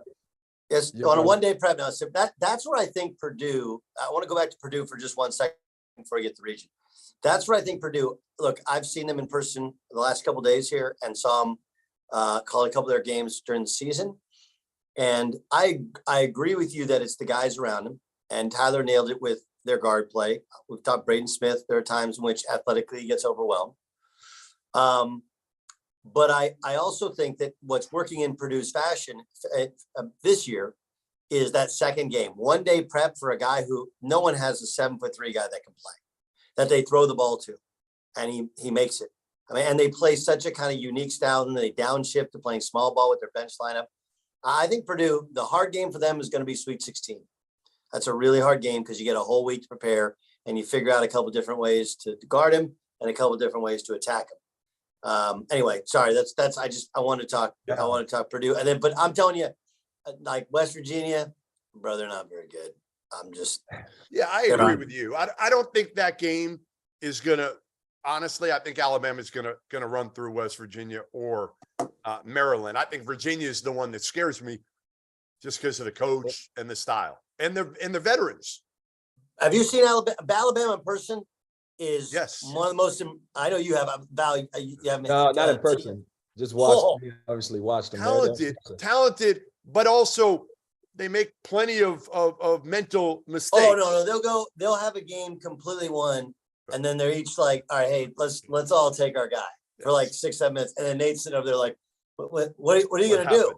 Right. But the guards are really good. Quinterly and Sears are really, really good.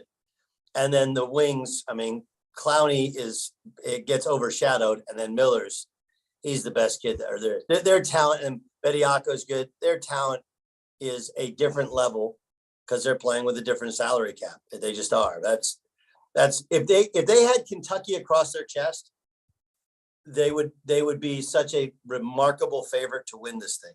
And they look like a Kentucky team. Actually, that's not true. Everything that's happened to them is why they're not a favorite. All the off the but they're also Alabama. Come on, man, they're also Alabama. Like stuff doesn't happen. If that stuff doesn't happen, they go in as the prohibitive favorite, in my opinion. Well, they're one overall seed, so they kind of are anyway. But they're not the prohibitive. Right. I'm just saying if they were Kentucky. Yep. Or Duke. We look at them totally different. All right, so I've got Bama versus San Diego State in the Sweet 16. Okay. I got San Diego State getting there. Yep. Doug, you know those guys out west. I want to put money on Creighton. Here's the thing. They're going to play against the best guards in the country in the first 2 rounds, potentially. Yep. So if you're going to beat Creighton and your guards can make pull-up jump shots and floaters against the drop, the 2 teams that could do it is NC State and Baylor. Yeah, you're right. So like it's hard to say. They're going to go back-to-back games and Ryan Kalkbrenner is going to sit in the drop. And neither one of these guards are going to beat them. They'll take 30 middies. They'll take 30 middies. They can make them, right? These are the 2 guys. These are the 2 backcourts that can make them. They can also miss a lot of them, right? Like, man. But Clemson, you know what you're gonna get if you play Creighton. It's no, those two guys can go crazy, can win the game on their own. You know, anybody have anybody but Alabama going to the Final Four out of the South? No. We're all in agreement. It's Alabama. They're that talented.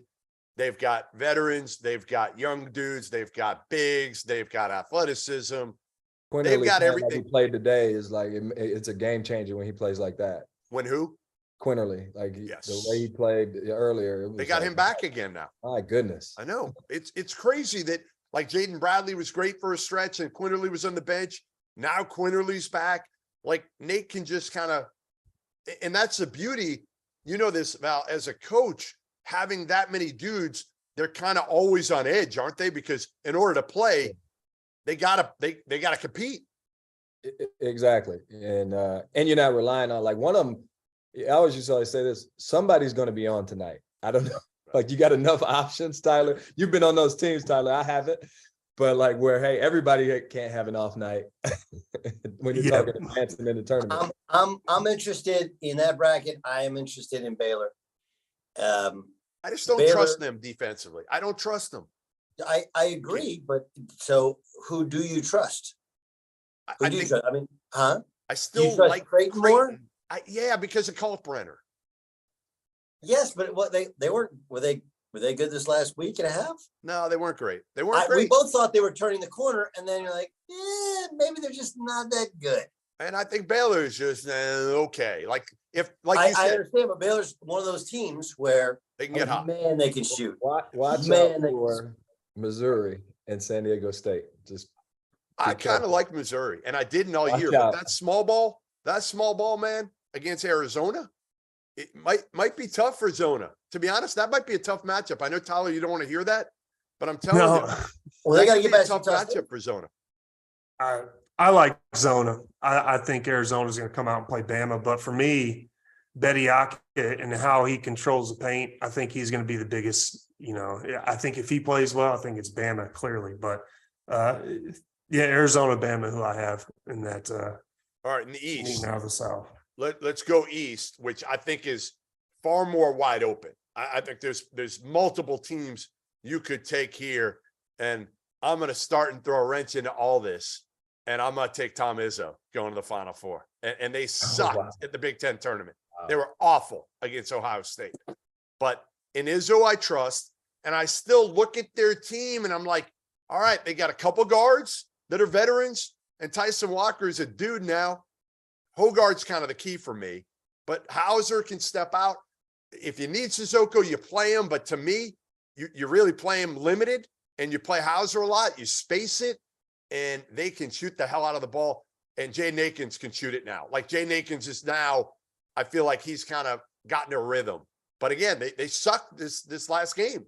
So I get it if people are like, how can you take Michigan State? They've lost 12 games this year. But I just feel like Izzo's done it with less. I've got Memphis, Duke in that top in the Sweet 16. I think Memphis gets Purdue in the second round, beats that one. I feel like a lot of people are going to take that. Yeah, you're going to put your money on the guards. That's what I just look at it and say the guard matchup, Memphis favorites. They're so older, and they'll pressure them and kind of blow up some of the stuff. Who knows? But just to be able to pick them. But on the bottom there, I've got Marquette coming out of that one. They proved something to me this week. They won the Big East tournament with their defense. And we've been talking about their offense all season long. They've been tremendous offensively, one of the best in the country. But they really challenged themselves, and they won in the 60s against Connecticut. Like, those aren't the games typically where you were going to favor Marquette in the way that. So they showed me a lot in that setting, back-to-back nights. So I've got them coming out of there against Duke to go to the Final Four in that one on that side. I think when you get to that point, flip a coin. I'm gonna say Marquette wins it, goes to the Final Four. All right. Yeah, I got Duke and Marquette as same as you. But when I look at this bracket, the one matchup I have Marquette and Kansas State playing, and I want to see Marcus Noel and Tyler Kolek go at it. I think Tyler Kolek's one of my favorite players in college right now. Great passer, plays hard, and I think Marquette is rolling. But I think he got a Tyler Hansbrough attitude too. Like he doesn't give. He could care less, man. See, I haven't seen him play much until the Big East tournament, and then I watched him. I was like, man, this kid can hoop. And so I on my text chain with a bunch of buddies, I said, has anybody seen this kid play? Yeah, he can go. And I think Duke, like we talked about, is peaking. But I think when Marquette runs into Duke in the Elite Eight, I think Duke's just going to be too athletic and too big. The Lightly kid for Duke is much bigger in person than I actually thought. He's athletic too, plays his role. And Duke has another guy, Young, transfer from Northwestern. Ryan Young. Yes, who comes in, and it's not like he does his part. And I love those players like that. Come in, he'll rebound, defend, make smart plays, make winning plays. And I think in the tournament, especially, guys like that are a huge factor. They're not coming out to control the game or take over the game. They just want to, do their part, which, is a lot of experience too, fifth-year guys. So I like Duke coming out of this one. I'll tell you what, Duke, Purdue, you have to have different matchups for Edey. And Duke does. I mean, look, Lively obviously can block shots and can wall up against him. Edey's, he's at least 3'10", 315. He's gigantic. But that's where Young can come in. And if nothing else, he gives you 4 to 5 fouls and the ability to draw a charge here or there. And then they have Filipowski, who, as a 4 is just so incredibly skilled. And it wouldn't surprise me at some point, in the tournament and try to find a mismatch if you put him at the 5 in this matchup. Like, Edey would have no chance guarding him. Just none. And then, they have to play him kind of in a semi-drop, and that Proctor kid is really good. I think Duke beats Purdue. I agree with you guys about Marquette. I love Marquette. You don't think Michigan State can beat Marquette? None of you. I don't know if Michigan State. I got them losing to USC in the first round. USC. Wow. I don't know. I'm with Doug. I got them losing to USC. Michigan State's a weird team, like a weird team. They sometimes they can beat the Lakers. You know, sometimes they stink, and they stunk the other night, and it was just frustrating.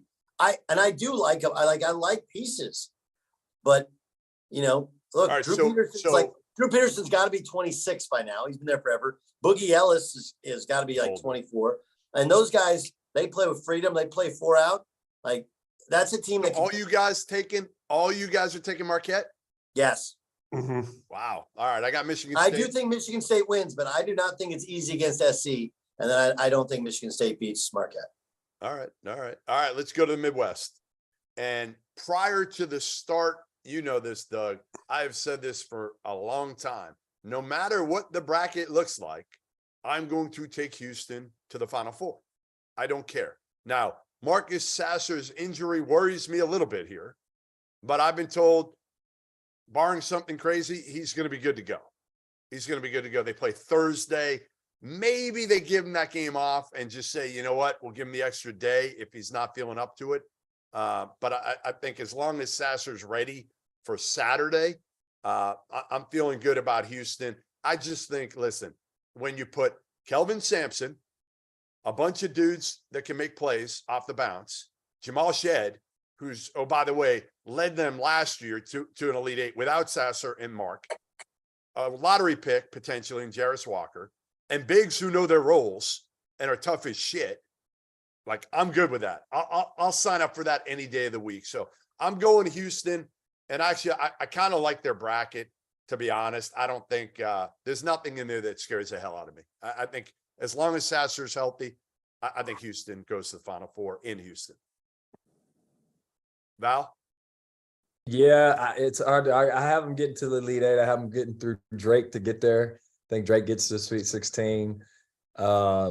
And then on the other side, I've got Xavier and Texas getting there and advancing. And I think Texas, and I'm going to pull the like crazy card here. I think Texas to the Final Four.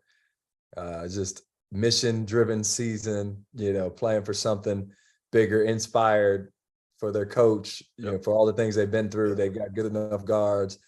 They played well enough. Their defense is good enough. I think it's a heck of a game, but I've got them advancing out of that side. Tyler? I'm not really sold on any team in the Midwest bracket. Houston, Sasser's banged up, and I've said this before. The only problem with Houston is they play in the American, and I'd like to see him play against competition every single night, quality games. You know, I can see a scenario where Iowa beats them, and that sounds crazy. Iowa can get hot from the three and beat anybody. They just can't guard anybody. Well, yeah. You know, part of me is like Isaiah Wong in Miami. I love their coach, Larinaga. He's got a lot of experience. You know, I want to believe there. Not really sold on him. Crazy part is like Mississippi State going, you know, maybe to the Sweet 16. But, you know, at the end of the day, I think Texas. I think they're athletic. They're big. And, you know, I know Timmy Allen's a little banged up, but yeah, I've said all year, I believe in Texas, and I'm with you. You know, Rodney Terry, I think he's done a great job, probably not getting a lot of credit, but Texas is rolling, just won the Big 12 tournament, got to give it to them. So that's they might be on a little bit of a, you know, like destiny. I don't know, Doug. What do you think? Well, let's start with Rodney Terry. You know, it's something interesting. Chris Beard always prides himself on every job he's ever had. His assistant has taken over. Every job. Now, this is the first one he didn't leave on his own volition, but every job he's ever had. So it's not crazy. Texas A&M second round, possibly. Do you guys see that one? Mm-hmm. Yeah, that'd be fun. And could Buzz? Could Buzz be auditioning? He probably thinks he's auditioning for the Texas job there. No question. No question. But A&M plays hard. They play really, really hard. Yep. They play very hard. By the way, the bullshit about them, can I get this off my chest? Yeah. Again, the non-conference schedule that Buzz put together, and people complaining now, well, you got a number 7. They got screwed. No. Play somebody. Don't play the worst non-conference schedule in the country. I love the fact that the selection committee penalized them for playing a garbage non-conference. Well, some of it was that, and then again, through no fault of their own, the other top 3 teams in the SEC, they only played once. Right. So, obviously, it would look different otherwise. But whatever. I'm with the guys. I like Texas a great deal. I do think it ends up being Texas and Houston, and I'm with you, Jeff. Those guys are junkyard dogs. That's a team my ego says I'd like to play against, but that doesn't look like fun. Yeah. And it's Tyler Houston. would like it. Houston's one of those teams where you're like, I know they haven't played a top schedule. I know they didn't play well against Alabama. I know they got beat today. I get it. But dude, those guys are junkyard dogs. And if you track one metric that wins NCAA tournament games, okay, it's turnover ratio. Like who wins the turnover war, and they just get into you. I'm gonna take Houston to come out of that bracket. All right. So Houston, Texas, LaVall and Tyler, right? Okay. All right. Let's go to the West, where, man, talk about it being loaded. Good luck. Right. We agree. This is by far the toughest region. I mean, again, your 8-9 is Arkansas, Illinois. 1 Kansas. You've got a Gonzaga team that, it may not be as talented as some of Mark Few's in the recent past, but still pretty darn good. UConn playing as good as almost any team in the country. I mean, this UCLA, I know they're without Jalen Clark, and we don't know how healthy Bone is going to be if he comes back. That worries me with UCLA. That's the only good thing to me if I'm some of these other teams. TCU is a 6. Right. Yes, that too. Yes. That's what I'm saying. This is the loaded one. This is the one where I said to myself, in Bill, I trust with Kansas, but man, I don't know if he can do this. If he ever got through this region, if they ever win another national title, and it looks like, again, all signs are pointing to him coaching here in the NCAA tournament. They put out a statement earlier today. Man, I'm still going to ride with them, but I have no confidence, zero confidence. You don't think they're better than Arkansas 8-9 days in 10? I do. Okay. Do you think? Hold on. Do you think they're better than Illinois 8-9 days in 10? Yes. Okay. So that's the only one we know they're going to play. We always do this look at how that bracket. Bro, TCU, Gonzaga, UCLA, Northwestern, whatever. They can only play one of those teams. They can't play all of them. They only have to play one. And it might open up. That bottom might open Correct. up. So you might think I'm crazy. I got Kansas going down to Arkansas in round 2. It wouldn't shock me. Would not shock me at all. And if you went by talent, right? This is not a super talented. No, and here's why I'll say DeJuan Harris's consistency is the determining factor for Kansas. And he's been consistently inconsistent. I think he's a heck of a player. Yep. But his aggression to score is kind of playing him out of his comfort zone. We had Derek Walton, who was like this at Michigan. We had to force him to be a scorer. He wanted to pass first. It's we're going to be better, Derek, when you're aggressive. And he finally figured it out his senior year, and they got to a Sweet 16 because of it. But when you have a guy that you're pushing to kind of be somebody who he really isn't, it's difficult. Yeah. And they need him to be that way, and it's not organically, naturally who he is, right? So I think they just somewhere it doesn't happen for him, which means it doesn't happen for them. So I got Connecticut beating Arkansas to go, Connecticut beating VCU, and then beating Arkansas to go to the Elite Eight. And on the other side, I got TCU. To Doug's point, there's the guards, the pace. I think UCLA, at some point, you're going to miss Jalen Clark. At some point, it happens where you're just missing. And I think that's against TCU to go to the Elite Eight. And I'm struggling to pick Connecticut, TCU to head to the Final Four. I put my money, I'll probably say, I'm going to sound like a Big East homer, but you are. I'm going to put my money on Connecticut. Marquette, UConn. You sure you don't want to take Creighton too? You can take credit for me. Yeah, I took the lead. T, who you got out of the West? For me, it's Kansas. I love Bill Self, and if Bill Self is coaching, I'm going to stick with Kansas for sure. I hope he gets better. He's one of my favorite coaches. I think he's one of the best, probably the best coach in college right now. But the thing for me is I've seen Illinois play a lot, and I think Illinois can play with anybody. Terrence Shannon and all those guys, if they click and share the ball, they scare me a little bit. TCU, Mike Miles, the way they play up and down, I like that. For me, a matchup it would be TCU and Gonzaga. I'm looking forward to that. You know, I love watching Drew Timme play. I think he's got great post moves. I'm looking forward to that one. And then, but I do have TCU and UCLA.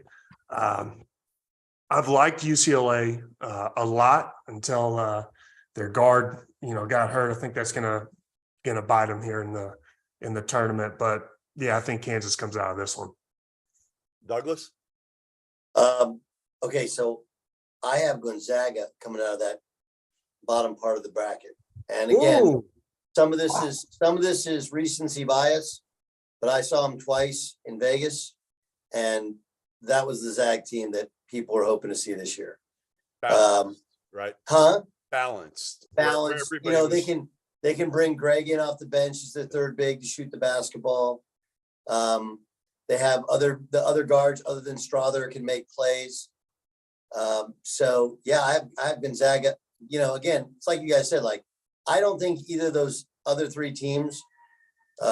Boise maybe could get UCLA, but I don't know if Boise wins their game. So I don't know. I think it's pretty easy, pretty fortunate draw there for UCLA, considering honestly, I kind of think they're a 3 seed based What on would the score be? UCLA boys, it'd be like 45-47. It's gonna be so ugly.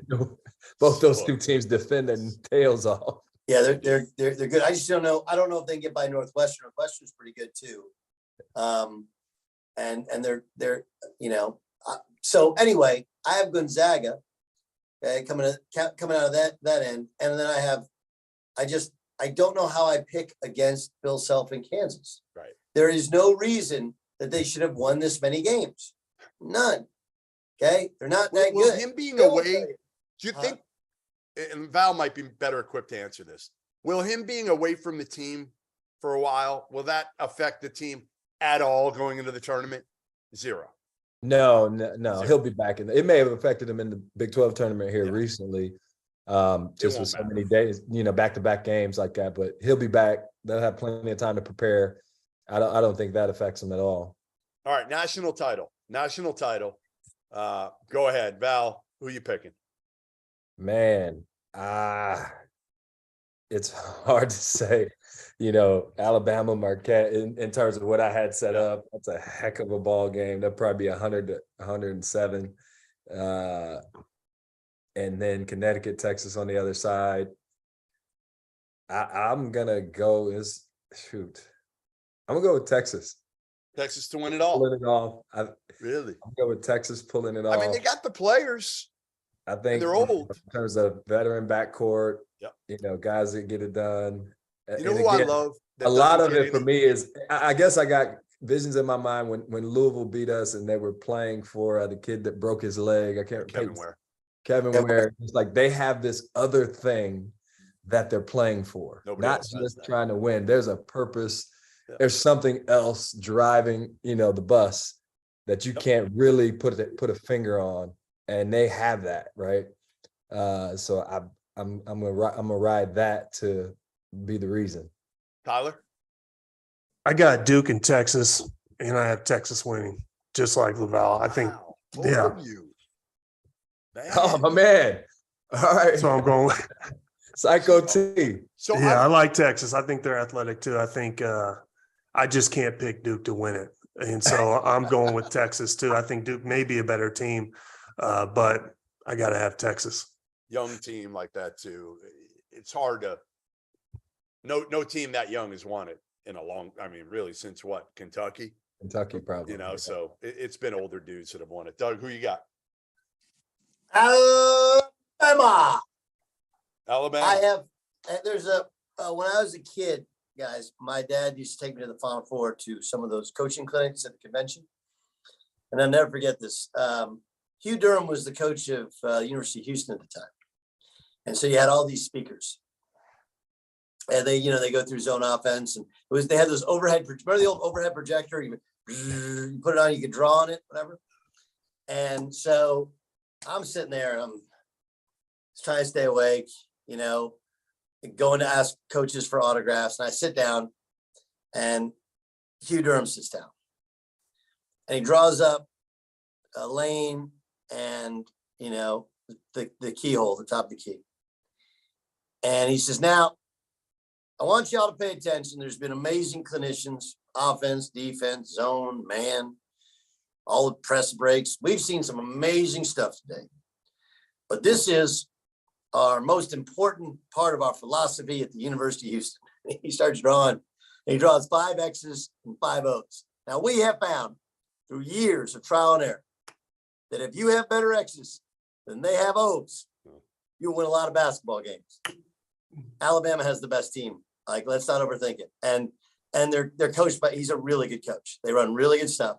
Yes, they lose their minds sometimes and just take erratic shots. But they got dudes. They got main court guys. T-Bone knows what I'm talking about. So does Val, right? You go to an AU game and there's the main court and then there's the other court. Those guys are always playing on the main court. There's no moment too big for them. No moment too big for them. Alabama. I'm going Houston here at home in the Final Four if they get there. And to me, you got the coach. They can win a grinder. That's the difference. They can win a game if they don't make shots. They can win a game in the 50s. They can win a game in the 70s. So to me, I'm going with the Houston Cougars to win it. There you have it. Hour number 3. Thanks to LaVall Jordan. Thanks to Doug Gottlieb. Thanks to Psycho T. I'm Jeff Goodman. Stand by. We got 3-man weave coming next. Nobody knows more about the ins and outs of gambling, all the lines, futures, everything. So make sure you stay tuned. 3-man weave up next. Hey guys, just a reminder, our sponsor for today's episode is Run Your Pool. They are hosting the Field of 68 Bracket Challenge. This year, they are giving away $1,500 in free prizes. It's all an incentive for you to get on there and find out just how good their platform is. I've been using them for my bracket pools for years. I've used them for Super Bowl squares. I use them for everything that I need to use them for. The biggest survivor pool that I'm in for both NFL and NCAA tournament is by Run Your Pool. So go check them out. The link's below. Tap in.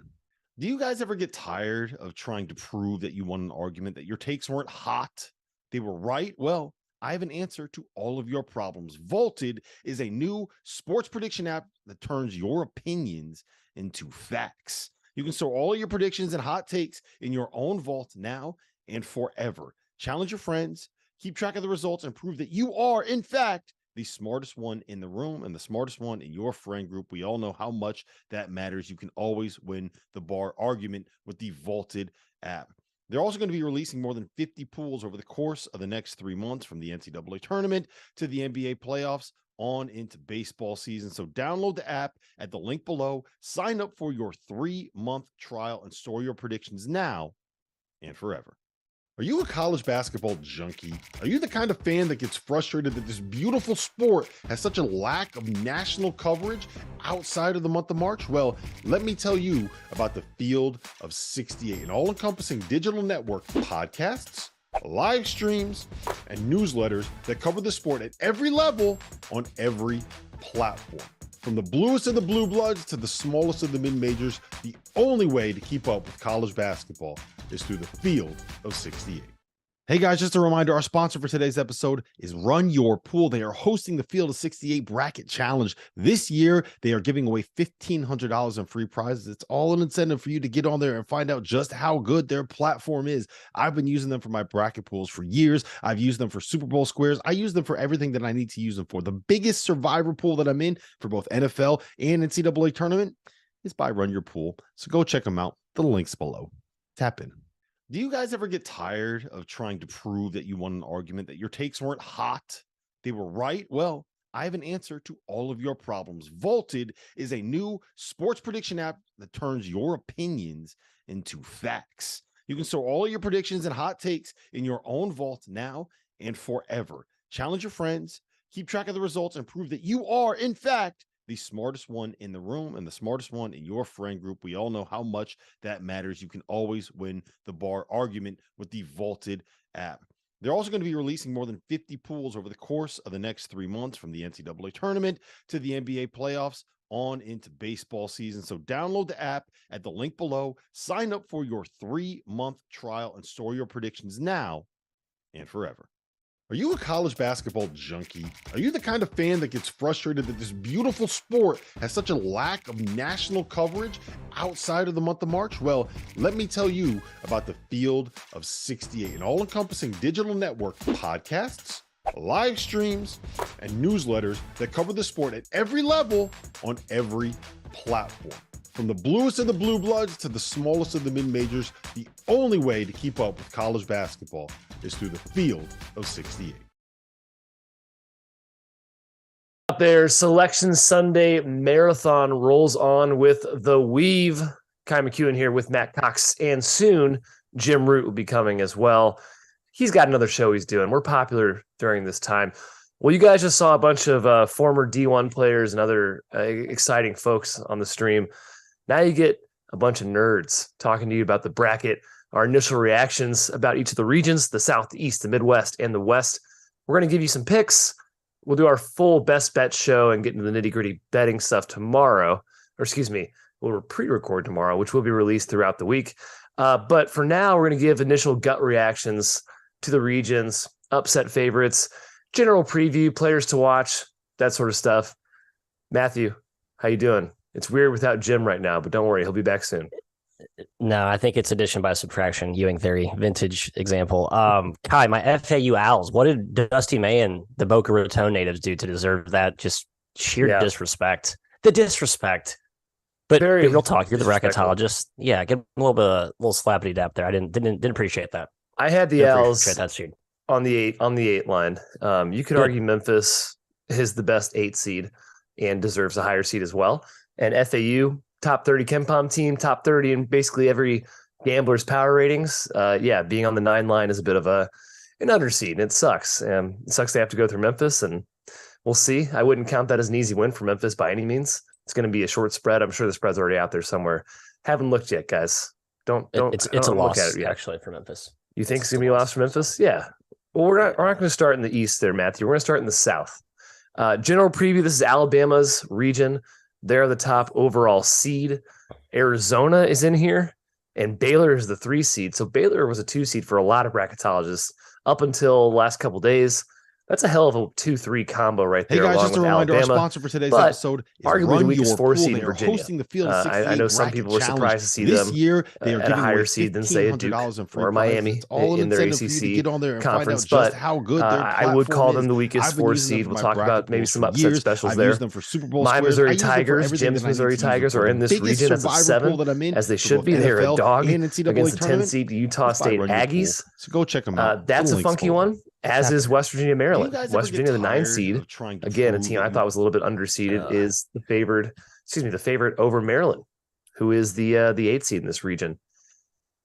What are your thoughts, Matt, just looking at the bracket as a whole really quick? Who do you think you're going to pick out of this region? Is it Bama? Do you have to go Bama? What do you think? Yeah, it's Bama for me. Yeah, I was trying to rank the difficulty of the regions. People always seem to have to have your hard line take on what's the easiest, softest cupcake region versus what's the hardest, most unfair region. I think this is the second easiest for me. I think Bama actually rolls not easily, but I think they're the least tested of my final 4 picks, which we'll get to in a second. But sorry, I was laughing at someone in the chat saying who let the high schoolers run the show. It's good stuff. I appreciate the. You'd be surprised to know we are in our 30s. I know we don't look it. Yeah. We are getting pretty. And Kai had a couple of D3 offers, by the way. You say we're not D1 players, but you were a fringe. You could have gotten there, I think. You always had the upside. Kai, here's my that I think Arizona really high upside on the bottom part of that bracket, right? But defensively, I don't really trust either. Especially don't trust Baylor. And Arizona, I mean, you got Kirk Krista playing with like one arm, and you have Omar Bala who's playing through a broken hand. So I think that was going to be maybe my, if not Alabama, then who pick. But I worry if they're a little bit too brittle. And we saw what happened last year. Their bigs weren't that great. I think that's where they were banged up against TCU, and TCU gave them all they could handle. So that's my concern there with the Cats. Yeah, man, I might take Baylor, to be honest. I'm still a pretty big fan of this team. Offensively, they're fantastic. We know this. We're worried about defense for sure, and I'm probably going to be a hypocrite a little bit later on when I say defense really matters in this tournament, because I think it does. You have to be able to play on both ends of the floor, and I'm not sure Baylor convinced us that they have the ability to do that. But they have athleticism. They have a fantastic coach. Perhaps JTT gets even more right in this tournament. Tough matchup round one with UC Santa Barbara. That's no gimme. They have a lot of talent on that roster. They have power 5 caliber players and certainly athleticism as well. Upset favorites here. Furman is the obvious one that sticks out to me. In my opinion, it's a perfect matchup for the Paladins because they can shoot over the pack line. Matthew, I know you probably agree with me. Are you a Dens guy? Are you rolling with the Dens here? Yeah, well, of course, we have to put Tennessee on upset alert as well, because they should be on upset alert every time Rick Barnes steps into the tournament as a favorite here. 10 against Louisiana. I mean, they got Jordan Brown as a 5-star recruit, former Arizona guy. They got real size. They can defend. I would put them on upset alert as well. But things I will actually pick Furman. I think Tennessee wins a close one, but I think we saw how they can be. They can look mortal. I mean, even against Mizzou, right? Who's softer, not soft, smaller, faster, more perimeter oriented. They didn't really exert their physical dominance in that one. So that's concerning. Their offense really bugs me, as it does seems like an annual tradition for Rick Barnes in Tennessee in the dance. See, I like Louisiana. I think this is a terrible matchup for them, though. Like, you could not have picked a worse 4 seed for them to play. Strength on strength. Yeah, strength on strength. It's they bully people too. They get to the rim and they rebound offensively. And Tennessee, that's really hard to do against them. They kind of shut down the middle. They are a bunch of men playing boys. No Ziegler, of course. Yeah, their offense won't be that great. Louisiana's defense isn't like that stout. I kind of worry about Louisiana in that matchup. But Rick Barnes' history in the tournament, if you're into that sort of thing, yeah, it hasn't been good. One we haven't even talked about, the obvious one, I think, for a lot of people. By the way, I think 12s and 13s, I'm kind of making a little wager here. I think they win more games than 4s and 5s this year in the tournament. I think they're that strong this season. And Charleston's going to be a very popular pick. They were the committee's top 12 seed. I love San Diego State. I have a future on San Diego State. But boy, is Charleston a good team. And I know San Diego State has a better offense this season than years past. But this Charleston team's offense can get explosive. They can really run. It's going to be an interesting little pace battle between the two. And I kind of worry about San Diego State here. I would too. We've talked about how they can go through scoring. Well, sorry, I jumped to the East region to talk about Louisiana. I didn't mean to put Tennessee so quickly in my crosshairs, but sorry, staying in the South. Tennessee. Yeah. That's my fault. Let's stay on track, Matthew. I didn't catch it either. But to hammered in your point of the 12s, 13s being really good this year, I saw Will Warren, who does the very nice bracketology resume site. He broke down the average, and this was before the field was released, but basically looking at the bracket matrix 12s and 13s, their average KenPom adjusted efficiency margin. Yeah, strong. Just to get real nerdy for everyone out there. Yeah, strongest it's been in like 10 years. So it's a really good crop. And I also think the opponent on the other side, the 4s and 5s, are less, not as more vulnerable. We'll just say that way than in years past too. So I think we'll see a lot of upsets from a seeding perspective. But again, we say that in quotations because a lot of these spreads are short. And I think that's just indicative of how closely matched a lot of these teams are. Yeah, you're going to see a ton of short spreads. I mean, Furman's like 5 at all my books in Illinois. 5. Yep. 5 against Virginia. Yep. If it was a regular season game, I'd probably say that's way too short. But the tournament has that weird thing about it that it just plays to a different number. I feel like Santa Barbara, like I mentioned, I do think they can beat Baylor, and Baylor's not, or rather, there is precedence for Baylor going down in the first round with Scott Drew. Remember Yale took down Baylor not too long ago in this tournament. I believe that was a 4-13. No, that was 3-14, wasn't it? I think it was 3-14. That was. Correct me if I'm wrong, Chad. I thought it was 3-14. No, 3-14. But I thought it was, regardless, 4-13 maybe. So UC Santa Barbara has the best point guard in the Big West, one of the best in the mid-majors. Andre Kelly played for Cal. Miles Norris is really good. Josh Pierre-Louis is really good. It's a ton of talent.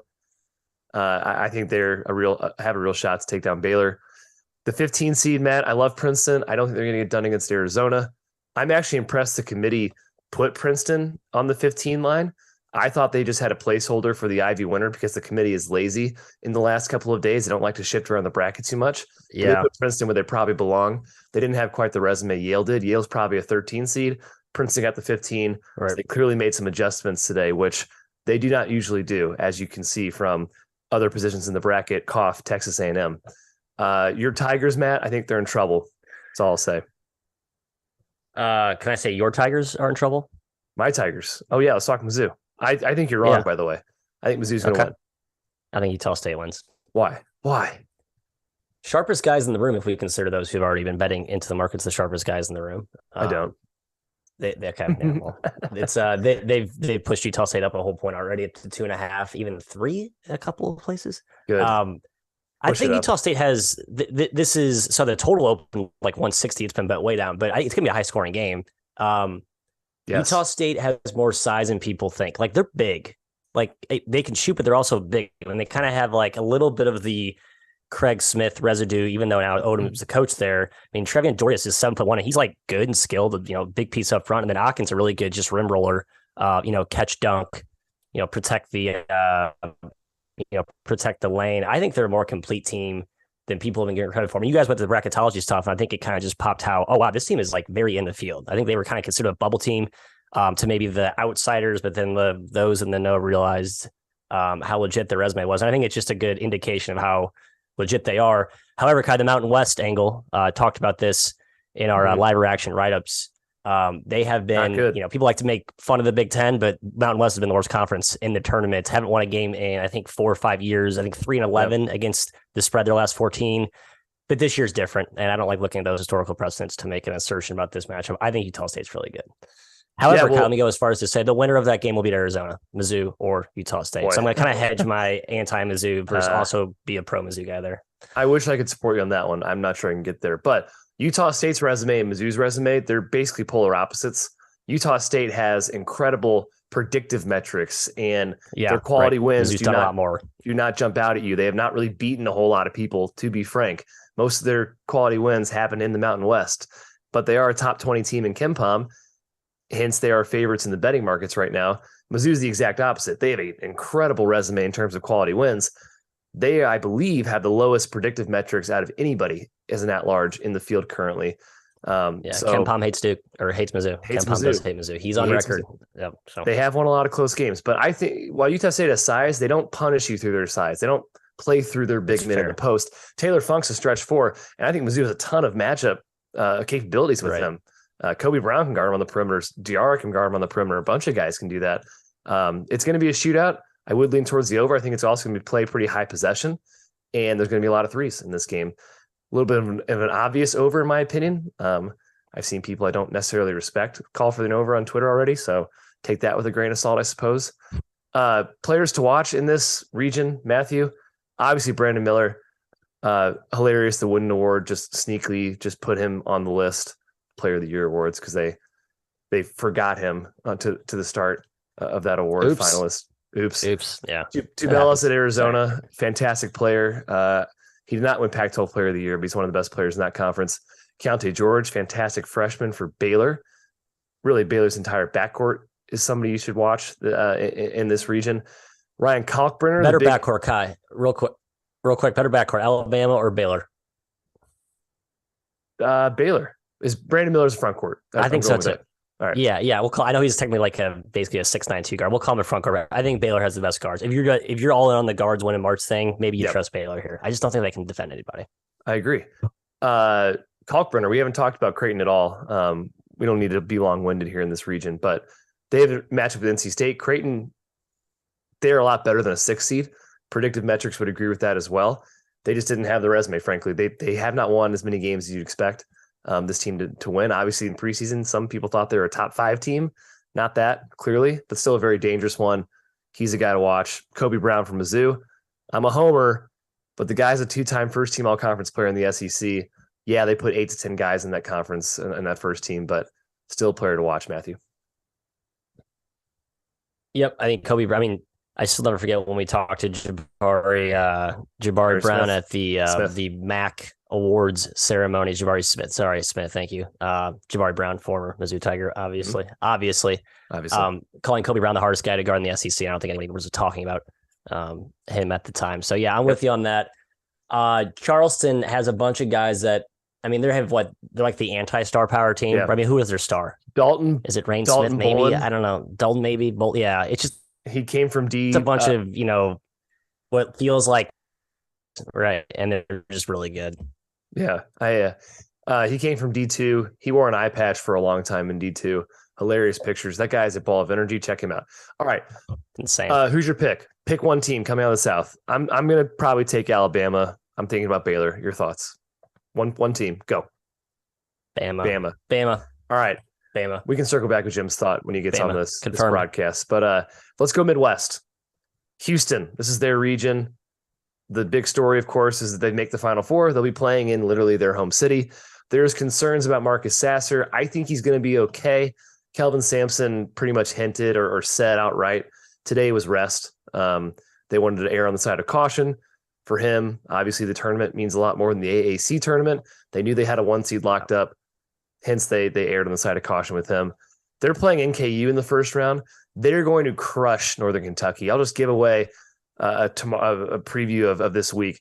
They will destroy Northern Kentucky. They will grab 60% of their offensive rebounds. Yeah. Northern Kentucky won't score. It's going to be a bloodbath, in my opinion. Like, you could not have picked a worse matchup for NKU with their zone against Houston. Right. I texted my buddies, like, if you're betting props here, just every, rebound prop for any Houston player, pick a Houston player out of a hat. I mean, especially if Sasser's out, probably more missed shots. That'll be just a, gobble hungry hippo at the rim type of situation. Yes. Funny, the lines come down to like 19, open 20, which is a big number. Man, can't use like not a complete patsy. But it's a big number. Gotten killed in this tournament too last few years. Horizon has been owned in the tournament. Yeah, which again, I don't know how much stock you put in that precedent, but I do think that that's a conference that doesn't play any defense. And they don't see real defense for 3 months because they play against each other. And so as you walk up against Houston, or I think Tennessee was who took Wright State to the woodshed a few years ago. It's like, oh, okay, this is what real basketball looks like, and so it goes. Yeah. So Houston's the 1 seed. But yeah, Texas. Go ahead. Texas, the 2 seed. They were almost a 1 seed. They had 14 Q1 wins, which it's probably the second most of all time behind Kansas this year. Xavier, surprise 3 seed. I think the bracketology boys earlier on this very stream talked about how UConn's metrics across the board are better than Xavier's. So it was a head scratching move by the committee. Of course, Xavier fans will say, hey, Xavier beat UConn twice, so shut up. And I understand. That's probably a pretty good argument there. Regardless, I think they're a little bit overseeded. They have been playing a lot better recently, kind of proving Fremantle not being in the lineup is no big deal. I still am a little skeptical of them going forward, and sneakily, I think Kennesaw State is a really tough matchup. That team is very good. Yeah. They're not going to get a lot of attention. They kind of remind me of the Northwestern State team as the 14 seed that beat Iowa, that got no press and no expectations to beat their opponent in round 1. I think Kennesaw might be able to hang around there. A pillow fight of a matchup, Matthew, in the 8-9 game, I'm calling it, between Iowa and Auburn. Neither of these teams are very good, in my opinion. I think both are actually overseeded. Not scared of either one in the second round. And of course, Texas A&M is in this region, and they got screwed as a 7 seed, frankly. Absolutely screwed. Should have been a 6, could have been argued as a 5. 2 bad Q4 losses in the non-conference really hurt them. They won 15 games in the SEC regular season and 2 more in the tournament. They're a really good team. But they, Matt, have about the worst matchup possible in Penn State, because we've said several times in the show, what do they never face? Good shooting teams. Shooting, yeah. Penn State beats them. I will pick Penn State there, but I sympathize with Buzz Williams. I think he angered the committee after his rant last year. So the committee was like, all right, well, you're good enough. We have to put you in this year, but we're gonna, drop you to whatever seed you deserve. We'll knock you down 2 pegs. I like Penn State in that one. I echo your concerns with Xavier because defensively on the perimeter they're not super strong, although they have played a little better lately. I think Marquette's defensive improvement has been talked about ad nauseum, and it's real. I think Xavier looks a little better on that end too. In general, just like a Big East theme, I'm going to be in almost these Big East teams. So, but tough matchup. Kennesaw can really shoot. I think Indiana fans saw the best version of Kennesaw, team that's athletic enough to guard. They're not going to completely manhandle that to paint without Fremantle. It's not like they're punishing people at the rim at the rate they were earlier in the year, and they get hot. Yeah, they'll scare you for sure. Indiana, Kent State, Kai, can we talk about Hoosiers and the absolute brutal draw that they were dealt? Yes, I think Kent State's going to beat them, Matt. I'm sorry, buddy. Yeah, it's a loss. I've already bet Kent State, so I'm already in on the flashes. I'm sorry. Hoosiers, have you? I do think it's a loss. Yeah, they're going to force turnovers. They're going to go toe-to-toe physically with them. They're not as big. They're not like top-line size guys. Indiana certainly has the height advantage, but physically, Kent State can play with anybody. And they proved that this season. They almost beat freaking Houston and Gonzaga. Is Jim Root here? I am. I'm here. Jim, hello. Are we? Hey, Jim, did you already bet Kent State as well? We're discussing how much we bet on Kent State against my Hoosiers. The number's really short, man. I don't like the number. That's the problem. But I like the matchup, and I like Kent State in a vacuum. I just don't love the number, but I'll probably end up betting Kent State. Yeah, I actually closing line value is important. I usually wait till I get to Vegas to bet all of them because I like having the physical tickets. I'll throw a couple early bets in there to get a little bit of line value, but that's when I can see taking like at 3 in Vegas when it gets down to it. We already talked about the South, Jim. You got Bama coming out of that region. We talked about Mizzou, how they're going to smoke Utah State, but Matt didn't think so, so we ignored him.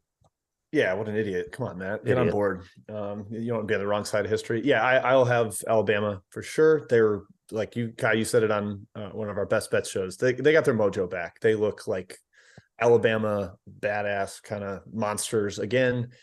I don't want to just go through all of my South takes, but we'll just suffice to say I have the time coming up. Okay. Bama. Well, Midwest, you caught us we're about to go upset favorites in this one. We talked Kent State just now a little bit.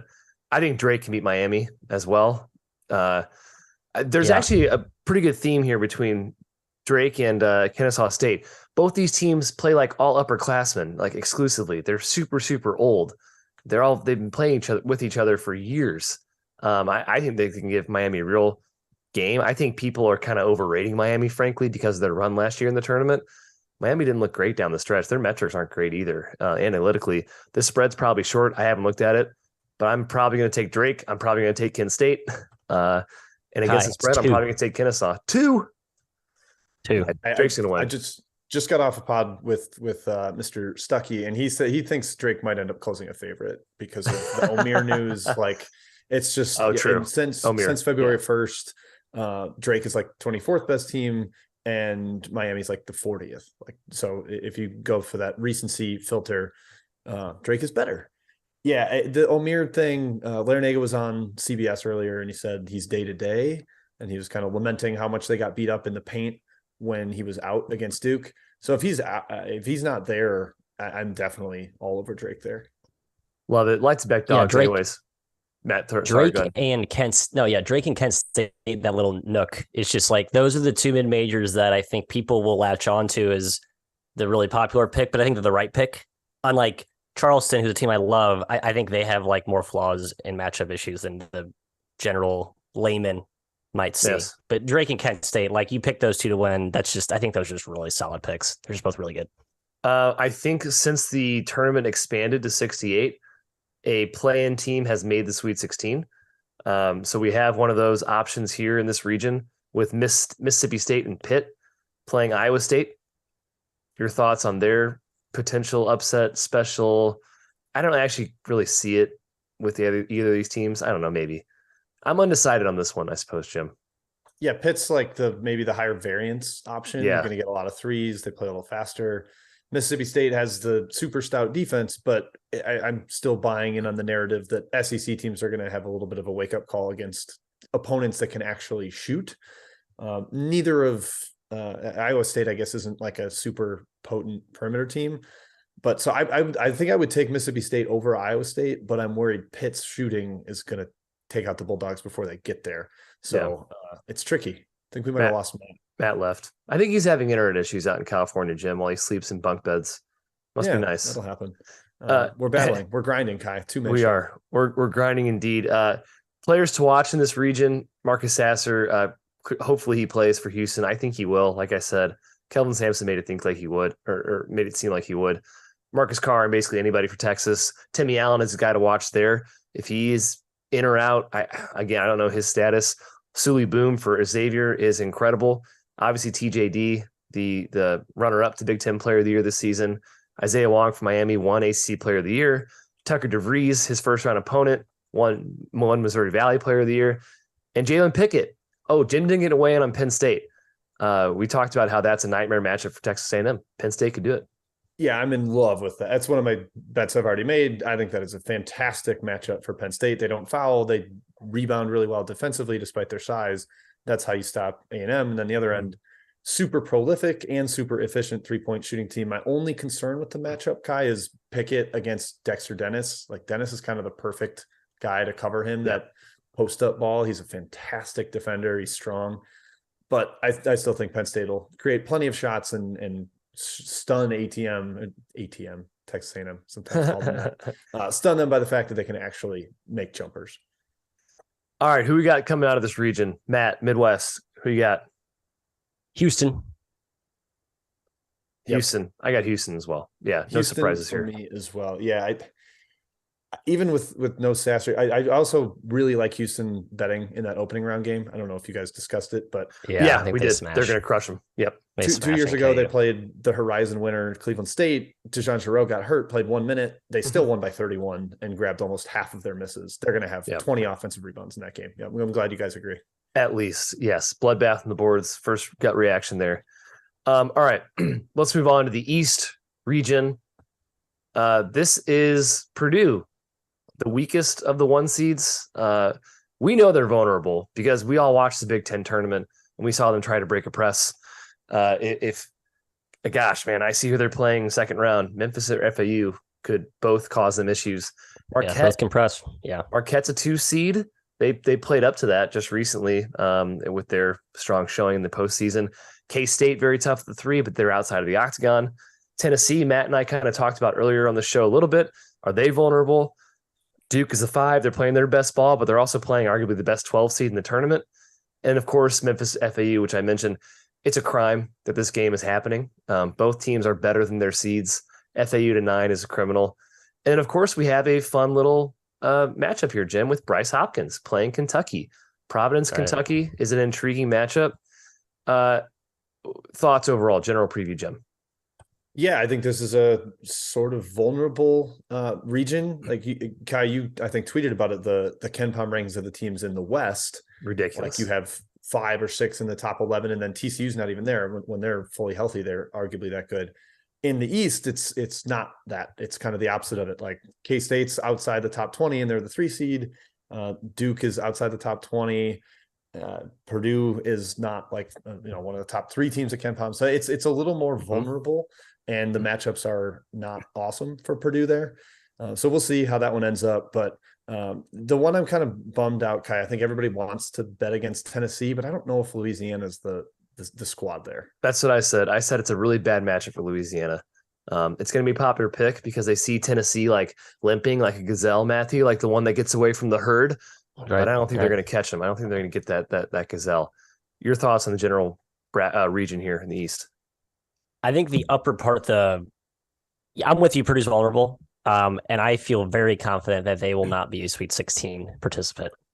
Memphis and or FAU, it's just an absolute nightmarish draw potentially waiting. And Tennessee, you're right, for all their tournament shortcomings, by the numbers, they're still a phenomenal team, right? They have that, we call it get off the bus eye test, just look like a bunch of football players that happen to be pretty good at basketball as well, although they struggle to score, and that's been kind of their bugaboo, not just this year, but historically.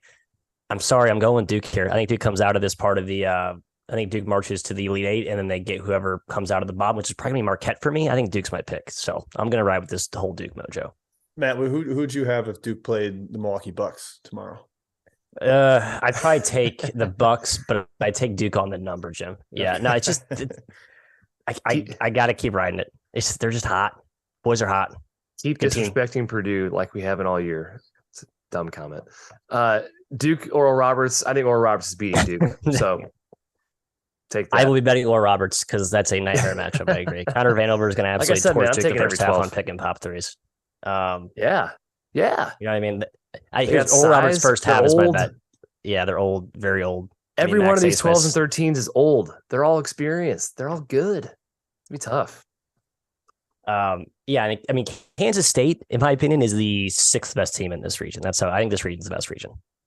Yeah, I think Kansas State's a bit of a vulnerable for Montana State, Jim. I think Montana State covers that game. Yeah, last year we were like, okay, Montana State, super physical, awesome at the paint, just need to get the right matchup to be competitive. And then they got Texas Tech's defense, which was like the best paint defense in the entire country. Mm-hmm. They got absolutely obliterated in that game. Much better matchup for them here. I don't perceive K-State as like some great post-up defense, and that's all Montana State does. They play through Bello, they play through Osobor in the paint. They can't really shoot, but that's okay. I don't think you need to beat K-State. And K-State's not playing at Bramlage, Kai. We know how awesome they are in the Octagon of Doom, but they're a little more vulnerable when they're playing in other places. Yeah, I think Montana State can compete there. Another one of my preferred opening round bets there, the Bobcats. Yeah, indeed. Who are we? We're the 3-man weave. You haven't heard of us? Get out of here, Drew P. Freaking Drew P. Picks in this region. I like not Duke, Matthew, because I think Oral Roberts is going to beat him. I'm taking Marquette out of this region. I think Memphis might get to Elite 8. I'm taking Marquette. Jim, you too? This is a cue for Marquette. I'm taking Cat as well. Yeah. This ended up being a pretty good draw for them. I wasn't sure if I was going to be able to have the cojones to pick them all the way to the Final Four, but I'm not really in love with any other team in this region. And the defense is actually starting to show up. Since February 1st, it's a top 50 defense for Marquette. It's not the fatal flaw that it seemed like it was going to be. They've got an MFer at point that can get big shots late. Ball movement's beautiful. I'm rolling with the Golden Eagles to win that region. Matthew. Duke.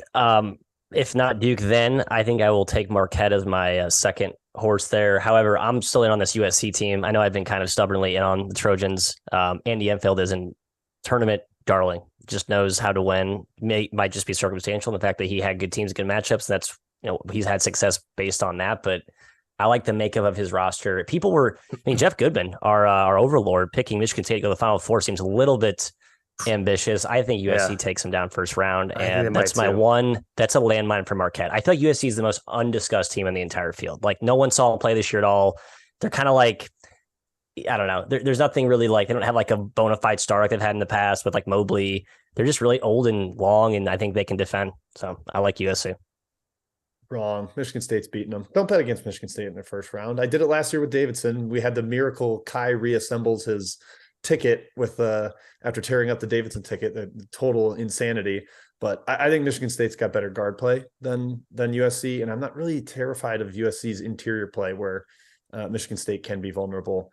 I like Michigan State there, Matt. Sorry, Sparty. Those guards are playing well. Hogarth, Walker especially, like they've really gone to a new level. And Hauser, who got a lot of slack for multiple years, he's playing like a legit Big Ten, all Big Ten guy too. Yeah, upset favorites we kind of talked about. Players to watch here, obviously Zach Edey, pretty important player. Oh, this is what I want to talk about really quick. So there's always popular picks, right? Popular upside picks every single year. Doesn't necessarily mean they're wrong, but there's always the same consensus picks every single year, it seems. I don't think I've seen anybody take Purdue past the second round. Does that bother you? Are you going to feel like a sheep if you get out in the second round, Jim? Have Purdue out in the second round? Are you going to feel like a sheep if you take some of these 12s over 5s? What are your thoughts? Yeah, maybe. We do call Purdue vulnerable, but like it's not like last year where the defense was just horrific and you knew that was going to completely show up and undermine them. This year, they're much more balanced. Edey's fantastic keeping his arms up at the rim. They never foul, so they're not going to give away any easy points. And Memphis does prefer to get to the line. They would like to get Kendrick Davis there constantly. And Memphis can't really shoot. They have really low volume of three-point shooting. FAU is very different. They will spread you out and kind of destroy you that way. I do love both those 8-9 teams. I'm probably going to be joining the sheep, Kai, and betting against Purdue or picking against them there. But, that's okay. It doesn't make it wrong. 2 years ago, Ohio, everybody picked them to beat Virginia. Yep. Like it happens. Yep. Middle Tennessee played Minnesota. Minnesota. That's right. Yep. That was everybody picked Middle Tennessee finished as a favorite, I think, in that game too. Okay, players to watch. Zach Edey, player of the year, Purdue. Everyone knows who he is. He's the big 7'4" guy. He scores every single time, turns over left shoulder, hook shot, goes in. Kyle Filipowski for Duke. Matthew, some say he should have been ACC player of the year. He did not win it. He just won the Freshman of the Year. Not a bad consolation prize. Keontae Johnson, great story this season, coming back from that tragedy on the court that he had for Florida. He's playing for Kansas State. Him and Marquise Noel, one of the best duos in college basketball. Kendrick Davis, a guy that will get a lot of press if Memphis ends up beating FAU and beating Purdue. He's one of the best point guards in the country. And of course, Tyler Kolek, the newly minted Big East Player of the Year, playing for Marquette. Fantastic player. Absolute must-watch television. We didn't really touch on Vermont, Marquette's first matchup. It's a pretty good 15 seed overall, but I'm just not sure they match up very well with Marquette. Cool story about I didn't realize this. Russ the Court tweet about this. The Matt Veretto story, guy who played at Delaware in 2019, graduated, worked like downtown Manhattan, decided to go back to college, 1 year of eligibility left. Now he's like a legit piece. They get 15 in the title game over UMass Lowell. Kind of a cool thing. But yeah, I agree. The Catamounts have been kind of like dismissed. Like this is not like the sexy Anthony Lamb, everyone's picking Vermont team anymore. I think they look at Marquette. Everyone kind of takes Marquette pretty seriously. And so it's like, Marquette, and then we all move on. This is the lowest Vermont's been seeded in a long time. Yeah, and also it's low seed for them. Field. They were bad in the non-con. They were kind of figuring out who they were. They lost a ton from that team last year. I think we see more of that version. I just don't think that league is very good. So that they were able to run through it, really impressive domination, but faced up against a team with an offense as lethal as Marquette's. I can't get there with the Catamounts, Kai. Hey, gut reaction, 16 seed playing game, Texas Southern or FDU? Gut reaction. Texas Southern. Texas Southern preseason pick to win the SWAC, by the way. They were 8th seed and they ended up winning the tournament. Yeah. That's one I bet already too. It's like -2 or something. They're favored despite being 13-20. I think everybody's sniffing out the fact that Texas Southern is actually good and they're not the horrendous SWAC doormat that they were half the year. The committee put Texas Southern above FDU and SEMO in their S curve, which is hilarious because they're 7 games below 500. I'm actually surprised they did that. I think that's kind of wrong, but they did it. They're playing each other. So yeah. All right, let's head west, guys. And yes, this region is absolutely stacked. I tweeted about it, but 5 teams are in the top 11 in KenPom. And that's before you get to Arkansas, who's a top 20 team in KenPom, TCU, who's a top 30 team and has the potential to be a top 20 team. It's incredibly stacked. Kansas, the 1 seed, set the record this year for Q1 wins, 17 Q1 wins. UCLA, almost a 1 seed. No Jalen Clark for them certainly hurts. Gonzaga, almost a 2 seed. The best offense in the country is Gonzaga. UConn, underseeded. We talked about how Xavier's metrics were worse than them across the board, but Xavier got the 3, UConn got the 4. They can be the best team in the country when they're firing on all cylinders. And St. Mary's, super good as well. And then again, Matt, you get TCU, you get Arkansas, etc. Zooming in on a couple of first-round matchups just really quick here. Arkansas, Illinois, 8-9. In my opinion, Illinois is overseeded here. I think Jim agrees with me on this one actually too. I think Arkansas takes them pretty easily, and I think they give Kansas quite a run in round 2. You don't think so? Yeah, when's the last time Illinois had like an awesome win? It was like November. I know. It was like November. I know. I should give up on that team. I agree with you. I've been too stubborn, but the upside attainability doesn't feel like it's just like a, hey, turn it on, flip the switch. And I actually kind of trust Musselman just in this context. I do. Same. They've kind of got like the series of bigger athletic wings that Illinois also has in their stable. So they're not like going to have an advantage of having all that lineup flexibility. I think I've been saying all season that this Illinois team is built more for the big dance than the Big Ten, but they just drew a really tough matchup here with Arkansas. A ton of talent on that roster and a coach who's very, very has succeeded in this format. Clearly puts together a solid game plan. Kai, what, are you losing it over there? I was laughing because Trevor, one of our producers, texted us and said, "Thanks, guys." At the Illinois comments, he went to Illinois, so he's just giving us crap there. Yeah, I'm sorry. It's just not. I don't think it's a good matchup, Trev. I'm sorry. I'm not really going to root for Illinois because I went to Mizzou and I don't really like you guys. But I wish you luck in the future outside of this tournament for sure. Upset favorites in this matchup, or excuse me, region. VCU is a 12 seed, and they are a lot better than 12 seed in my opinion. The A-10 was super down this year for sure, but I think right now, if you've been watching VCU play recently, you could argue they are at large caliber. They didn't have the resume to get there, but they're definitely to that caliber. Ace Baldwin, he's one of the best players in the country, period. And they have a lot of high major players in that team. Could definitely give St. Mary's some issues, but it's also a really, really tough 5. It's probably one of the, I would say the top 5 in the entire tournament, Jim. Yeah, it's tough versus tough. That's what it is, right? Tough versus tough. Yes. Yeah. Well, it's going to be tough. Like what St. Mary's funnels you into doing shooting wise. Like they're super in the post. They're going to take the paint away, and then against pick and roll ball screen stuff, they're never helping off of shooters, which is going to hurt VCU. They're just going to have to take a lot of mid range stuff. Baldwin's probably going to take a million floaters. Maybe Zeb Jackson. Who am I thinking of? Kai, the Michigan transfer. Brandon Johns. Yeah. No, the other one. They've got two. Oh, Zeb Jackson. Zeb Jackson. Yeah. Thank you. Yeah. The name was a tip of my tongue. But yeah, those guys are probably going to have to hit a lot of contested 15-footers because of the way St. Mary's defends ball screens. That's not what I love about VCU. I don't know. Does St. Mary's take care of the ball? They usually do, but they have a freshman point guard. So that's going to be something to watch in that matchup as well.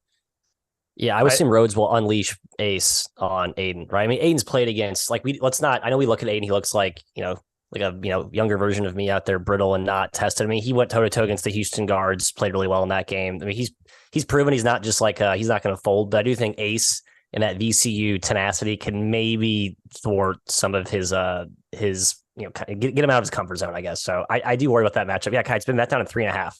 So I mean, it's closer to pick him. 6 at Ken Palm. Yeah, and it's 3.5. That I was opened at 5 and got that down to 3.5 pretty quickly. I think it's going to be a popular take. I don't think people really know how good St. Mary's is because they just assume they're St. Mary's and they're not very good. But they're 11th, obliterated by Gonzaga. That was the last thing people saw of them. Exactly, and this is a team that is incredibly good and plays fantastic on both ends of the floor. I think that's very important. VCU is still a little bit challenged offensively, despite their really good defense. And again, the A10 was awful this year. It was a dumpster. Conference-wise, it wasn't close to the WCC this season.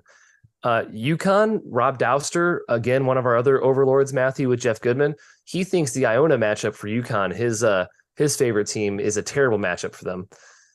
Personally, I don't think UConn really has a terrible matchup in the mid-major landscape, but Rick Pitino, I think he's a much better coach than Dan Hurley. No offense if Dan Hurley's watching this program. Your thoughts on this game?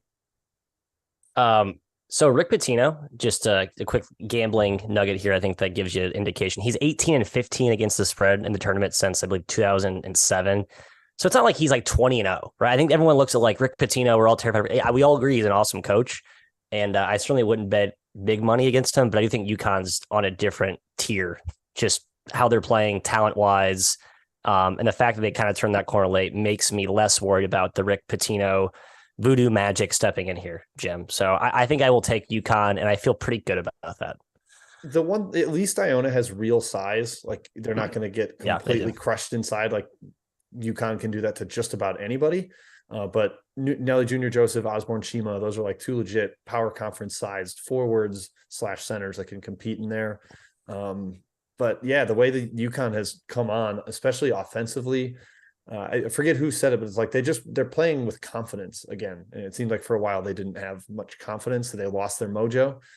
They've got their mojo back despite the loss to Marquette. So it does worry me there. Pop quiz. How many Sweet 16s has Dan Hurley made? 0. That's correct. He's made 0. I'm not saying that's predictor of what's going to happen in this tournament, but worth noting. I think it's also worth noting that this team feels like as underseeded as, was it Louisville that was a 4 seed that made a huge run? I agree. UConn is ranked 4th in KenPom. They would be favored almost over any team in the country besides 3, pretty much by all bettors' accounts. They'll probably be favored over the 1 seed if they play Kansas. They will be favored over Kansas. They play Kansas. Yep. That's a dangerous team right there. And again, this region is stacked. Boise, real quick here. Yeah. Sorry, real quick on that UConn game. My shout out to my dad for compiling some good little factoids here. Only 6 teams will travel 3 hours or less to their first round matchup. 2 of those are UConn and Iona. So it should be a pretty fun atmosphere in the Northeast corridor there. It is in it's in Albany. So this will be like heavy Iona. It could be a very nice Iona crowd, actually. Boise Northwestern, just touch on it really quick. It's cool Northwestern's in the tournament again, 2nd appearance ever. Boise's favored as the 10 seed. We saw this with Utah State and Mizzou. I really don't have a quick lean on this yet. Just an interesting matchup. Jim, early thoughts here? Feels like it'll be a grind. Very grindy. Defense versus Northwestern's defense, 2 top 20 units on that in that regard. I'm going to be probably betting multiple Mountain West teams, whether that includes against my Tigers is a I will debate. too. But I like Boise here. San Diego State, I know you guys already talked about it, but that's like one of the few favorites I'm really, really in on. I like them against Charleston. But Boise Northwestern, yeah, I trust the shot making of Marcus Shaver just a little bit more than Boo Buie late in that one. I will probably be a Buck and Bronco there. I touched on it earlier with the 11 seed thing, the play-in games making the Sweet 16. It's happened every single season since it was invented. I'm way more scared about Mississippi State and Pitt beating Iowa State than I am about Arizona State or Nevada beating TCU. Matt, I just don't shake in my boots when I think of Nevada or Arizona State. I agree Your with thoughts? that. Yeah, you agree? I agree. And both Alford and Bobby Hurley's tournament or lack thereof success does kind of give me, it reaffirms that I'm not super terrified of those teams. You're right. If you're a TCU fan, you feel good about that, but you have Gonzaga lurking. And while you could argue you match up well with Gonzaga, this version that we've seen recently of Gonzaga is not one I'd want to see particularly. So I think that game, I hope we get that game because it will be a shootout. Both teams really want to play in transition. And you could argue that TCU is one of the few teams in the country that's better in transition than Gonzaga is. The defense is lacking a little bit for the Zags, but the offense is a fireball. That game could be like 95-92 or something. I'm just really, really hoping we get it. Players to watch. Right. Joe, I like what Joe said. Joe, I just want to give some love to Joe's comment. Very astute observation. It could feel like the TCU Arizona game we saw last year. And obviously comparisons reasonable there with Tommy Lloyd, Mark Few, same type of style effectively. So yeah. Before we get to picks, just some players to watch here. Jaime Jaquez, Pac-12 Player of the Year for UCLA. His point guard too, Tiger Campbell, a guy to watch. His first round opponent is Drew Pember for UNC Asheville, who will be in the NBA eventually, in my opinion. Fantastic talent, ridiculous athlete. Jim, and I'm not sure they really hang around with UCLA because they just have two guys and UCLA is really good, but fun player to watch regardless. Remember the name Drew Pember? Yes, there you go. Yeah, remember just Drew Pember. Jalen Wilson for Kansas, Big 12 Player of the Year, unanimous Big 12 Player of the Year. Anthony Black and Nick Smith for Arkansas. Tough second round matchup. Again, a lot of pundits are choosing the Hogs over Kansas. Look out. Sanogo for UConn.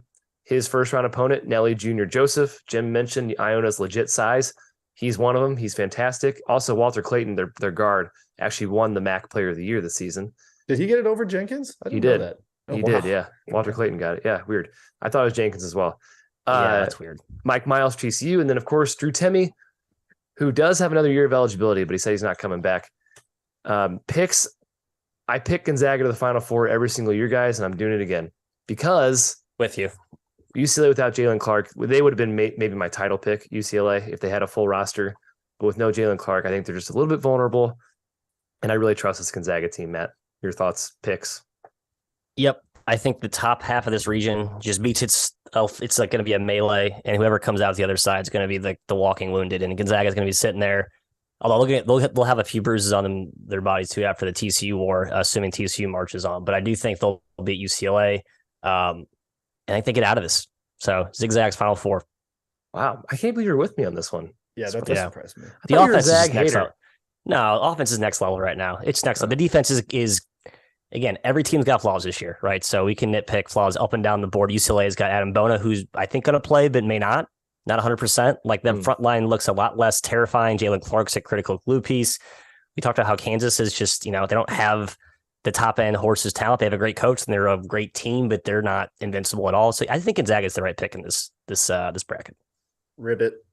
I'm taking the Frogs. I'm sticking with TCU. Wow, look at that. I picked them to the Final Four in the preseason. I kept it in the midseason on our pod. I'm going to stick with it here. It's funny, Kai, you talk, there's 5 teams in the KenPom top 11, and I'm not going to pick one of them. That seems stupid, but I'm going to do it anyways. I think they're that good when they're fully healthy. And I know there's no Lampkin, but the effort against Kansas State without him was really, really good. They just came up a little short against Texas. I think I know what Sherry's saying in the chat here, Pat. I'm gonna give Sherry the benefit of the doubt here. I think what Sherry means is people fall in love with exciting styles, aka offense, and I think you need to have both to win the tournament, which makes the Gonzaga pick a little bit shaky because we know their defense has struggled this season. They're not quite as good on both ends. They just are so dominant on the offensive end. Hence my more trust in them. Now Kansas has a great defense. UCLA's defense is pretty darn good as well. So those are pretty safe picks, I'll say in quotation marks. But I'm just enamored by the Zags offense. I think it's really good. And the defense will get better too, Jim. I want to offer a comment on that. Last year with the underdogs, a lot of the double-digit seeds, there were like 7 of the top 15 3-point percentage teams were underdogs. And I really fell in love with it. I was like, oh, these dogs can make shots. And then the ones that actually really competed were more the ones that can defend and play up physically with more athletic teams. And then you manufacture shots. So when you're looking at the dogs, I think somebody who's less sexy, like a Drake, doesn't have the shot making that some of the other underdogs does, but Drake is a great dog pick in this tournament, I think. Yeah, it's teams that can defend that can get hot, right? Sort of play above their heads in terms of shots are falling. But if all you have is shot making, you have nothing to fall back on, no defensive backbone, like then, you have to shoot 15 or 30 from 3. It's just not exactly a winning strategy. All right, so we each have our final 4. So let's go through that really quick, give title picks, just knee jerk. You don't have to stick with them through the week, guys. We know it's the couple hours since the reveal here. And yes, Drew, we will have a 3-man weave pod this week as well. It'll be live tomorrow, I believe. I think. Yeah, Monday. We got to sort out time. We'll let you guys know on that one, as well as Field of 68 best bet shows. We have a lot of shows this week. My final 4 then right now, Alabama, Marquette, Gonzaga, and Houston. I'm taking Houston over Gonzaga. I'm taking Bama over Marquette. And I'm taking Houston to win the national title. Is it chalky? Yeah. Chalk wins bracket tournaments, guys. Chalk wins bracket pools. Look it up. Does. Jim. Same Final 4 as you, except for TCU over Gonzaga. So I have Marquette, Houston, and Alabama. And I will go with my Cougars. They've been my pick since April 7th, 2022, going into this year. Houston over Alabama, Matthew. Houston, Duke, Alabama, and Gonzaga is my final 4. To be honest, I haven't actually chosen a final winner, but I'll just do it off the cuff because that's what we're supposed to do on this show. I will stick with Houston. The Sasser thing worries me. I feel like I should just go ahead and put all my chips in. He's fine. Okay. I know he warmed up fully. I think it's just precautionary to send him out. Still, they need him, in my opinion. And want to pick Duke? Like, I have 99 of my 100 chips in on Duke. I want to keep one in my back pocket here. I'm going to pick Houston. I think that's just the right pick. So, all right, man. Houston over who in the final? Yeah. They're Duke? playing the winner of Duke, Houston Duke. Wow. Okay. There he is. The entire bar in Vegas is going to be on Oral Roberts. I just hope you can. I'll be on. I bet them too. I bet them too. I All bet right, them first half. Kind of. Van Over's gonna make like 5 threes. Place will be going bananas. It's gonna be fun. All right, good. Well, yeah, as long as we're on the same team, it's all good, man. All right, that does it for us. 3-man weave on the Selection Sunday Marathon show here. A reminder, if you want to join the Field of 68 bracket pool, that's at Run Your Pool. Check that out. I think it's runyourpool.com/field68, something like that. Also, check out the app called Vaulted, VLTED. Keep track of your hot takes, improve people you're wrong, keep receipts, all that good stuff.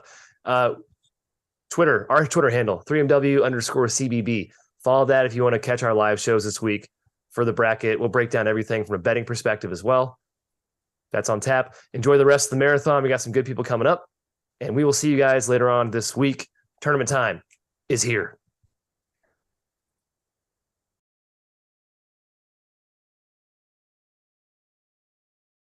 This year, they are giving away $1,500 in free prizes. It's all an incentive for you to get on there and find out just how good their platform is. I've been using them for my bracket pools for years. I've used them for Super Bowl squares. I use them for everything that I need to use them for. The biggest survivor pool that I'm in for both NFL and NCAA tournament is by Run Your Pool. So go check them out. The link's below.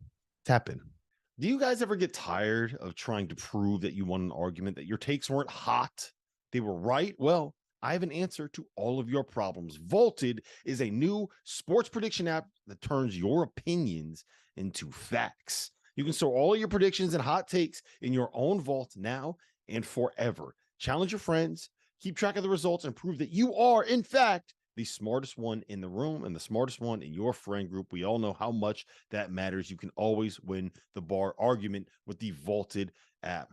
They're also going to be releasing more than 50 pools over the course of the next 3 months, from the NCAA tournament to the NBA playoffs on into baseball season. So download the app at the link below, sign up for your 3-month trial, and store your predictions now and forever. Are you a college basketball junkie? Are you the kind of fan that gets frustrated that this beautiful sport has such a lack of national coverage outside of the month of March? Well, let me tell you about the Field of 68, an all-encompassing digital network of podcasts, live streams, and newsletters that cover the sport at every level on every platform.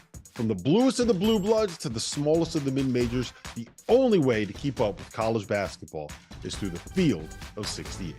Hey guys, just a reminder, our sponsor for today's episode is Run Your Pool. They are hosting the Field of 68 Bracket Challenge. This year, they are giving away $1,500 in free prizes. It's all an incentive for you to get on there and find out just how good their platform is. I've been using them for my bracket pools for years. I've used them for Super Bowl squares. I use them for everything that I need to use them for. The biggest survivor pool that I'm in for both NFL and NCAA tournament is by Run Your Pool. So go check them out. The link's below.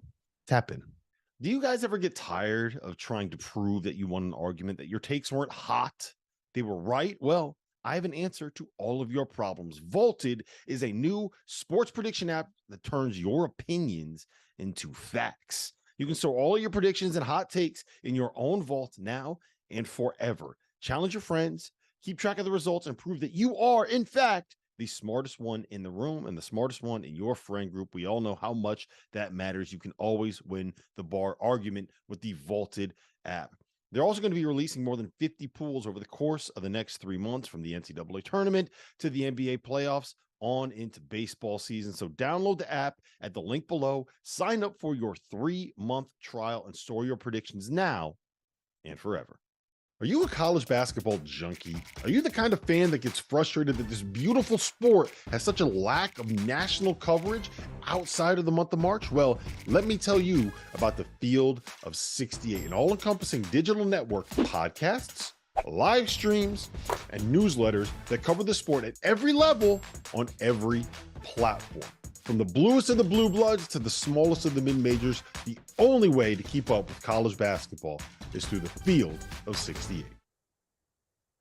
Welcome back to the final hour of the Field of 68's Marathon Selection Sunday special. I'm Greg Waddell. We have my Sleepers Media co-host Carter Elliott in the house. We have Sports Illustrated's own Kevin Sweeney in the house. And we're going to peel back the curtain a little for all you people watching at home. The three of us were just together yesterday in Chicago for the Big Ten tournament. Some called it the Little 10 tournament. And now, less than 24 hours later, here we are again, fellas. I just can't get enough of the two of your faces in college basketball in general. Sweeney, how are you tonight, my friend? I'm doing great. I mean, obviously, Selection Sunday, I kind of view as like it's almost bittersweet. Like, obviously, like, you're excited about the tournament, but like, I love college basketball season, and this is the start at the beginning of the end. So pumped that we have a bracket in front of us, excited for what's ahead. And definitely a little gassed from the last week in conference tournaments. So, Card, I've seen you with a genuine smile before. I've seen you with a fake smile before. I've seen you in pain, my friend, over the last 4 months. Today, I can tell you are just beaming with excitement, with joy, with love for your team and the NCAA tournament itself. Is that fair? Oh, 100%, especially after Sweeney just gave us that buttoned up SI. Oh, I'm just so happy for the Selection Sunday, and the bracket just warms my heart. I am ecstatic for this. We got chaos on the horizon. I love the draw for my team personally, but I mean, just looking across the bracket, there's gonna be a lot of chaos, a lot of, I don't know, use the word violence, I guess, and I thrive off that. So I'm excited. You violence? Really? No, don't tell me that. I can't. Just a bit. Just a little bit. If you're still watching this, if you've been watching the whole show tonight or at any point in the night, we thank you, of course, for watching us on the Field of 68. We appreciate that you've made it this far. By now, Doug Gottlieb has probably finished 11 bags of chips. Who's to say? I don't know. But this is officially the After Dark portion of After Dark. Things might get a little wild in this final hour, but we are going to try to frame this up like any other bracketology show today. We're going to go through the regions of this bracket and get your guys' thoughts. I want you to tell me what you think, because I have some pretty hot takes to fire at you. Let's start with the South. Alabama, the number 1 overall seed here. No surprise there. But, guys, my gut feel looking at this bracket, and I said this to Cart yesterday, I kind of predicted this. There's like 4 teams in this region that I wanted to pick as Final Four teams. Like I had stars next to their names all season long. Like, oh, if they get the right draw, they're going to my Final Four. They're all in the same region. And I hate that. Sweeney, what do you make of the South? So I think the top of the South and the bottom of the South are very, very different. I think the top of the South sets up as well as you could possibly imagine for Alabama, right? You have, in my opinion, the worst or most vulnerable number 4 seed in Virginia, a team that has really struggled down the stretch, doesn't easily generate offense. You have San Diego State as the 5 seed, who, again, really good team, really disciplined, really good defensively, but another team that struggles to generate consistent offense and also struggles against teams you can't press and turn over. And the 8-9 game, like I think Maryland and West Virginia were teams on that line you wanted to play, at least in comparison to Memphis, at least in comparison to Arkansas and Illinois and teams like that. So to me, like I love Alabama's draw to the Elite 8, but that Elite 8 matchup, whether it's with an Arizona team that just comes off a Pac-12 championship, whether that's with a Baylor team that has 3 of the best guards in college basketball, whether it's a sleeper like Creighton, that one of the best starting 5s in the country, maybe even Mizzou. Like Mizzou has played really well here in SEC tournament play. Their offense is dynamic and explosive. They've won some high-level games. Like I think the bottom half is really going to be a war, and I think Alabama is going to cruise to that point. And that's why I think Bama gets to the Final Four in the end, is that I think their path to getting to a kind of 50-50 game is a little bit easier than it would be for other teams in other regions. What do you think, Hart?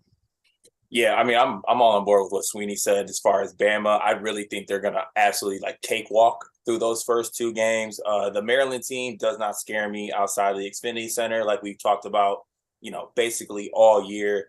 West Virginia, I think they get a little bit of a bump because they had to go through the grind of the Big 12. And yes, they did win some games, but that's not necessarily a team that I fear. In March, I fear Bob Huggins, but I'm not really fearing West Virginia and the Fighting Eric Stevenson. So, yeah, I really think Bama has honestly a cakewalk to the Elite 8 at minimum, and I like them to come out of this side of the bracket. I think that Bama-Arizona matchup is kind of what I would want if I could fill out my bracket that way. But, I mean, like Sweeney said, as you're going through this, I mean, Virginia being the 4 seed, like that's not something that scares me. Creighton, I think, is a team that scares me as a 6 seed just because they do have the potential to be good. Their ceiling is extremely high. But as we saw this year, they had some games where they slipped up. And, I mean, you keep going down this. I mean, everyone's kind of getting out on Baylor a little bit. I'm not necessarily jumping off the Baylor train. I'd actually like to get your guys' opinion on that. I'm personally not jumping off the Baylor train just because of those guards and what they can do in March. But they kind of, crawled across the finish line at the end. So I'd like to know how y'all feel about Baylor, honestly. I want to jump in on Baylor quickly because what I alluded to at the top, there's 4 teams in here I had stars next to. I wanted to pick them, or at least would think about picking them to the Final Four, depending on the draw. Those 4 teams are Alabama, Arizona, Baylor, and Creighton. Like I knew Creighton was going to fall. I thought maybe like a 6 seed or even a 7 seed. That's what the bracketology guys told me this afternoon. They end up on the 6 line. Like Creighton and Baylor having to play before either of them are in the Sweet 16 is insanity to me. Like I just hate that for both of them. I think on their best day, both these teams are closer to top 10 teams in the country. That's just a slaughterhouse of a game. Creighton has to get through NC State first to me. Like I love that backcourt. And we saw what they did in the ACC tournament in the first game against Virginia Tech. Like if they just go nuclear, I don't know that there's much a team can do. But it scares me because I still could talk myself into Creighton, even given this draw. But comparing it to like how you guys are saying with Alabama, it's like, pretty much 0 tests for them until they get to the Elite 8. Like Creighton, in my opinion, would really have to win 3 games that they're either, pick'ems or underdogs in just to get to a Final Four and get out of this region. It seems crazy to me. And Baylor's kind of in a similar boat. Like if you're calling that Creighton game a potential toss-up, then you get Arizona in the Sweet 16 just to get to Alabama. Like that alone is enough for me to talk myself out of Baylor, even if I want to talk myself into them, like you said, Cart. My issue with Baylor, Greg, is the defense has not gotten better. I think the hope and the vision when you're sitting here on February 1st was, man, they get Jonathan Tchamwa back.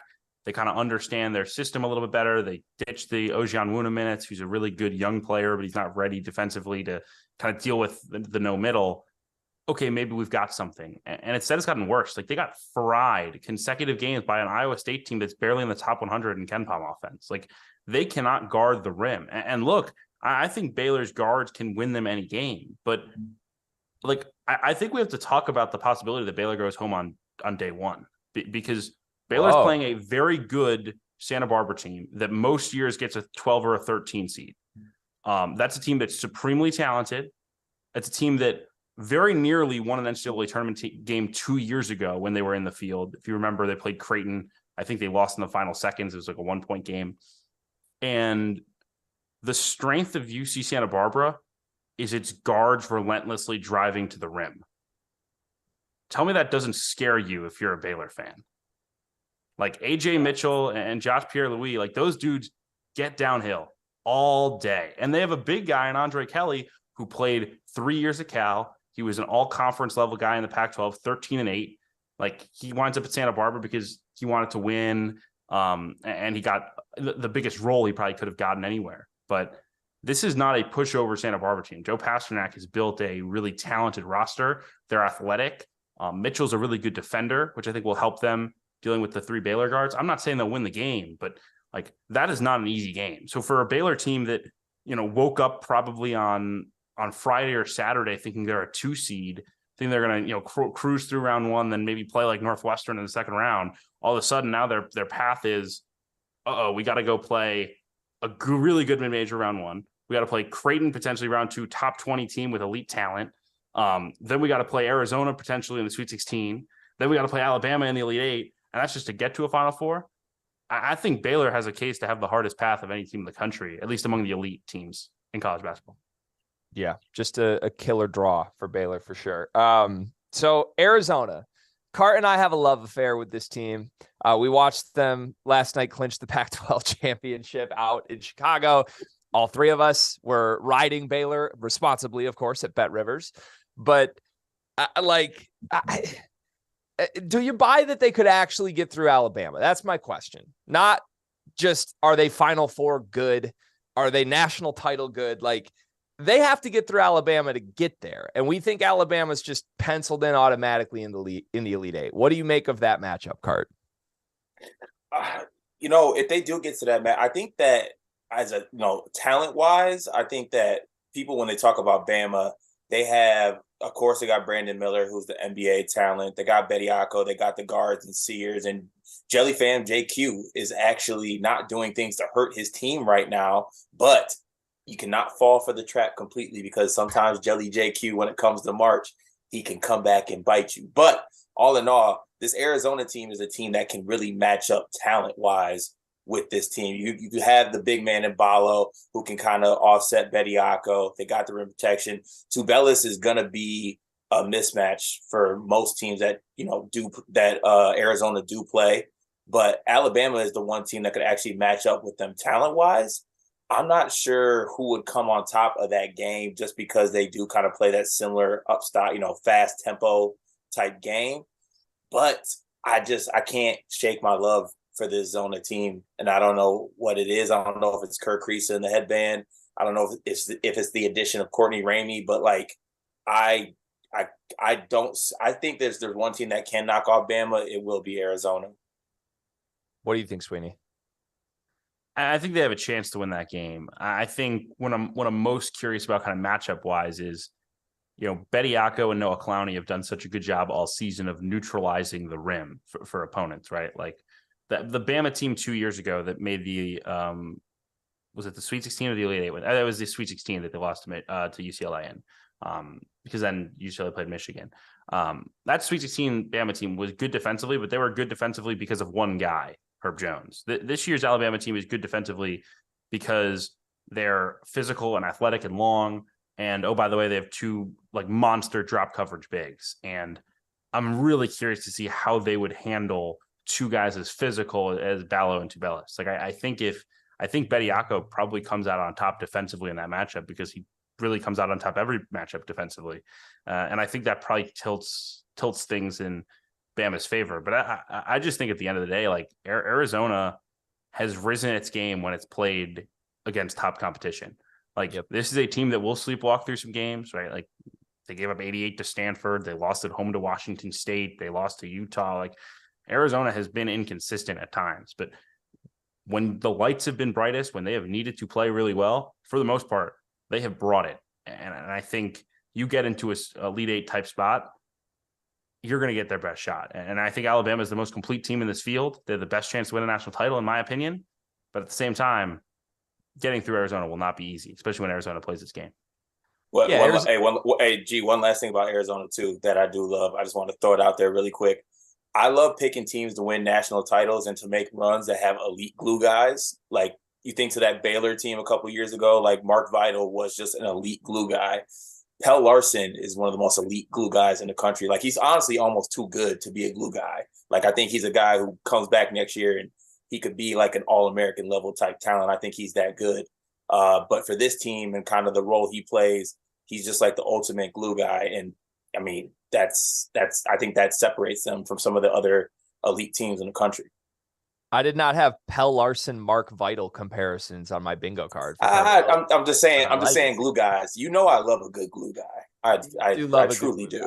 You do love a good glue guy for sure. I just think they're a bright lights team, Sweeney. And I'm not going to spoil my major predictions later in the show, but Arizona is in my Final Four. They're my pick to win this region. I think they'd be comfortable in a game against Alabama. Like, I think what makes playing Alabama so difficult, other than the fact that they're so talented and they have Brandon Miller, is the fact that they play with such pace. They play such a one-of-a-kind style of offensive basketball. And can't you squint and see Arizona loving that game? Like, just up and down the court, a bunch of threes flying. Like, I think Arizona's best in that style. I don't think they're going to be spooked by that. And look, just playing the numbers, I don't want to be the guy who's like, oh, I don't like Alabama because of style of play. But, like, I do think Alabama's going to have a cold shooting night. And to me, like, if they play teams that are uncomfortable against that style, they can survive a cold shooting night. I don't think they would be able to survive a cold shooting night against Arizona with the front court, because I do think Tubelis would find a way to be productive in that game. And to your point, Sweeney, Arizona's 5-1 this season against KenPom top 15 opponents. There's no other team in the country that has a record like that against that type of elite talent. So let's do quick picks from this region, and then we'll move on to the next region. Give me your teams that make a Sweet 16 and then pick it through to the Final Four for me. Let's have you go first, Sweeney. So I've got Bama. I've got San Diego State. That's because I have Furman taking down Virginia in the first round. Then I have Creighton taking down Baylor in the second round, because it's 16, and then Arizona. Bama, Arizona in the Elite Eight, and I get Bama off to the Final Four. Hart? All right, so I got Bama and San Diego State as well. And then I have Baylor there. I do have Baylor getting by because I'm not going to get rid of my love for Keontae George. And then I got Bama and Zona matching up, and then I got Zona winning that game and going to the Final Four. Wow. All right, I'm with you, Cart. I have Alabama. I have Furman in my Sweet 16. I'm with you, Sweeney. They beat Virginia. I think they also beat San Diego State. I got Baylor. I got Arizona, although even this second, I'm still thinking about swapping Creighton with Baylor. Either way, Arizona, Bama, Arizona beats Bama and is on to my Final Four. Let's go down to the East. We're just going to go down the left side of the bracket here. Carter, this is your region, my friend. I sent you a voice note. I sent you a text. You put a video out within seconds. My instant thought from seeing this bracket is that it is wide, wide, wide open. I go up and down the list. There isn't a team on this list that I have any interest in picking to a Final Four, but you have to pick one. And your team, with a coach who's made 8 of them, suddenly sits in a spot that I think is really, really opportunistic for the Michigan State Spartans. Do you love the draw in the bottom half of this bracket? Oh, I absolutely love the draw for my Michigan State Spartans. I mean, starting with that first game, I mentioned earlier this year that USC was a team that actually would kind of scare me in March because of Boogie Ellis kind of having like a nuclear March guard run. But that kind of goes out the window with Drew Peterson's injury. He's got a back injury. It's obviously nagging him. He's playing through it, but they're not the same team without him. And I just don't really believe in this USC team at this point. They didn't play that well in the Pac-12 tournament, losing to Arizona State in a game they had plenty of chances to win. Arizona State actually tried to give them the game numerous times, and they just didn't want to take it. So I really think that I like that matchup for Michigan State in the first game. And then the second game, if we're talking about 2 seeds that I would want Michigan State to match up with, out of all the 2 seeds, Marquette is the one I think that scares me the least as a matchup for Michigan State. They don't have a necessarily dominant front court, which is what really kills Michigan State because of our center production. And, Tyler Kolek, Big East player of the year, really good player, but I mean, he's more of an undersized guard. We don't really struggle with those. So I like the matchup for that. And I'd be remiss if I didn't mention that Shaka Smart wears long sleeves under his polos. That cannot be forgotten. Anyone that goes to the Rob Dauster school of style, they can't be trusted.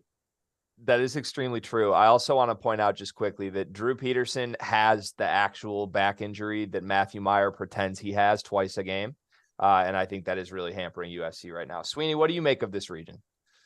Yeah, I mean, I as much as I struggle to pick a coach with Dauster drip to the Final Four, like I think Marquette has become so undervalued nationally. Like, we roll into the Big East tournament, they're the number 1 seed. They go 17-3 in the league, win the thing by 2 games, and what does everyone do? Yeah, UConn's going to roll through this thing. UConn. You look how great UConn is. Oh, my gosh, Tristan Newton. Oh, my gosh, Adama Sanogo. Oh, my gosh, Donovan Clingan. UConn is going to take over the world. Okay, well, Marquette just beat them on a neutral court. That's basically a home game for UConn. UConn dominates Madison Square Garden. Marquette wins the game. All right, they then turn around while they're playing Xavier. Xavier's got Sule Boom. They got Colby Jones. They got these dynamic guards. It's going to be really hard to beat. Marquette ran them out the gym. Like, Marquette has lost once since January 15th. They've won 14 of their last 15. They have one of the best point guards in the country. Their starting 5 is incredibly cohesive, and they're a nightmare to prepare for because of the passing of Iguodaro and Kolek's ability to operate in ball screens. Like, at some point, we got to give this team its flowers. And I was hesitant because I didn't necessarily know if I bought the talent level, and I didn't know if I bought how they'd be away from home. Like, I thought I'd go up to Marquette games. I live in Chicago, go up to Milwaukee and say, wow, this team looks incredible. But Marquette has a great home court. Is it going to really carry over? And it just has. Like, to me, they're one of the most complete teams in the country, and they belong in the legit Final Four conversation.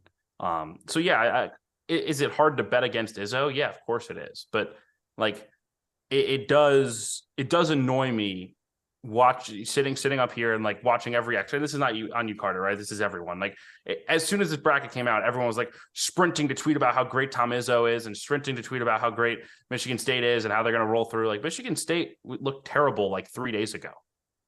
Like, Michigan State was awful against Ohio State. All right, Sweeney. And so wrap it up, damn it. All I'm saying is the fact that like everyone is ready to anoint Michigan State on an Elite Eight run when Marquette, all they've done for the last month and a half is roll through really good opponents. That to me is crazy. Like, I think this team is really, really good. So Marquette is 7-3 against the Big East tournament teams the Big East teams that made the NCAA tournament, right? So against the upper echelon of a lot of teams I really like you said, Sweeney, a lot of people want to pick UConn. I had just talked up Creighton. I really like them. We're going to talk about Xavier later in the show.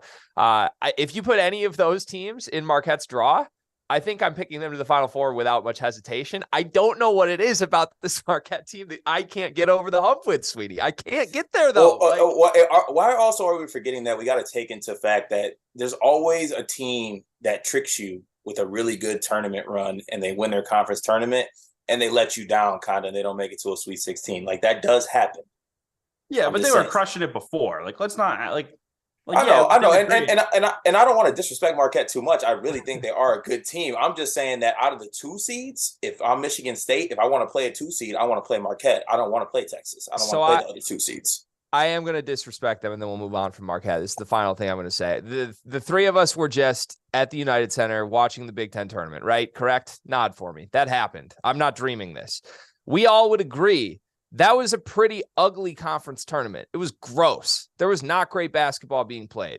We nod. We agree on that for the most part. pretty gross. Marquette's 0-2 against Big Ten teams. That's it. They lost to Wisconsin at home this season. Like, okay, they also played Purdue to 5 points at Mackey when Purdue was the wagon of all wagons. I'm out. It's Wisconsin at home, Sweeney. I'm not dealing with this. I just can't get there. Let's move on to the other teams in this region, because the juiciest first round matchup to me is Duke and Oral Roberts. I think the committee was salivating when they saw that. I do think there's a world where Duke makes a Final Four. I think there's a world where Duke wins a national championship this year. I also think Oral Roberts is legit awesome. Like, I don't think this is some Cinderella story again. Like, I think this is probably far and away my favorite lower level team. Like, I mean, Florida Atlantic's really good too, but give me the team with Max Asmus and a 7'4" center that can shoot threes. I like this. They're better than the group that made the run a couple years ago. Who do you like in that matchup, Sweeney? Yeah, I mean, I think I'm going to pick Duke just because I think Duke's playing so well. And I was ready to pick Oral Roberts against anyone. It's going to be hard for me to pick against Duke in this setting, because I think they've really raised their game. Now that being said, like, I do think there's some stuff that Oral Roberts can do, particularly offensively, that will cause a lot of problems, right? Like the number of pick and pops that they play to pull Lively away from the basket or take him out of the game altogether. I think that's a matchup that Oral Roberts can really exploit. And Connor Vanover's going to have to make those shots. He's, 33% on the year from three. Not good, not great.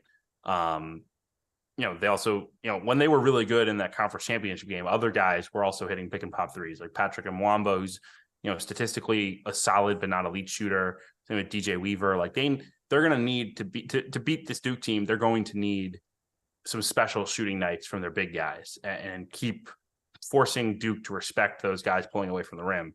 But I think that matchup's something that Oral Roberts can exploit. And I think the other thing that they can do is, I think Vanover can protect the rim and slow down some of those Jeremy Roach drives, right? Like Roach getting to the rim is Duke's best offense a lot of the time. Like they're not a team that's running like crazy sets. Like Roach's going to break you off the bounce, get to the rim, and either dish it or score it. And I think having a drop coverage big like Vanover, who can swat everything, he's top 10 in the country in block rate, is really impactful. So, I mean, this is going to be an awesome game. It's going to be, I think, prime time. Like everyone's going to want to watch this thing. Everyone's either going to be saying that Duke's winning the championship or they're going to lose to Oral Roberts. I don't know if the truth is quite there, but like this is going to be like a 3 or a 4 point spread, which is like going to be so sick. Like the fact that like Oral Roberts Duke is like is going to be like 4.5 by the time it gets bet up by the Duke fans. That's incredible. Yeah, I feel like that's one that Cart and I are going to responsibly bet way too much money on. Yeah, 100%. And it actually, it really pains me because going into this tournament, like I was so hyped to pick Oral Roberts. Like I didn't know who the exact matchup was going to be, but I was so excited to pick them. I love A. Smith. I love Vanover, the tall, just the guy was just transformed coming from Arkansas when he didn't really look like he couldn't play. And now I've seen him mentioned even on draft discussions in some circles, which is crazy, but it is crazy. I can't pick against this Duke team with how they're playing. I mean, credit to John Shire, really riding the ship with them, getting all those freshmen who we were so down on to start the year. I mean, Tyrese Proctor's playing better. Dariq Whitehead, Derek Lively's playing better. And I think that matchup wise, like Lively will be able to play in the perimeter and the pick and rolls with Asmus. And I think that it'll kind of negate the, basically the effectiveness of that. So as much as I want to pick Oral Roberts in this game, I'm going to have to go with Duke, but I do think it'll be close. I was on the fence about it until Dariq Whitehead was the second name you listed for Duke, and now I'm out. I'm in on Oral Roberts. He's been playing well lately. He's had one game over 20 minutes since Valentine's Day. Like, what are we doing? He's playing well. When he needs all right. He needs massive minutes to play well. He had 2 points in 15 minutes last game. He has one game in his last 6 that's gone. They were allowed 2 points, and the game is played on both ends of the floor. Gregory, one game in his last 7. One game in his last 7. Inject Dariq Whitehead plus minus into my veins. please. I will not be injecting Dariq Whitehead into any part of you, but I will be asking for Oral. Give me Oral. I want Oral Roberts in this game.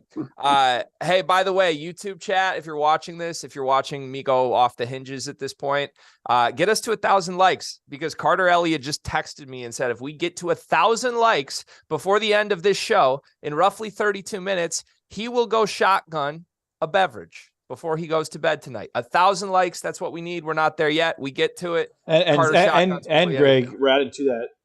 So we'll do the Carter shotgun and 2 Topgolf giveaways if we hit 1,000 likes. So and 2 Topgolf giveaways. We love Topgolf. We love Oral and we love Topgolf. It's great. Let's move on. So I have a team in this region that I'm going to pick to win this region that we haven't said a word about. Anybody want to guess who that team is? Kentucky. Not Kentucky. I thought Kansas State. It's Kansas State. Cart. Talk me off the ledge, please, before I just blow up my entire bracket on the Wildcats, who have been my favorite team to bet on all season long. But I promised myself I wouldn't fall for the trap. And because of this, it's not my fault. It's the region's fault. Who am I supposed to pick in this horrible region? I mean, I just don't know. I don't know. Marquise Noel has been scaring me lately. Like he makes me fall in love. He makes me pull out my hair. It's just too much back and forth to me. I don't know with a lot of these Big 12 teams, though, the thing is that you got to take into, kind of consideration. I mean, I guess it's across the country, but mainly with the Big 12 because of how strong it was. Like, these teams really need a switch up, like, of not playing each other and not beating up on each other. That's why, like, when we talked about Baylor, I wasn't completely out because I think a change of scenery might do them some good. I feel the same about this Kansas State team. I love Keontae Johnson. I think he is an all-American talent. I've gone back and forth with a couple people about how he might be, the best small forward in the Big 12 over the likes of a guy like Jalen Wilson, just talking talent-wise. But I will not sell my Kansas State stock because of Noel and because of Keontae Johnson. And I love, like, the other guys on their team, like Tomlin as well. I mean, they got guys. I like Desi Silsu. So, I'm not mad at you for picking that Kansas State team because they got the talent. And like you said, someone's got to come out of this. Someone's got to come out of this bracket. You can't just leave a avoided Final Four. But I guess we're just selling on Purdue, Greg. Is that what you're working up to? It's crazy we haven't mentioned Purdue, but I'm out on Purdue, man. I just am. Like, I'm glad they did what I said they should have done if they are the quote-unquote elite team that we've kind of praised them as all year. They needed to run through the Big Ten. I don't really think they even did that in the regular season. Like, every other team lost 9 games, so they could win it going away with 5 losses and really playing pretty poorly down the stretch of the season. They did run through the Big Ten in the Big Ten tournament, but guys, they played Rutgers, Ohio State, and Penn State to win that title. Like, they have not even faced a team with a pulse since 2 weeks ago. So I don't know. I genuinely think their draw is really tough. Like, Kendrick Davis and a team that forces a bunch of turnovers is a pretty bad matchup for Purdue's guards right now.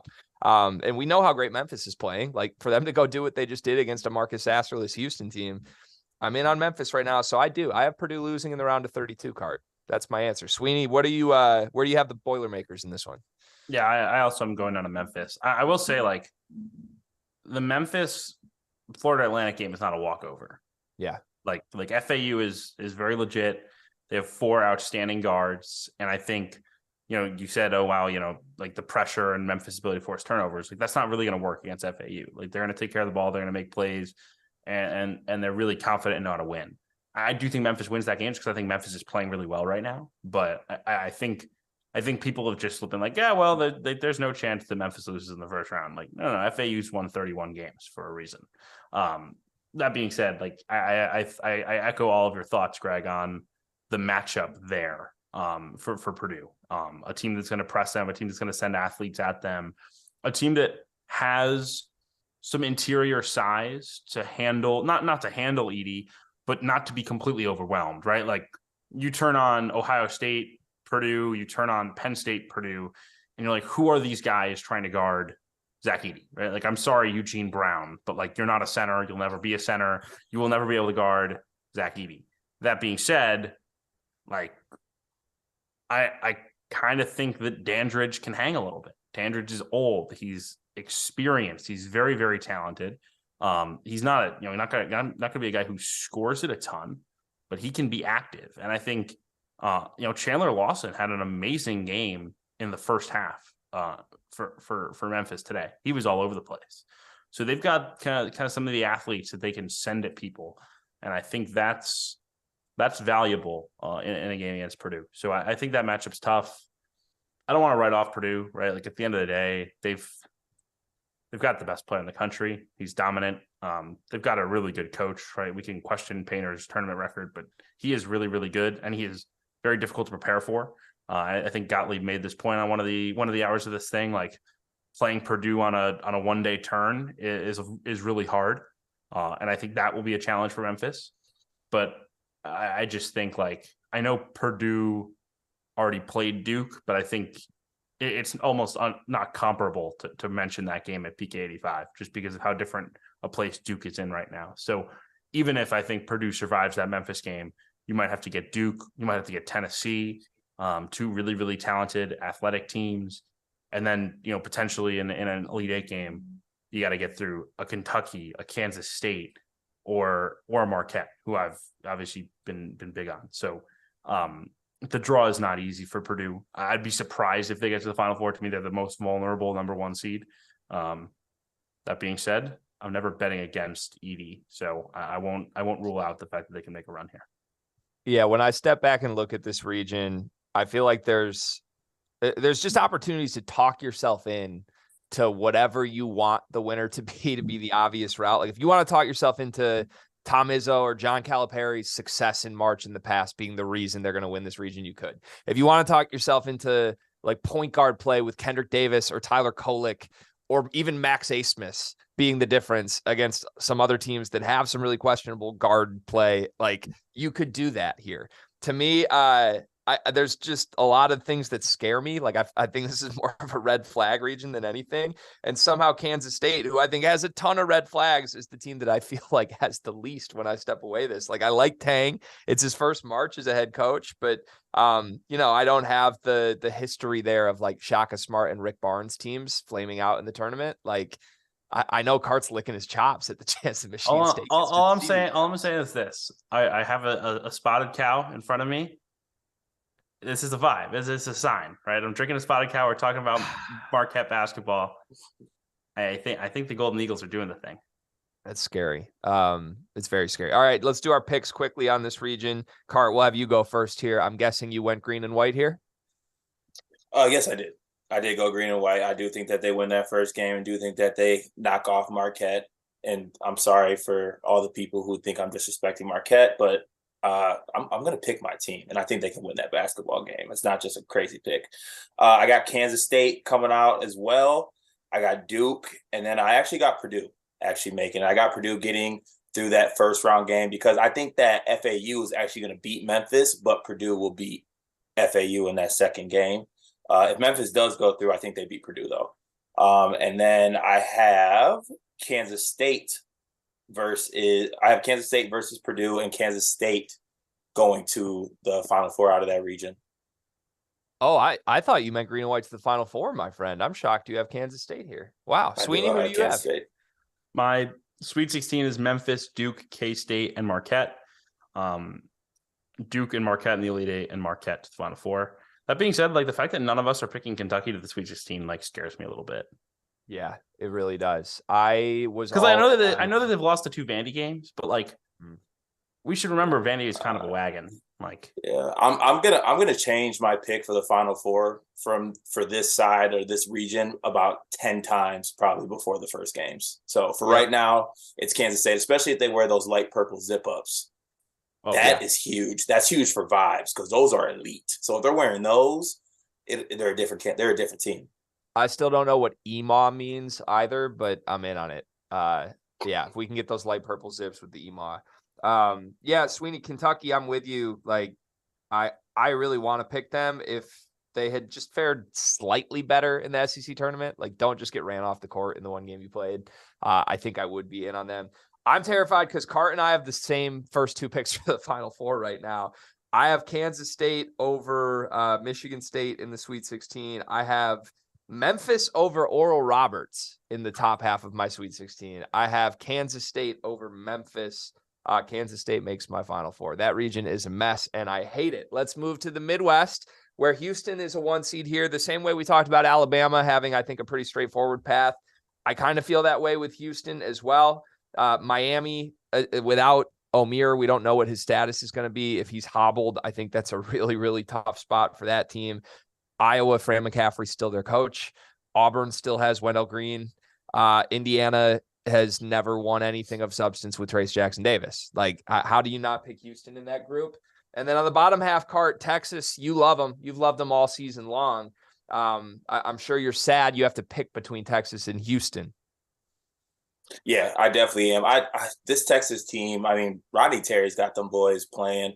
They love playing for him. The energy around that program is just great right now. And once again, I'm coming back to the elite glue guys argument. Sir Jabari Rice, probably one of the most elite glue guys in the country. And he just kind of brings this team together. You know, for every Marcus Carr in Minnesota moment that he has, it just seems like Jabari Rice comes in and kind of just levels it out a little bit. Tyrese Hunter's playing extremely well. We see what Dylan Dessou can do. And for them to go out and win the Big 12 tournament without Timmy Allen, and basically a home game for Kansas too as well. I know they were missing Bill Self, but at the same time, they were able to do that and basically win a home game for Kansas. So them winning the Big 12 tournament, I think, is not something that should be looked upon lightly.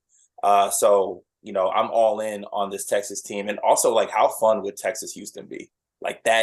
Just that game would be absolutely elite. So here's my thing. I think Texas is I think Texas is really vulnerable first weekend, and it has nothing to do with Texas, right? Like, when you're usually looking for like the teams that are going to get bounced, you're like, okay, like, who do I think is, like I said, Virginia is vulnerable, right? Virginia's vulnerable because they're not playing very good basketball. Texas is playing well. I just think they got a horrible hand dealt to them by the committee, right? So Colgate, to me, as a 15 seed, is a Middle Tennessee State level, underseed by the committee, right? Like that level of miss in terms of how good this team is, how well coached they are, how skilled they are. And look, like, they led in the second half against Wisconsin last year as a 14 seed, against Arkansas 2 years ago, I believe, as a 13 seed. And then in 2019, so the 3 tournaments ago, that would be, they played Tennessee as a 14 seed and they led in the second half of that game, right? Like, Colgate's been there. They've hung in these games before. They will hang again. And then you play a Texas A&M team that T-Rank has as the 6th best team in the country since January 1st. Or you play Penn State, who's got 5 quad 1 wins in the last week and a half, right? Like, that's a brutal draw for Texas. And that's not to say they can't win it. I think they're the best team in all those games. But like, I'm picking Texas A&M to win this game against Texas in the second round. Like, I think A&M, the way they're playing, the guard play from Wade Taylor, the ability for Buzz to kind of muck it up and make this thing grimy. Like, I don't think that's the type of game Texas wants to play. I think A&M comes out of this bottom and sets things up for a really interesting top, which I like you said, Greg, I think is open, but I do think I have one game I want to highlight later that we can get to in a second. Ooh, let's go right to it, Sweeney. Okay, well, there we go. I think Indiana-Kent State is like the most important game of the round of 64. Wow. Why? So I think Kent State is like a monster 13 seed. And I think they match up really well against Indiana because what we talked about this week at Big Ten. What's the one thing that makes Indiana look incredibly vulnerable? When Jalen Hood-Schifino doesn't play well, when their guards are neutralized. So Penn State has one of the best perimeter defenders in the country in Malik Jacobs. Like, one of the probably 5 to 10 best defensive players in college basketball, Malik Jacobs. That is scary, right? Like, if you just stick him on Hood-Schifino all night, you take him out the game, all of a sudden you're in trouble. And Kent State has a fifth-year point guard and Sincere Carey, who's got 1,900 career points and 660 career assists. They played Gonzaga to the wire. They played Houston to the wire. They led under 3 minutes to go in both of those games. Like, if Indiana's going to get everything they want from Kent State and more. But if Indiana survives that game, I could see a Final Four. I really could. Because, I mean, Houston, again, it was no Sasser today, but Houston looked so pedestrian talent-wise against Memphis. And that's scary to me. And this is a Houston team that relies really heavily on jump shooting. It is very reliant on Shed and Sasser, who are not elite level shooters statistically, making shots and oftentimes making tough shots. And like I really think Indiana could blow this thing wide open. They just got to get past Kent State. I'm just not sure they will. And so to me, that's like the biggest swing of the round of 64. And I think it's like a 9:50 game. It's the last game on Friday night. Can Kent State somehow pull this upset, or does Indiana get the ball rolling on a deep march run? I step back and laugh because I think all your points are good ones, Sweeney. It's just so funny that like the concept of the only thing that could be holding Indiana back from a Final Four and beating Houston is Kent State. Like I like Kent State a lot. I'll tell you what, Kelvin Sampson doesn't want to see Kent State again. No, I'm sure he doesn't. I like Kent State a lot. I love Sincere Carey. I just don't see a way that TJD doesn't dominate that matchup. And same with Miami, honestly. Like, that's part of why I'm talking myself into Indiana. The combo of most games, Indiana's going to have the best guard on the floor. And most games, well, every game, unless they play Purdue, they're going to have the best center on the floor. That matters to me in March Cart. For a potential Houston-Indiana matchup, I'm looking ahead. I think Sweeney's point about talent is right, but I'm going to pull the proverbial quote unquote dog in them out of my pocket here. There's no way a Houston team that's known for just punking dudes in the NCAA tournament would not just do that to an Indiana team that's been known to curl up and shrivel into a ball in big moments in TJD's career, right? Yeah, the one thing for me, and I told you this yesterday, Greg, we were talking about it on the side. It's something about, like, if I had to pick a Big Ten team to make a run, it would be this Indiana team. Just because if anyone in here knows Miller Kopp personally or can relay this message, or if he's in here for some reason, my dog, please shoot the ball. Please shoot the ball and stop thinking you're J.R. Smith. You need to take 2 dribbles and take tough twos. If Miller Kopp starts actually shooting the ball, knocking down shots, like TJD's ability to dominate the game, not just scoring and rebounding and dunking, doing all those things, the way he can pass the ball, I think is just extremely underrated. So yes, I do love that Kent State team. I do love Sincere Carey. I don't know if they're necessarily stopping this Indiana team. And we talk about a team, if we're going Indiana versus Houston, like, Indiana's going to have the best player on the floor. So, I mean, I don't think you can really, negate that. Obviously, the bigs from Houston are some guys I would not want to mess with on or off the court.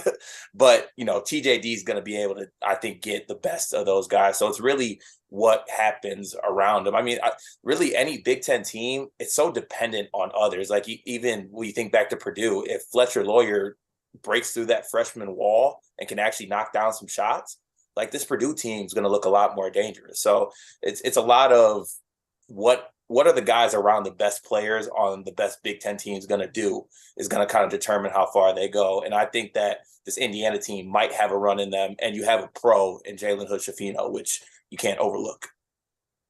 Yeah.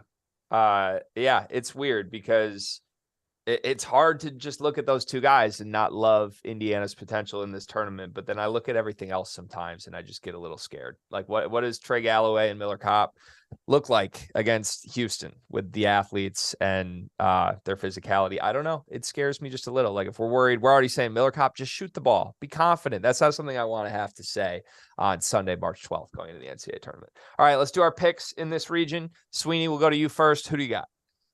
So I have Houston coming out of that top tier with Miami, and then Houston beating them. And that's because I did pick. I don't think anyone's going to pick Kent State, Indiana, and I think that's going to be my thing. I'm going to latch onto it, And if Indiana makes it to a Final Four, at least I have clips on video, on record, saying I thought Indiana could make the Final Four. I just thought that Kent State was the only thing standing in their way. And then in the bottom, I have Xavier, and then as alluded to, I have Texas A&M, A&M, and Houston in an all-Texas matchup in the Elite Eight, and Houston just tougher. So Houston makes the Final Four. I didn't come in thinking I would put Houston in the Final Four, but after the way it played out, I felt like I kind of had to. Okay, Cart, who you got?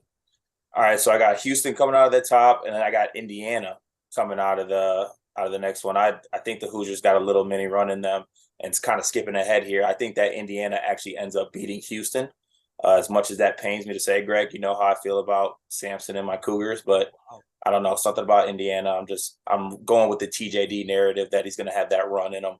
Out of that bottom part, I got Texas winning, and then I got Xavier coming out of there, and then I got Texas beating them and Texas going to the Final Four. Wow. Okay. Longhorns for you.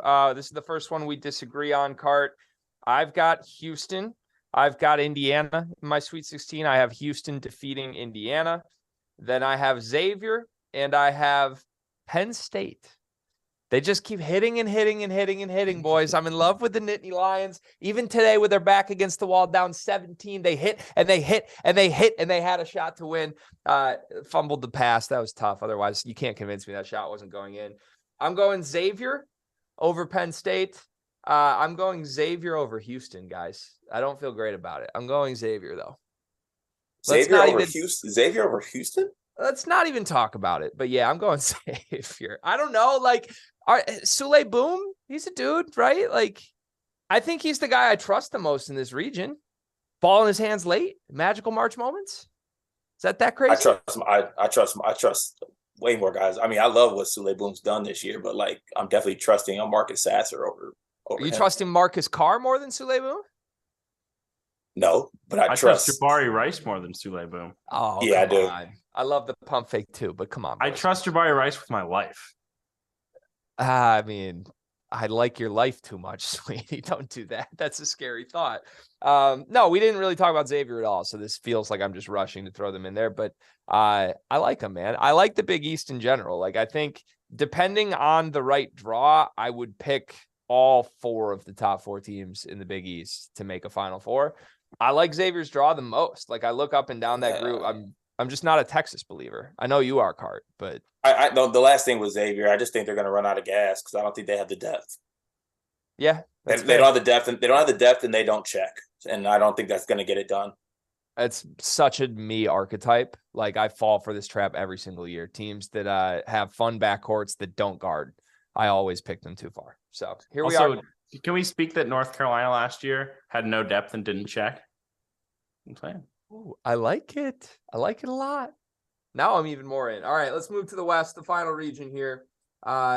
Illinois, Arkansas jumps off the page as like, that's a fun first round matchup to me. There's a lot of, I think, fun teams in here. I wish UCLA was fully healthy. Northwestern, Cart, Boo-Booey, Chase Hottige, they get a shot here. Gonzaga also feels like they're just flying under the radar to me right now. What do we make of this region? Sweeney, I'll go to you first.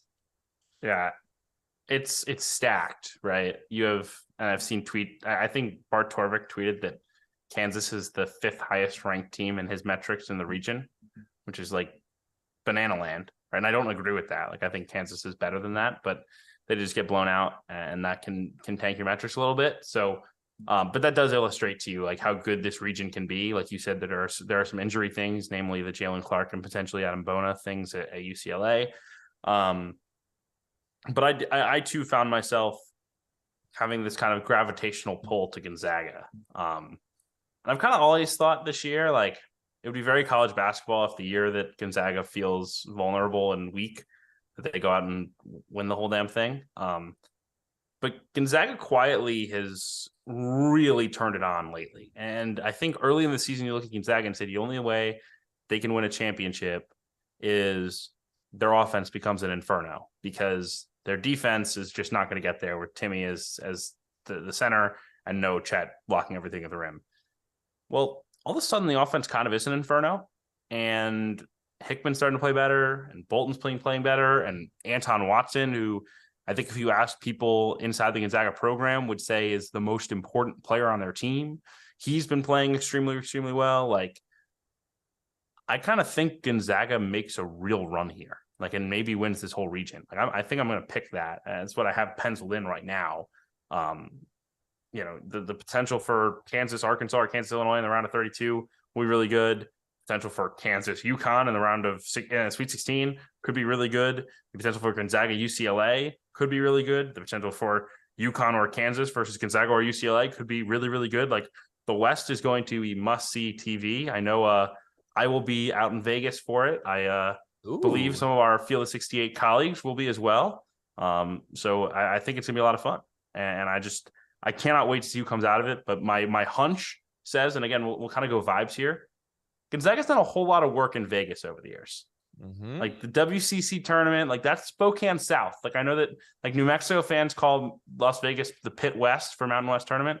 I don't know if Gonzaga fans have a thing for this, but like I think they should call it like Spokane South, and they get to go through Spokane South to go to the Final Four. And I think they can do it. I really do.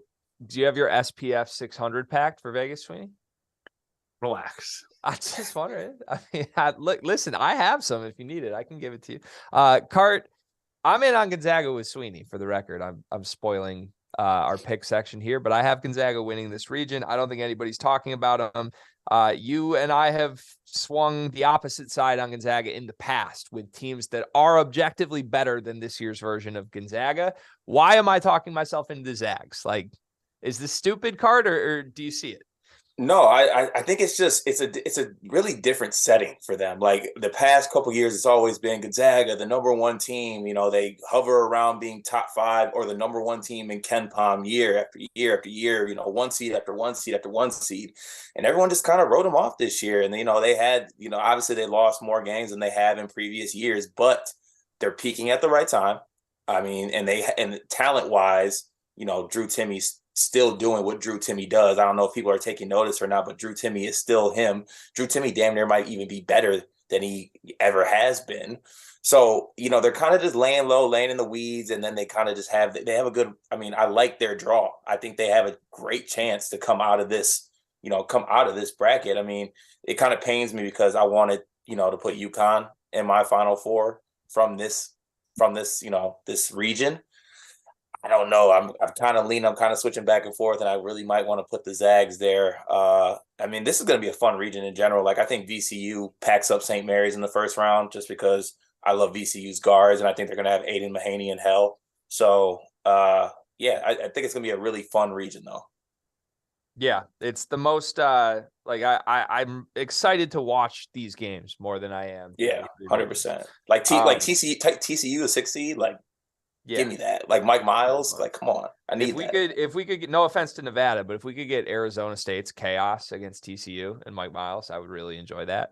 Gonzaga versus TCU second round, first to 100. So fun.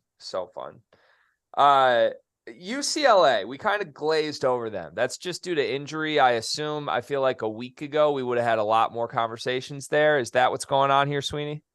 I mean, look, like, I really considered picking UCLA to win this whole region, right? Like, I understand the concerns with Clark, and I think it probably stops them from winning a national championship. But like, I still think the most important trait any team can have in college basketball is competitiveness. I think UCLA is the most competitive team in the country. Like, I think those dudes hate losing, and I think Tiger Campbell and Jaime Jaquez just do not allow UCLA to lose close games, with the exception of last night when Courtney Ramey hit a ridiculous step back to go win the game, right? Like, okay, right? Like, live with it. UCLA played a whale of a ball game in that game without one of their most important players. And I think that shouldn't be overlooked, right? I don't think people should be surprised if they win this thing, is all I'm going to say. And I think people have gotten to that point where it's like, oh, they can't do it. They have no shot now. And I actually kind of think that's a good thing for them. Like, I kind of think the underdog thing will suit them really well. Yeah, I could see that as well. Arkansas, Illinois, quickly, another first round matchup that is at the top of my list. Brad Underwood, no Sweet 16s in his Illinois tenure. How about an Arkansas, Kansas draw this year to try to get there? That doesn't seem too friendly for our boy Daddy Brad. Nah, it definitely doesn't. Even though if somehow Illinois can get over Arkansas, I think I'm picking Arkansas to win that game. But if Illinois does get to Kansas, like, I don't know about that. I might lean towards Illinois. I think that Illinois team can match up with Kansas pretty well. And, maybe we'll see that. Maybe we'll finally see the positionless great basketball, post Kofi Coburn that everyone's been talking about all year. But I truly do think that Illinois team can actually match up pretty well with that Kansas team. And I think you kind of seen that if DeJuan Harris isn't aggressive, this Kansas team is not the same level as they, have looked when they looked at their peak this year. Illinois would have answers. Can Anthony Black play booty ball? Oh God. I hope not. Honestly, I don't think we want to see that, Sweeney. All right, let's do picks. We got about a minute and a half left here. Cart, who you got? Let's see here. Okay, so I do have Kansas coming out of that top part. I got UConn, and then I got Gonzaga, and I got UCLA. I got Gonzaga beating UCLA, and I got UConn beating Kansas, and then I got the Zags coming out. Zags going to the Final Four out of that region. And I might, I feel bad. I love UConn. I really want to put them there, but I don't know. All right. Well, you have one more minute to make your final decision. Sweeney, who you got? Yeah, I have Kansas, UConn, Gonzaga, UCLA, Kansas and Gonzaga, and then Gonzaga to another Final Four. I think that's the right answer. If this is like a test, I think Sweeney has the right questions right now, or the right answers right now. I have Kansas and UConn. I have UConn beating Kansas, but I think before Thursday, I'm going to flip that. I have Gonzaga, and I have Northwestern, boys. I have Boo Buie and Chase Audige. Hey, Boo Darius. Don't let him get hot, man. Listen, I like the draw. Like, I think UCLA, yes, they're competitive as shit, but they're hurt right now. And I think Boo Buie and Chase Audige could both play a really good game against UCLA's backcourt. Tiger Campbell's great, but I don't know. I think there's a Cinderella story tale ending for Northwestern. And then I think they get pounded into the ground by Gonzaga. I think they lose that game by 53 points. Northwestern Gonzaga was 2017, the last time Northwestern made the tournament. They were getting hammered by Gonzaga. And then you had the goaltend that got Chris Collins a tech that nearly broke Northwestern basketball until Boo Darius Bowie came around and fixed it. So he dragged it out from the depths of the world. Then I have Gonzaga winning this region. So, all right, let's do just rapid fire. We gave our winners of the region. Give us your final four picks and your champion, Sweeney. I have Alabama, Marquette, Houston, and Gonzaga in the Final Four. I have Alabama and Houston facing for a championship, and I have the Crimson Tide cutting down the nets. I know, very exciting. I picked the number 1 and the number 2 overall seeds to make the championship game, but I just kind of think that's where the bracket plays out. How we talk about Alabama, if and when that happens, is going to be such a fascinating subplot for the next 3 weeks. Cart, what's your Final Four and champ? So I got Bama beating Kansas State, and then I got, Texas beating the Zags, and I got Texas over Bama in the championship game. And wow. Rodney Terry in his first, and going off into the sunset. And then they still don't hire him as head coach, and then they bring somebody else. They have no choice but to hire him. It'll be hell if they don't. I would hope so. All right, I have Arizona over Kansas State on one side. I have Gonzaga over Xavier. I have in the Tommy Lloyd off. I have Arizona beating Gonzaga for the national championship. Cut down the nets, Kirk Risa. Get your headband out. I don't know if we got to 1,000 likes. Did we? Do we know that? Is Cart shotgunning before we wrap the show quickly? We probably missed it. We did not. We missed it. We're Chat, step up your game. We're 103 short. Damn it, chat. Well, there's always next time. We'll be here on the Field of 68 every single night this week, getting you prepared for the game. Stay tuned. We've got a lot in store for the rest of March Madness. For Kevin Sweeney, for Carter Elliott, for Tyler Hansbrough, Rob Dauster, everybody else that was on the show, Doug Gottlieb's Chips. I'm Greg Waddell. This was the Field of 68 Marathon Selection Sunday special, and we'll see you later this week.